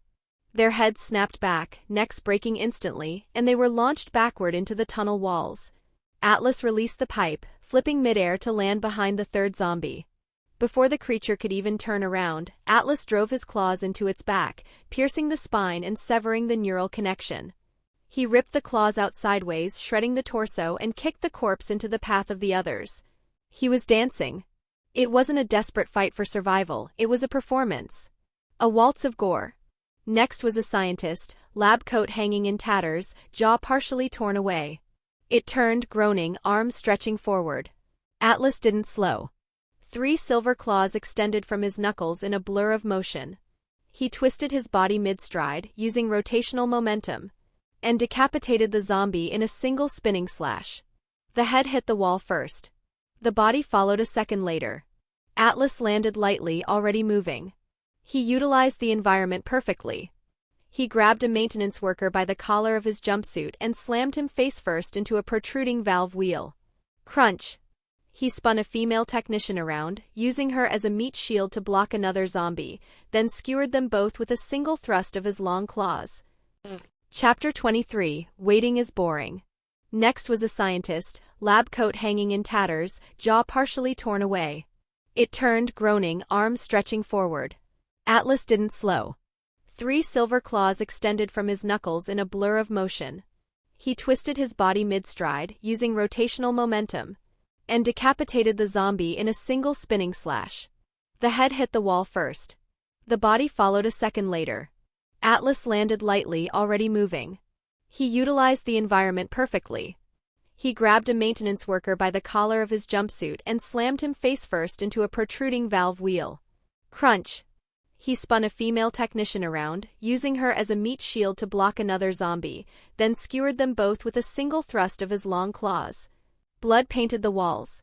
Limbs flew. Another zombie lunged from the side. He ducked, grabbed its wrist, twisted. Crack! The arm tore free. Atlas drove his knee upward into its ribcage, shattering bone, then shoved it backward into a support beam. Before it could fall. Snicked. His claws pierced its skull from under the jaw, erupting out the top in a spray of dark, clotted blood. Atlas ripped free and spun. 3 more zombies were closing in. Atlas was a whirlwind of silver and gray. He ducked under a swing, sliding on his knees across the wet floor, and sliced upwards, opening a zombie from groin to chin. He vaulted off a wall, using the momentum to drive his claws into the top of a security guard's skull, riding the body down to the ground. The notifications flashed in the corner of his vision, fueling his euphoria. 3 more zombies were closing in. Slow. Too slow. He vaulted off a fallen gurney, using it as a springboard, flipping over their heads. As he passed above them, he slashed downward, hands, shoulders, spines severed mid-motion. Bodies collapsed like broken puppets. He felt alive. More alive than he had ever felt as a human breathing air. The power coursing through his muscles, the absolute control over his body, the knowledge that he was the apex predator here, it was intoxicating. This is freedom. This is it, he thought, ducking a clumsy bite and severing the attacker's arm. This is what I wanted. No rules. No limits. Just power. A zombie grabbed his ankle from the floor. Atlas looked down, annoyed. Oh, you're still moving? He stomped. The skull flattened with a wet crunch, brain matter spreading across the tiles. He grimaced slightly. TCH, disgusting. More came. From doorways. From ceiling hatches. Crawling. Dragging themselves forward after hearing the loud sounds. Atlas exhaled. Then he laughed. Not manic. Not insane.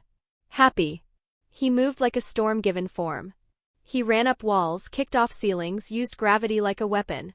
He grabbed zombies and hurled them into others, bones shattering on impact. He used pipes as pivot points, spinning around them to build speed, claws tearing through torsos in wide, elegant arcs. One zombie leapt from above. Atlas caught it midair. Held it there. Looked into its dead eyes.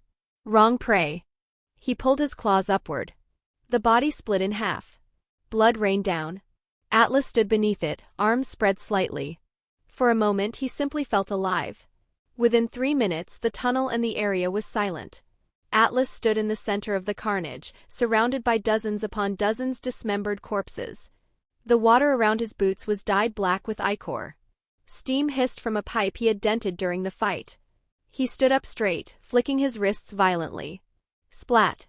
The gore slid off his silver claws, leaving them pristine. He wiped a speck of blood from his cheek, careful not to get any near his mouth. The thought of tasting them revolted him. He was a connoisseur of souls, not a scavenger of rot. He. A low chuckle started in his chest, rumbling up his regenerated throat until it burst out as a manic, joyful laugh. Ha ha ha ha. He looked at the path the liquor had taken. The hunter must fear sometimes, Atlas declared to the empty tunnel, his voice echoing with theatrical flair. Because one day he will be hunted. He clenched his fist, the silver claws grinding together. And I am going to enjoy hunting you, Subject 01. Because you aren't just a monster. He grinned, his gray eyes flashing with greed. You are a walking giant pile of experience points. With a burst of speed that blurred his outline, Atlas took off running. He moved so fast that the human eye would struggle to track him, a gray streak racing through the darkness, hungry for the next level. Fast. His footsteps made no sound. His instincts sharpened. Somewhere ahead. The licker screeched. Atlas's smile returned. Raccoon City Infrastructure Underground Sewer Network. Time 4:30 a.m. The air in the utility tunnels grew heavier, wetter, and infinitely more foul as Atlas descended. He had left the sterile, metallic corridors of the Hive behind, entering the ancient, brick-lined bowels of Hive directly connecting with the Raccoon City's sewer system. The water here was soles deep, a sludge of chemical waste and industrial, very damaging chemicals dumping ground. Rusted pipes lined the walls like exposed veins, leaking chemical water that dripped endlessly into the darkness below. Emergency lights barely functioned here, flickering weakly, painting the tunnel in sickly shades of green and red. But Atlas wasn't living. And to his enhanced senses, the stench wasn't nauseating, it was just information. He could smell the moss, the rust, the decaying rats, and the overwhelming copper scent of the fresh blood trail left by the liquor. He bounded off a slick concrete walkway, his boots splashing into the muck. Agility 18, he noted, feeling the way his muscles adjusted instantly to the slippery terrain. I don't lose balance. I don't slip. I am perfectly adapted. He rounded a bend, tracking the claw marks the liquor had gouged into the brickwork. But as the tunnel widened into a junction, he skidded to a halt. Blocking the path ahead was a sea of gray. It was a horde. A congestion of the undead that had likely wandered down from the city drains or up from the Hive's lower levels. There were easily 40 of them, a groaning, shuffling roadblock standing between him and the train platform. Atlas narrowed his gray eyes. Oh, I almost forgot about them. Ahead, the tunnel widened into a junction that connected directly to the underground rail system, the same path Alice and the others would soon take toward the train. The smell told him everything. So they're almost at the end, Atlas realized. He stood casually in the center of the sewer pipe, the chemical lapping at his shins. He watched the liquor, now far ahead, scuttle up the wall and bypass the horde effortlessly, disappearing toward the train station. Atlas paused, his tactical mind overriding his bloodlust. Wait. If I rush in now and kill the liquor, I disrupt the timeline. Alice and Matt need to get the train moving. They need to open the blast doors to the mansion. If I kill the boss now, they might relax. They might slow down. He tapped his chin with a deadly, silver-clawed finger. And Matt might not even become Nemesis. Better to wait. Let the heroes do the heavy lifting. Let them start the train. Let them deal with the drama. I'll catch up when the exit is guaranteed. So that means they're nearly done. Good. Very good. He nodded to himself, satisfied with the plan. Am I picking up a habit of talking to myself? He asked the damp walls, his deep voice echoing. He paused, considering it. Maybe. But who cares? Isolation breeds eccentricity. Besides, a slow, hedonistic smile spread across his pale face. I'm not just talking to myself. I'm planning my future. He looked at his claws.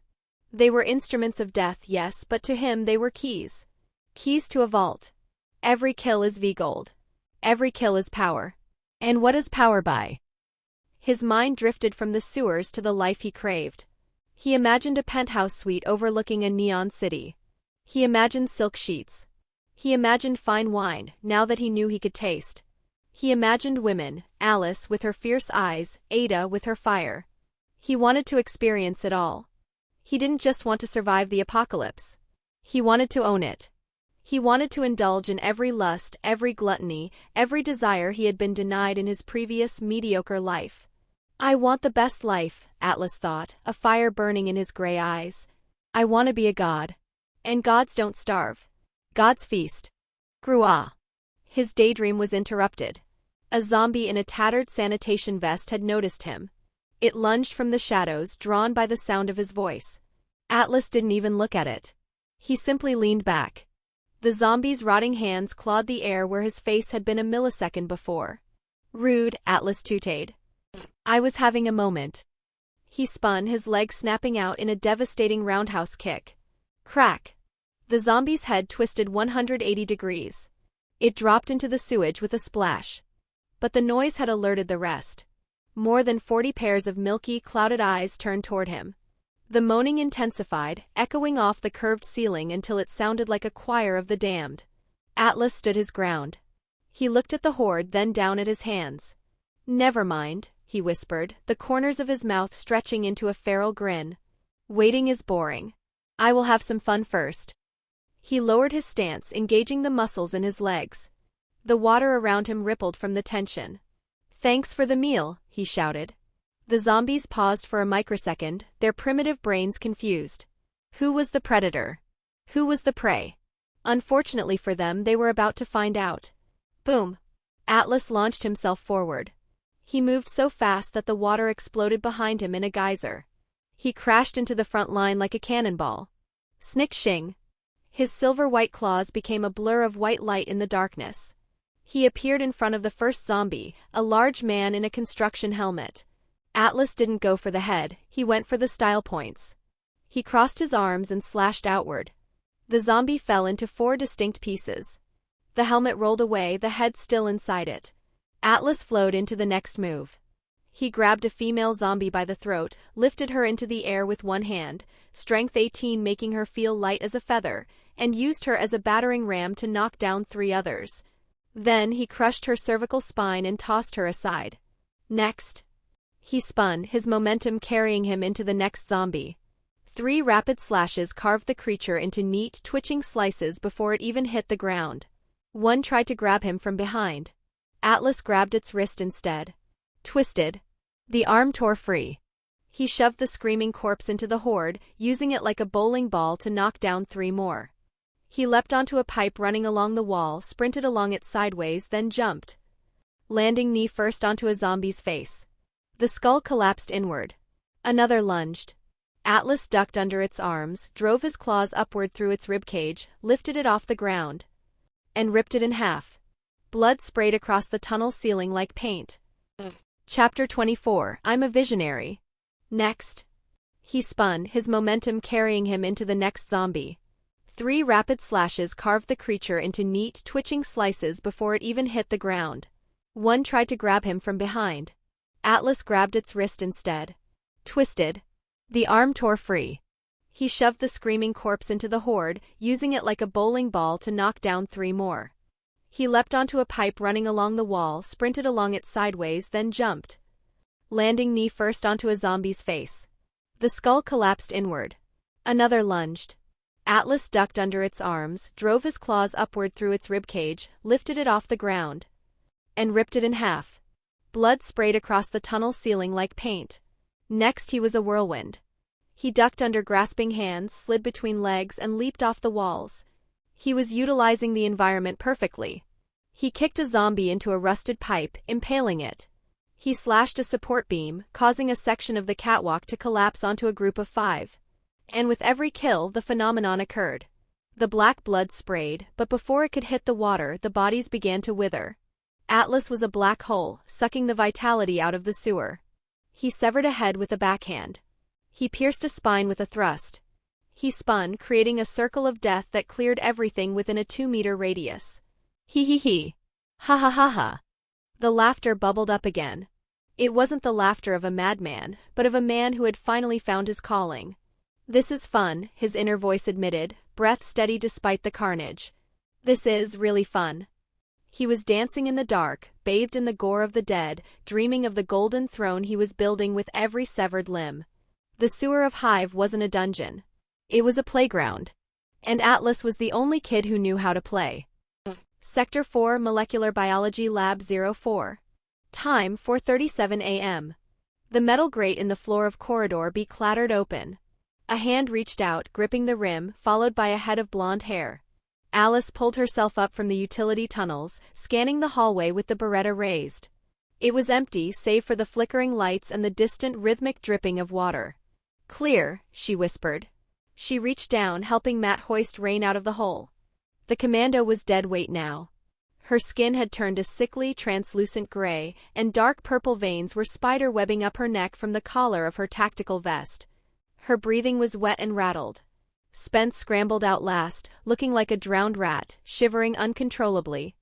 "Hurry," Alice urged, checking the corridor. "We must move fast. The zombies are behind us." They moved as a broken unit. Matt and Spence supported Rain, practically dragging her boots across the floor. As they reached a four-way junction, Alice suddenly stopped. She froze in the middle of the intersection, her eyes locking onto a specific reinforced door labeled "Restricted Access Viral Storage." Her breath hitched. Her pupils dilated. A memory slammed into her mind, vivid, sharp, and terrifying. She is standing in this hallway. She is holding a duffel bag. She is inputting a code. She is hiding the many vials of T-virus and the antivirus inside.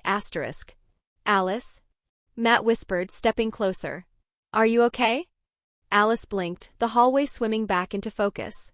She stared at the door, her voice trembling with a sudden, overwhelming realization. "There's a cure," she whispered. Rain lifted her head, her eyes glassy with fever. "What?" Alice turned to them, hope blazing in her eyes. "There's an antivirus. They brought it here for experiments. It's in the lab." She looked at Rain, her expression fierce. "Wait, Rain. Just hold on. I can save you." Rain's cracked lips stretched into a weak, bloody smile. "And here I was beginning to worry." Spence let out a breath of relief, adjusting his grip on Rain. "Well, what are we waiting for? Let's go." They rushed the door. The flooded lab. The lab was a wreck. The fire suppression system had clearly malfunctioned during the lockdown. The entire room was flooded. Knee-deep water, cold and stagnant, covered the floor. Papers, clipboards, and empty vials floated on the surface like debris from a shipwreck. The lights overhead sputtered, casting erratic shadows across the water. Alice waded in, the icy water soaking her red dress instantly. She ignored the cold. She moved toward the far wall where a massive industrial storage unit stood. "The antivirus is here," Alice said, her voice echoing in the large room. "They brought it here. With the virus. This is where it began."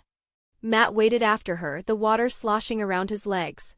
He looked at her, suspicion clouding his face. "How do you know that?"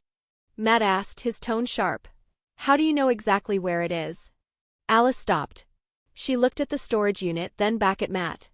The memories were fragmented, but the guilt was clear. "Because..." Alice hesitated, her voice dropping. "Because I was the one who was supposed to steal it. I was your sister's contact, Matt." Matt froze. The revelation hit him like a physical blow. "You?" Matt whispered. "You were the one she was meeting?" "I think so," Alice nodded, looking down at her hands. "I was going to expose Umbrella. I was going to bring the samples to her." "So you betrayed her," Matt accused, stepping closer, his anger rising above the fear. "She's dead because of you. If you had done your job." "I don't know." Alice shouted back, backing away. "I don't remember what happened. I don't remember why it went wrong. Tell me the truth." Matt grabbed her shoulder, shaking her. "Did you sell her out?" "I don't know the truth myself." Alice shoved him away. "Right now, the only thing that matters is the cure." She turned her back on him and waded toward the storage unit. Rain and Spence had reached the small metal staircase that led to an elevated platform. Rain slumped against the iron railing, sliding down until she was sitting in the shallow water on the steps. "Hurry up, Alice," Rain wheezed, coughing up black bile. "I don't have much time." Alice reached the storage unit. Her fingers flew over the keypad, muscle memory taking over. Beep, beep, beep, click. The hydraulic hiss of the door opening was the sweetest sound she had ever heard. She pulled the heavy steel door open, ready to grab the blue spiral vials of the antivirus. She froze. The rack was empty. "Impossible," Alice breathed. She frantically checked the shelves. Nothing. No virus. No cure. Just empty slots where the briefcase should have been. "They're supposed to be here," she whispered, panic rising. "Where are they?" Rain, watching from the stairs, let her head fall back against the bars. "I shouldn't have raised my expectations," she muttered, the light fading from her eyes. "Figures. Just my luck." Alice stood there, paralyzed by failure. She turned to look at the others, searching for an answer. And that's when she saw Spence. Spence was standing in the middle of the flooded lab, away from the group. The water swirled around his waist. He wasn't looking at Alice. He wasn't looking at Rain. He was staring into empty space, his eyes wide, unblinking. His body was trembling, not from the cold but from something internal. Flashback. Spence saw it. He saw the train. He saw the safe. He saw himself typing the code. He saw himself grabbing the vials of T-virus and antivirus. He saw himself throwing the blue vial into the lab. He saw himself putting on the gas mask as the Red Queen sealed the room. He did it. He was the saboteur. The shivering stopped. The confusion vanished from his face, replaced by a cold, sharp clarity. "Spence?" Alice called out, stepping away from the empty safe. "Are you okay?" He didn't respond. "Spence?" He slowly turned his head. The doofy, scared look was gone. His eyes were focused. Predatory. He looked at Alice, then shifted his gaze to the metal table beside him. Lying on the table, forgotten in the chaos, was a silver revolver, likely left by a security guard who had died there hours ago. Alice followed his gaze. Her eyes widened. She lunged for the gun. No. She was fast, but Spence was much closer. He snatched the revolver from the table, spinning around in a splash of water. He raised the weapon, leveling it squarely at them. Click. He cocked the hammer. "Whoa, whoa," Spence said, a smirk playing on his lips. "Stand back." Matt froze, holding his hands up. Rain tried to reach for her P90, but she was too weak to lift it. "Spence?" Alice stood still, the water lapping at her thighs. "What are you doing?" "I remember," Spence said, his voice steady and arrogant. "I remember everything. The wedding. The plan. And you." The water in the lab rippled around Spence Park's legs as he aimed the silver revolver at Matt's head. The flickering lights cast long, erratic shadows across his face, highlighting the manic desperation in his eyes. "I hid the virus, Alice," Spence confessed, a twisted grin splitting his face. "I put it on the train. It's waiting for us right now." He gestured with his free hand, encompassing the ruin of the lab, the dead facility, and the horror waiting outside. "Come with me, Alice. Think about it. Do you have any idea how much this sample is worth?" He began to pace, the water splashing with each step, his voice rising in pitch. "We're not just talking about Umbrella. I'm talking about the open market. Trisol in Africa would pay a fortune to destabilize the region. Will Farmer in India needs a basis for their vaccine research. The Shinya Syndicate in China? They would offer me a blank check just for a single vial." His eyes widened, shining with the glint of avarice. "And that's just the corporations. Think about the governments. The Russians, the US military. Or the extremists, those crazy religious zealots in the Middle East, the Iranians, the Saudis. They would pay hundreds of millions, if not billions, for the power to rewrite life and death." "You're insane," Alice whispered, staring at him as if seeing him for the first time. "I'm a visionary." Spence countered, laughing breathlessly. "We can go anywhere. Rio. Paris. We can buy a private island in the Caribbean. We can hide in a fortress in the Swiss Alps, or in Eastern Europe in some villages, sipping champagne while the rest of the world burns." He stepped closer to her, his voice dropping to a seductive whisper. "Far away from the chaos that is about to fall upon the world. We just opened Pandora's box, Alice. The old world is over. But with that money, we can build a paradise in the ashes. We can do whatever we want. Be whoever we want." Alice looked at him with pure, unadulterated disgust. "You did this?" she asked, her voice trembling with suppressed rage. "You killed all these people? You destroyed an entire facility for money?" "I did it for us," Spence shouted, his composure cracking. "This was the plan. We were supposed to be rich. We were supposed to be kings." Chapter 26. They were food. "I'm a visionary," Spence countered, laughing breathlessly. "We can go anywhere. Rio. Paris. We can buy a private island in the Caribbean. We can hide in a fortress in the Swiss Alps, or in Eastern Europe in some villages, sipping champagne while the rest of the world burns." He stepped closer to her, his voice dropping to a seductive whisper. "Far away from the chaos that is about to fall upon the world. We just opened Pandora's box, Alice. The old world is over. But with that money, We can build a paradise in the ashes. We can do whatever we want. Be whoever we want. Alice looked at him with pure, unadulterated disgust. You did this? She asked, her voice trembling with suppressed rage. You killed all these people? You destroyed an entire facility for money? I did it for us. Spence shouted, his composure cracking. This was the plan. We were supposed to be rich. We were supposed to be kings. So this is how you make my dreams come true? Alice asked coldly, her muscles tensing, ready to spring. Don't be stupid, Spence warned, sensing her movement. He shifted his aim back to Matt, thumbing the hammer back. I'm offering you a way out. Don't throw it away for a dead cop's brother. Go to hell, Matt snarled, stepping in front of Alice. Spence's face hardened. The mask of the charming partner fell away, leaving only the cold emptiness of a killer. Wrong answer.